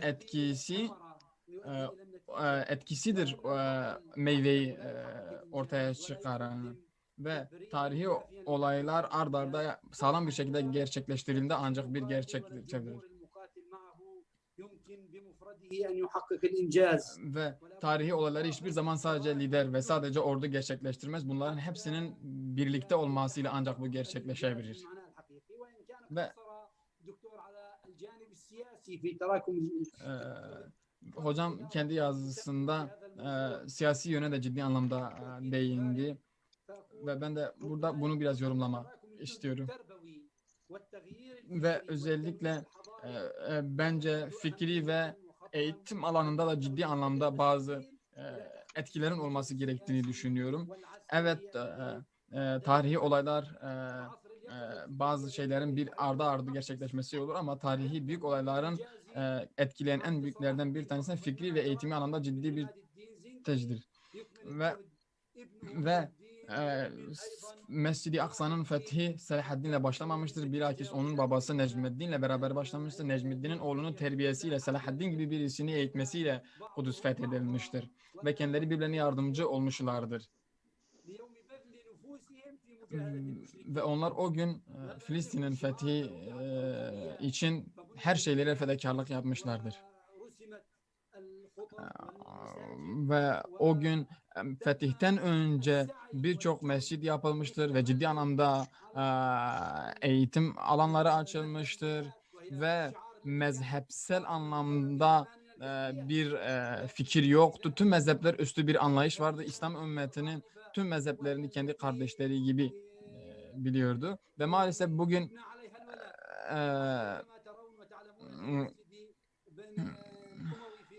ve siz zaten hepimiz biliyorsunuz ki Mescid-i Emevi'de görüyorsunuz ki 4 yer vardır. Her mezhebi için, her mezhep için bir yer var.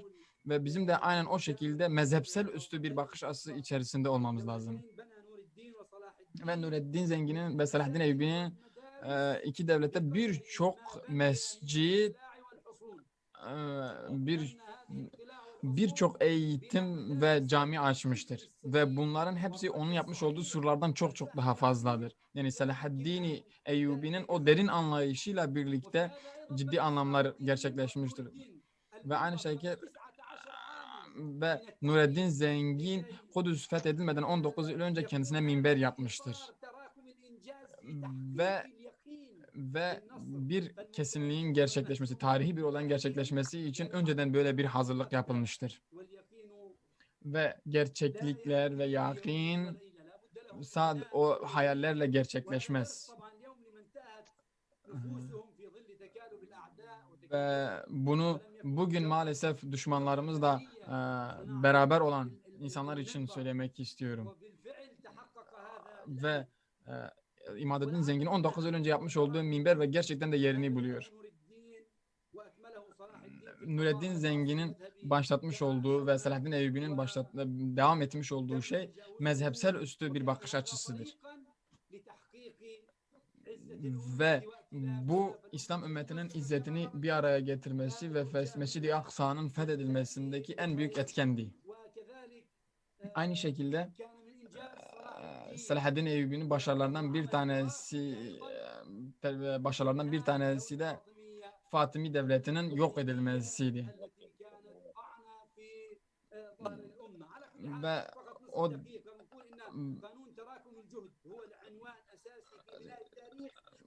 tarihin gerçekleşmesi için olayların birbirini takip etmesidir.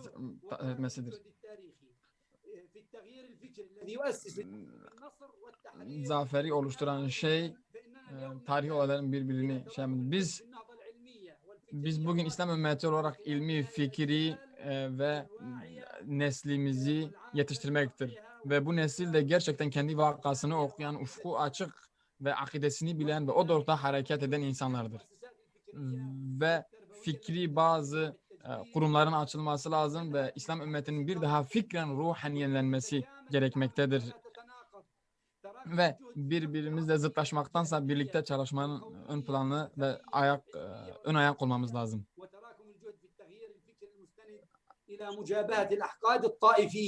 Ve taifi olarak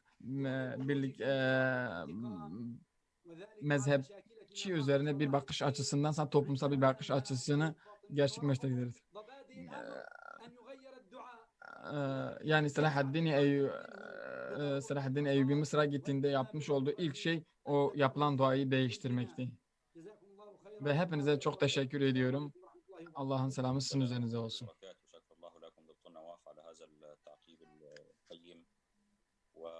التعقيب الثاني على هذه الورقة لفضيلة الدكتور أيدن لغلي من تركيا فليتفضل في حدود 3 دقائق. تفضل دكتور أيدن.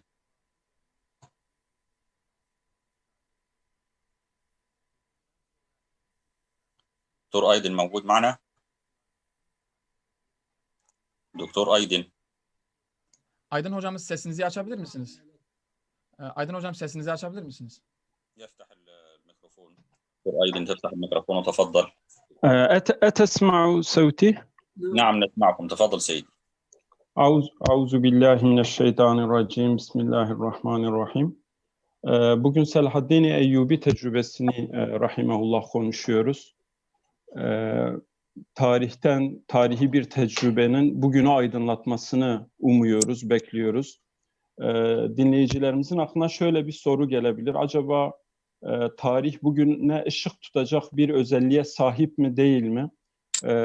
Bu hususu biraz sorgulamak, tarihin önemini aktarmak istiyorum. Ayrıca tarihten istifadeyi engelleyen bazı hususlara değinmek istiyorum. Öncelikle Allah Teala'nın kozmik alemde, kainatta geçerli cari yasaları olduğu gibi bir yerçekim yasası gibi, bir maddenin sıcaklıkta genleşmesi gibi ve benzeri çok sayıda kozmik alemde Allah Teala'nın sünnetleri var, yasaları var.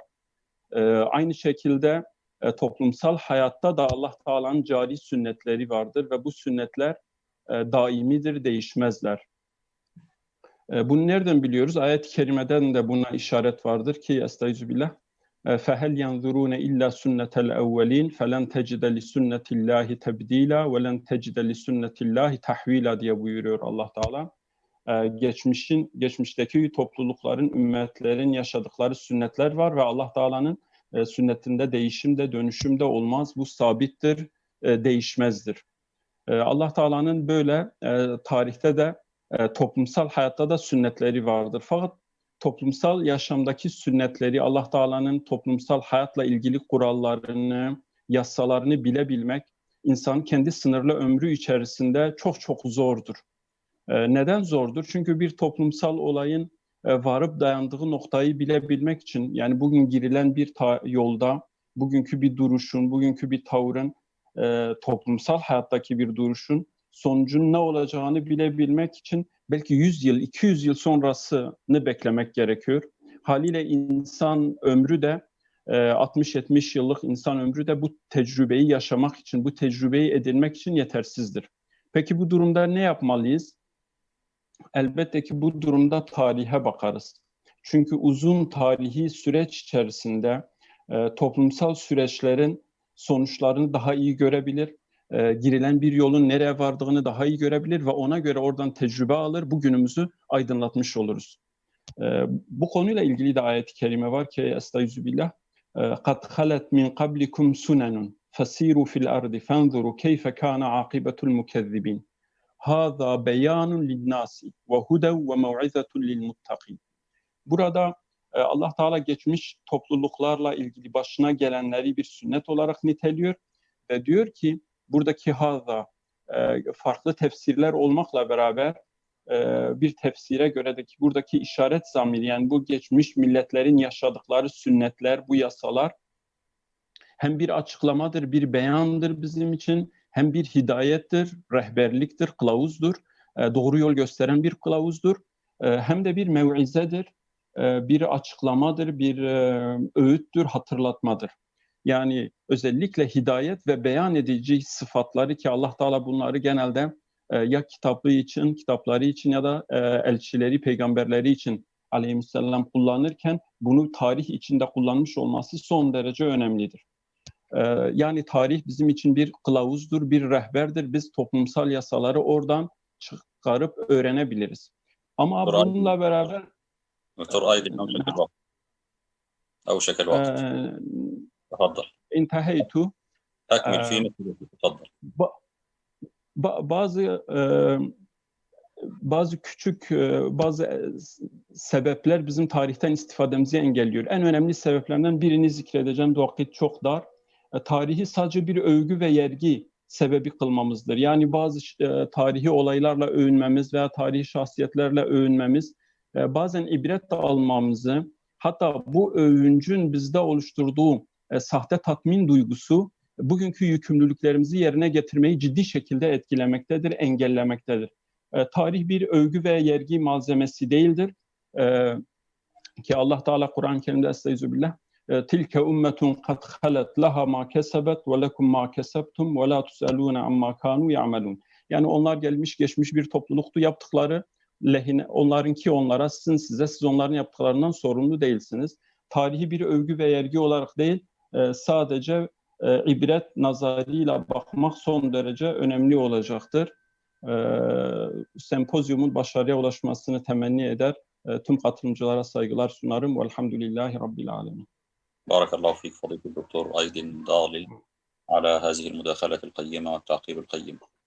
والكلمة الآن للدكتورة أمل خليفة من مصر، وهي التي عرفت باهتمامها قضايا فلسطين وحديثها حول الأقصى وبيت المقدس. تحدثنا عن الفتح الصلاحي لبيت المقدس، فلتتفضل على بركة الله في حدود 10 دقائق.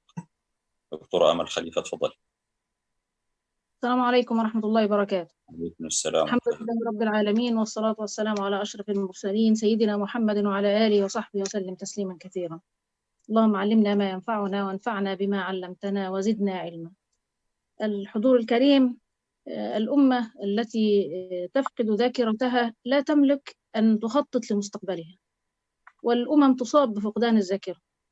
وإذا ما رأيتم شخصا قد فقد ذاكرته ستجدونه مسكينا هكذا تائها لا يستطيع أن يعيش اليوم ولا أن يخطط للغد. فهذا الداء يصيب الأمم، فلذلك كل ما يرفع وعي الأمة في أن تستعيد ذاكرتها وأن تتحلى بالوعي، هذا كله من واجبات الوقت. فعندما ننظر إلى فتح بيت المقدس، وقد كثر الكلام منذ ساعات حول هذا العنوان، عندما ننظر إلى هذه الفترة هي دراسة لحالة نجاح، لحالة انتصار في الأمة. وهذه الدراسة نعجب أن نجد غيرنا هم أكثر منا حرصا على الاستفادة منها. ربما تكلم الإخوة قبل ذلك عن استفادة الصهاينة أو رغبة الصهاينة في دراسة هذه الفترة للخروج بنتائج تفيدهم في سياستهم. أنا أضيف كذلك ليس فقط الصهاينة وإنما حتى كمان أوروبا. تعلمون حضراتكم أن الفترة الصليبية هي تصنف على أنها في داخل الفترة العصور الوسطى، فترة العصور الوسطى التي تمتد من القرن الخامس للقرن الخامس عشر. فالفترة الصليبية هي في العصور الوسطى. أوروبا مولعة بالمؤتمرات التي تناقش العصور الوسطى وتقوم بها بكثافة شديدة جدا.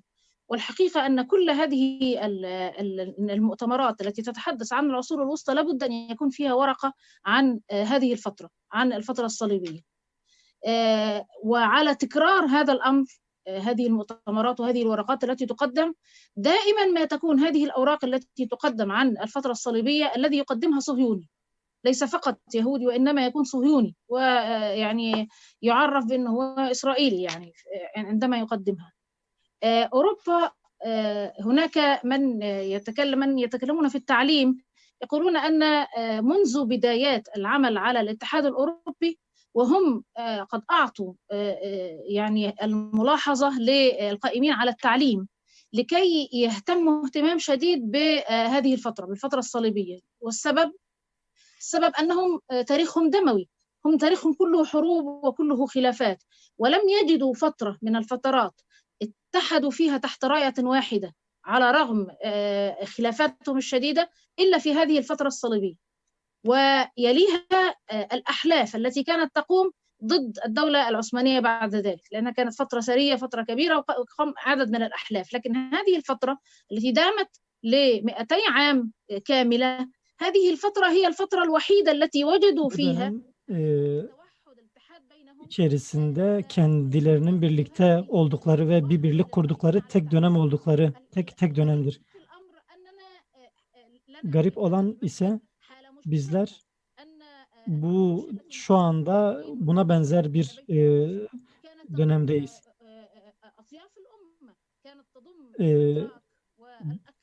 Beytül Makdis Arapları, Türkleri, Kürtleri bir arada barındırıyordu. Ancak bizler bu birçok ırkın orada olmasından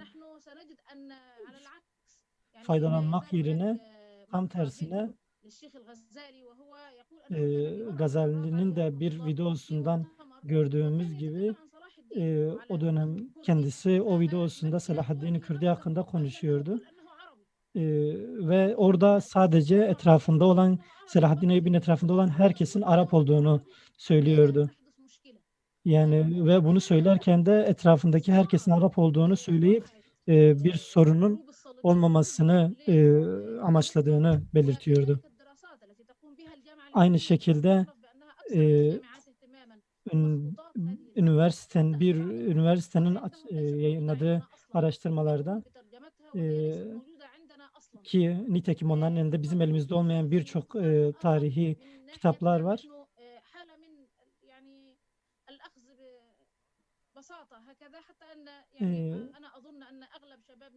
Bizler bu konuyu çok basite alıp onları bırakmaktaydık ki nitekim çocuklarımız şu anda Selahaddin hakkında çok basit şeyler biliyorlar, birkaç kelime konuşabilecek kadar.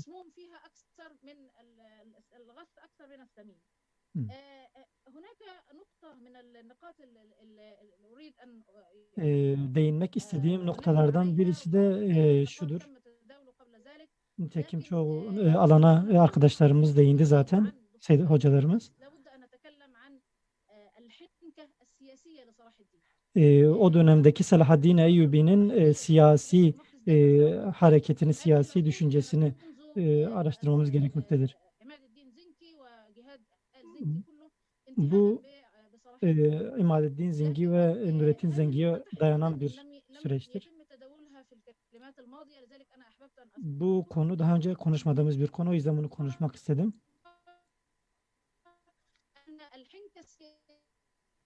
Şu an seste biraz sıkıntı yaşıyoruz.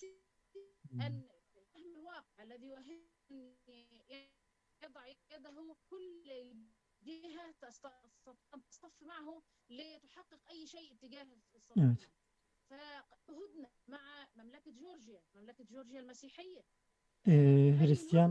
Hristiyanların ülkesi olan Georgia'da seste sıkıntı yaşıyoruz şu anda.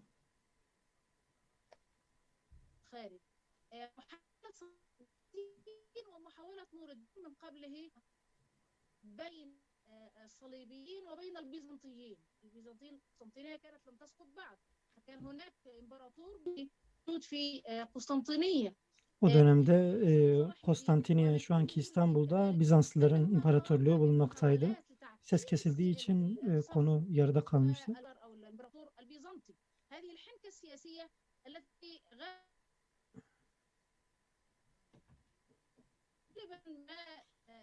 يعني لا نسمع أحد عن ورع صلاح الدين وعن تقواه وعن حسن خلقه لكن يعني استقر في عقولنا أن الحنكة السياسية شيء لا يفتخر به كما لو كانت شيئا. O dönemden bizler Selahaddin Eyyubi'nin ne ahlakını ne de o dönemdeki takvasını değil, o dönemdeki tecrübesini duyup bunu anlatmaktayız ki nitekim bizim en önemli öğrenmemiz gereken alandır.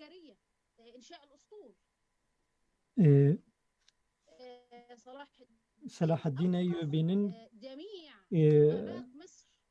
filo kurması, yani bir donanma kurması meselesi. Filodan kastımız buradaki deniz filosudur. Selahaddin Eyyubi o deniz bölgesindeki bütün giderleri durdurup hepsini bu filoya akmasını sağlamıştır. Ve onu başarıya götüren durumlardan birisi de bu kurduğu filodur. Bu donanmadır. كان سبب انتصار صلاح الدين في حطين وفي ما بعد حطين كان هو تفوق الاستخبارات اللي هي Selahaddin Eyyubi'yi Haçlılara karşı başarıya götüren diğer bir mesele ise istihbarat alanındaki gücüydü. Selahaddin Eyyubi istihbarat konusunda Haçlılardan çok daha ileride bir dereceye ulaşmıştı. Batıdaki birçok tarihçi Selahaddin Eyyubi ve Haçlılar arasındaki bu büyük farkı gizlemekte kesinlikle başarılı olamadı. Yani buna cüret edemediler. Çok büyük bir fark bulunuyordu.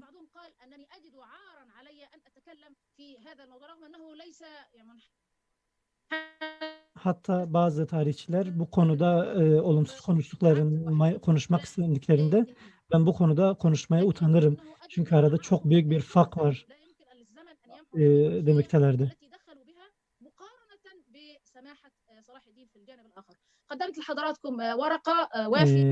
Sizlere ayrıntılı bir belge sundum. Ayrıntılarını orada görebilirsiniz ve sizlere teşekkür ediyorum. Allah'ın selamı üzerinize olsun. Bu değerli konuşmasından dolayı Emel Halife hocamıza teşekkürlerimizi soruyoruz.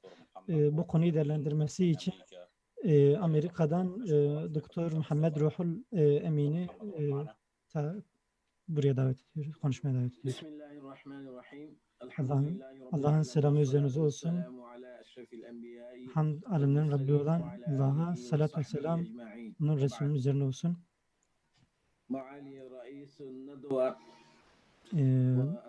Bu sempozyumun yöneticileri, katılımcı kardeşlerim, bütün değerli hocalarım, dünyanın her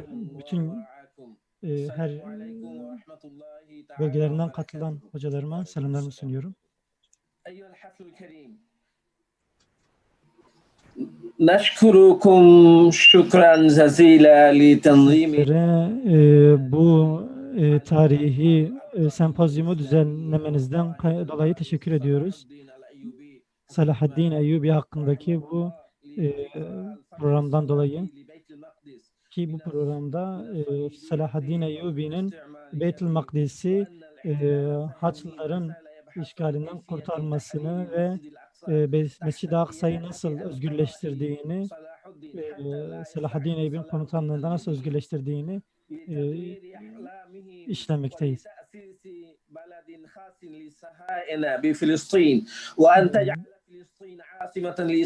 Filistin'i İsrail'in başkenti yapma çabaları ve diğer adımlar karşı bizler maalesef Salahaddin Eyyubi'nin tecrübesini çok iyi araştıramadık ve aynı şekilde Hazreti Ömer'in bu konudaki stratejisini ve orayı nasıl fethettiğini çok iyi okumamaktayız. Görüyoruz ki bazı İslam ülkelerinin bu Filistin meselesi konusunda çok da onların bu konuyu önemsemediklerini görmekteyiz. Ki bu Arap ülkelerinin İslam düşmanları ile normalleşmeyi doğal gördüklerini görmekteyiz ve bu normalleşmenin hıyanet olduğu alanında hıyanet olduğunu görmekteyiz. Süremiz az olduğu için hocanın anlattığı konuya değinmekten yana bir konuya değinmek istiyorum.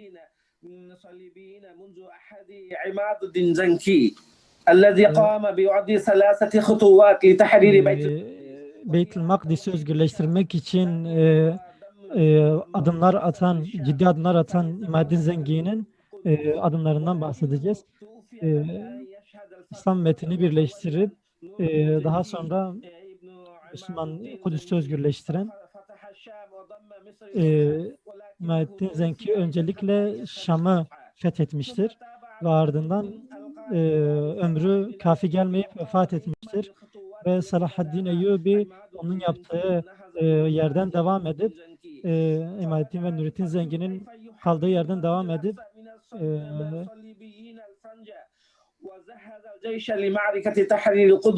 Kudüs'ü özgürleştirmek için Hittin Savaşı'nı yapmıştır. Hicri 1187'de büyük bir savaşa girişmiştir ve bu savaşta Haçlıları çok büyük bir yenilgiye uğratmıştır ve ardından ilerlemeler sonucunda Haçlıları kuşatması neticesinde Mescid-i Aksa'yı özgürleştirmiştir.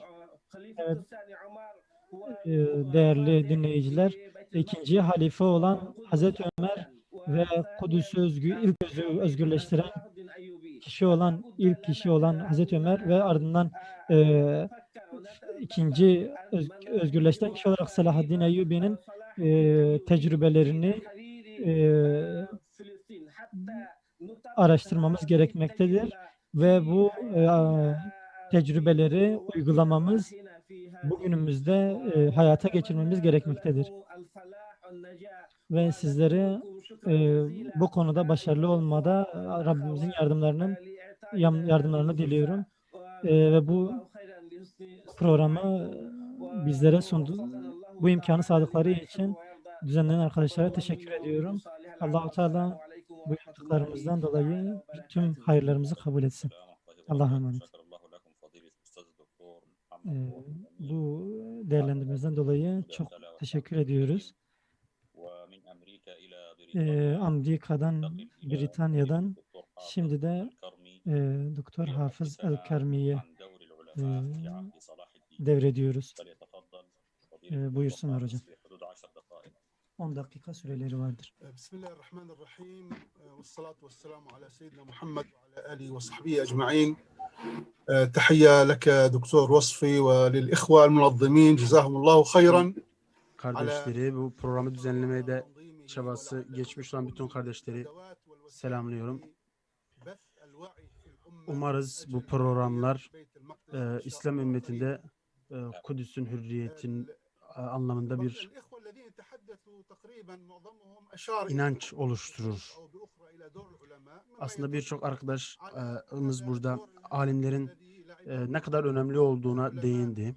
Alimlerin Selahaddin döneminde gerçekleştirdikleri işler sadece halkı cihada teşvik etmek, vaaz vermek değildi. Kaynaklarımıza göre alimlerin alimlerin Selahaddin Eyyubi döneminde gerçekleşen savaşlara bizatihi katıldıkları, meydanlarda savaştıkları, kılıç salladıkları geçmektedir, bilinmektedir. Sadece minberlerle ve davet çalışmalarıyla yetinmemişlerdir. İbn-i Kesir, Selahaddin'in ordusunun, Allah kendisinden razı olsun, alimlerle dolu olduğundan bahsetmektedir. Savaşlarında birçok alim de vardı.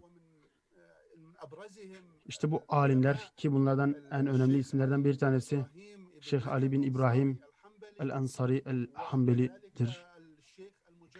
Yine Şeyh İsa Hakkari var ki Hakkarili alim.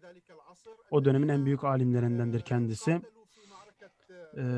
Ki kendisi Ramle savaşında da savaşmış, esir düşmüş, Haçlılar tarafından esir alınmış ve Hakkarili Şeyh İsa'nın öneminden dolayı Selahaddin kendisi için 60.000 dinardan daha fazla bir fidye ödeyerek kendisini Haçlıların elinden almıştır. Yine Şeyh Abdullah el-Menini ki kendisine Şam'ın aslanı deniyor. Yine Şeyh Abdülgani el-Makdisi var ki kendisi Kudüslüdür.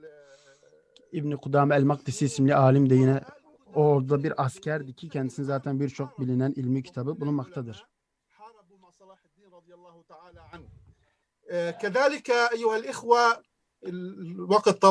Kardeşlerim, zamanımız biraz kısa. Bütün alimleri sayacak kadar zamanımız yok, ancak biz o dönemin en önemli sembol alimlerinden bahsedeceğiz.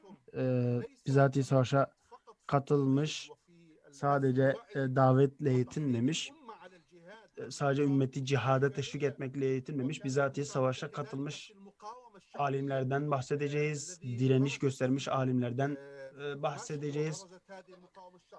Yine toplumsal çaba içerisinde yer edinmiş alimlerden bahsedeceğiz.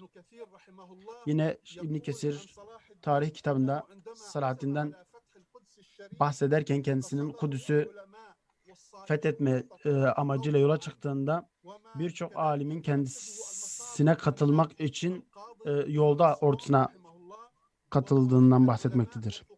Yine Şeyh İbni Asun'la ilgili ki kendisi de büyük alimlerdendir. Onun birçok Haçlı esirin komutasını elinde bulundurduğu bildiriliyor. Bu alim birçok lideri, birçok komutanı esir almış şekilde onlarla beraber Şam'a girdiği söylenmektedir ki bu alim Haçlı esirlerinden sorumluydu. Yine bu alimlerden birçoğu şehit oldu. Şeyh Cemalettin Ebu el-Hüseyin gibi büyük alimler. Yine fıkıh alimlerimizden Şeyh İsmail Keza Selahaddin Eyyubi'nin mücadelesi esnasında şehit olmuş kişilerdendirler. Bu alimler yine şehirlerin savunmasında da yer edinmişlerdir. Hendekler kazmışlardır, kuleler dikmişlerdir, inşaat işlerinde çalışmalar göstermişlerdir. Yine Selahaddin Eyyubi bazı surlar bina ederken ve oraya taş taşırken kendisiyle beraber önde gelen birçok alim, mutasavvıf, zahid şahsiyet de kendisine yardım ederek beraber taş taşıyarak seneler içerisinde yapılması imkansız olan birçok suru kısa süre içerisinde bitirmişlerdir. Belki bu dönemin en önemli alimlerinden bahsederken şu iki alime değinmeliyiz. Biri Kadı Fadıl'dır ki kendisi 526'da vefat etmiştir hicri olarak. Yine Şeyh İmad el-Asfahani unutulmamalıdır ki o da Şeyh Fadıl'dan kısa bir süre sonra şehit olmuştur. Şeyh İmad el-Asfahani'nin gerek tarihte gerek edebiyat noktasında birçok eseri bulunmaktadır. Şeyh Fadıl Salahaddin'in devletinde ikinci adamdı. İnsanlar genelde bir numaralı şahsiyet olarak, askeri lider olarak Selahaddin Eyyubi'yi biliyorlar. Ama ikinci sırada aslında ikinci numara diyebileceğimiz kişi Şeyh Kadı Fadıl'dır. Ki devletin birçok işinin görülmesi, askerlerin savaşa hazırlanması, geride kalan toplumun ihtiyaçlarının gidermesi işlerinin tümüne Şeyh Kadı Fadıl bakıyor. Şeyh Fazıl sadece divanda bulunmuyordu. Sadece bazı haberleşme işlerini yapmıyordu veya sadece hutbe vermeyle ilgilenmiyordu. Kendisi çok uzman, işini bilen askeri bir uzmandı. İbn Kesir tarih kitabında kendisiyle ilgili şöyle diyor. Kadı Fazıl Selahaddin Eyyubi'ye ailesinden ve çocuklarından daha sevimliydi. Selahaddin Eyyubi onu çok severdi diyor. O yüzden Selahaddin Eyyubi şöyle söylüyor. Benim şehirleri kılıçla fethettiğimi zannetmeyin. Ben şehirleri Kadı Fazıl'ın kalemiyle fethettim buyurmuştur. Selahaddin Eyyubi gibi büyük bir komutan büyüklüğüne rağmen bu işi tek başına yürütmüş bir şahsiyet değildi. Her daim Kadı Fazıl gibi kişilerin eşliğinde bu işi yapmıştır. Sonuç olarak 4 temel noktaya değinmek istiyorum.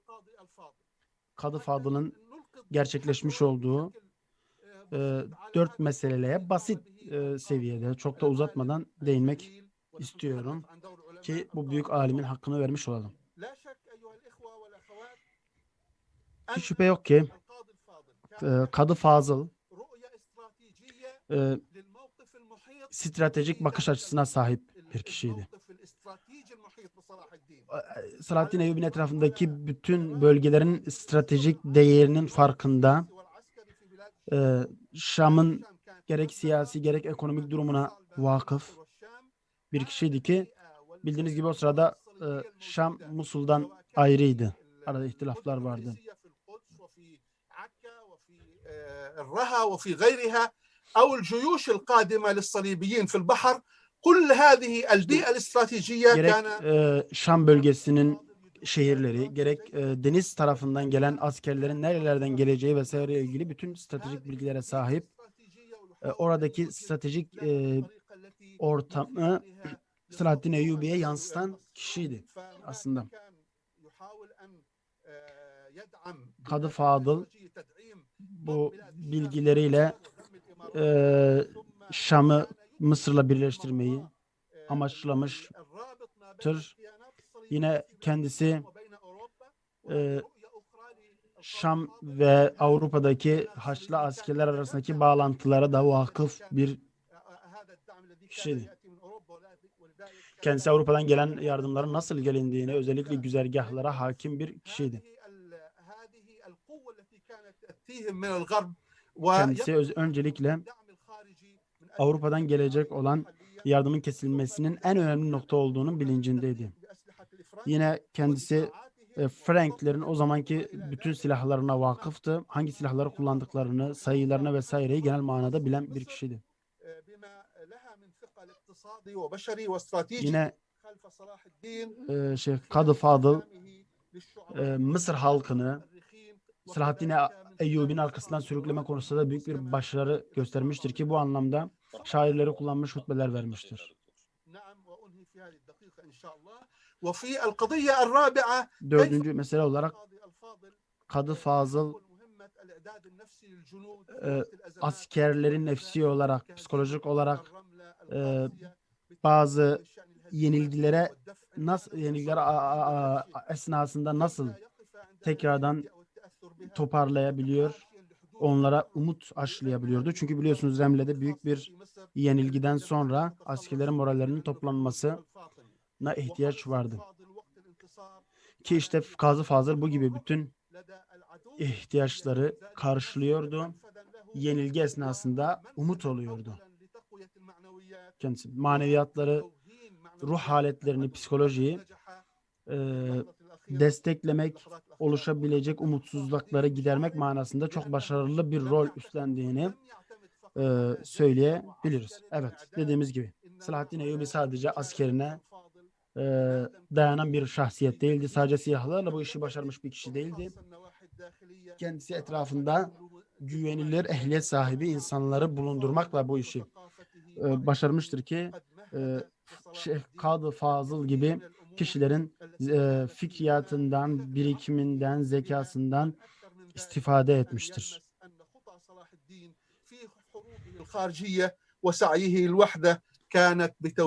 Evet. Selahaddin Eyyubi'nin gerek ümmeti birleştirmesi, gerek asker anlamda attığı bütün adımlar Kadı Fadıl'la görüşülmüş, konuşulmuş, ele alınmış meselelerdi bunlar. Nasıl denk gelirse o şekilde yapılan işler, plansız, projesiz işler değildi. Kadı Fadıl gibi bir kişinin bilgi birikimine başvurularak yapılmış şeylerdi.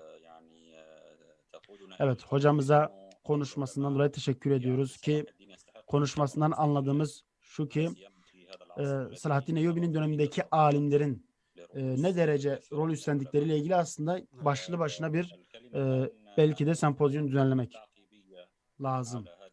Şimdi hocamızın konuşmaları üzerine değerlendirme yapmak üzere Şeyh Bahri Sidu'ya sözü bırakıyoruz. Buyurun hocam. Şeyh Bahri ma'na. Şeyh Bahri burada mı?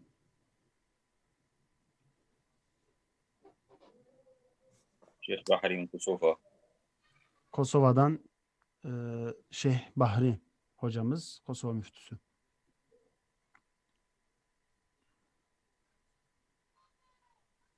طيب استثمارا للوقت Evet, حتى يظهر. vaktimizi de kaybetmemek adına hocamızdan haber alana kadar şu an sözü Abdülkadir Turan hocamıza, Doktor Abdülkadir Turan hocamıza bırakıyoruz.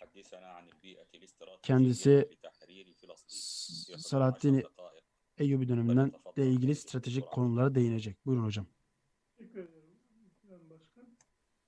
Selamünaleyküm ve rahmetullahi ve berekatuhu. Doktor Abdülkadir اقترب قليلا. Doktor Abdülkadir. Selamun ala Resulullah Muhammedin emin ve ala alihi. Doktor Abdülkadir. İnşallah. نرجو أن تقترب قليلا. اقترب قليلا من المسجل أو من الموبايل أو من الجهاز لأن صوتك بعيد. اقترب قليلا حتى نسمعك. اقترب. نعم تفضل. Buyurun hocam. Sesim geliyor mu? تفضل نعم تفضل.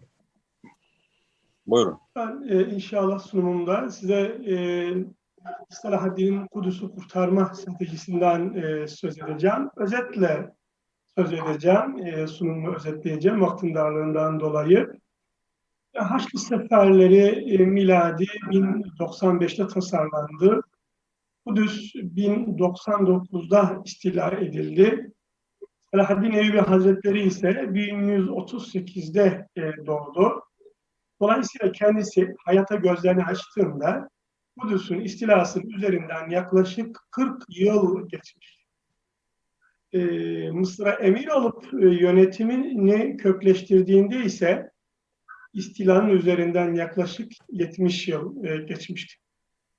O güne kadar Müslümanların bu Haçlı istilasını bitirmeye dönük stratejilerini 4 safhada değerlendirmek mümkün. Birincisi 1097-1109 şaşkınlık dönemi. Müslümanlar esasen güçlüydüler.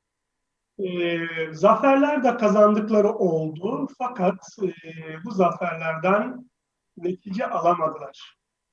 İkinci dönem Muhammed Tapar İbn Ammar Tuğtekin önderliğindeki askeri mücadele dönemi.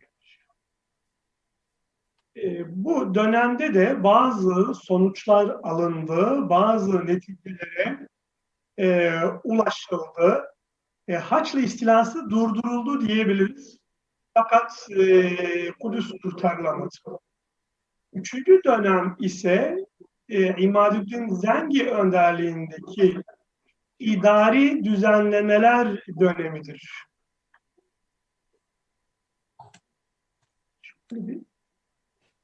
Bir almam gerekiyor. Tamam, herhalde şimdi daha iyi olacak.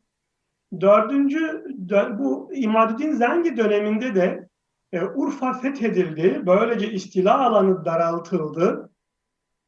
Dördüncü dönem ise Nureddin Mahmud Zengi ve Esseddin Şirkuh'un idari, askeri ve toplumsal ıslahatları kapsayan üst strateji dönemidir. Kapsayıcı strateji dönemidir.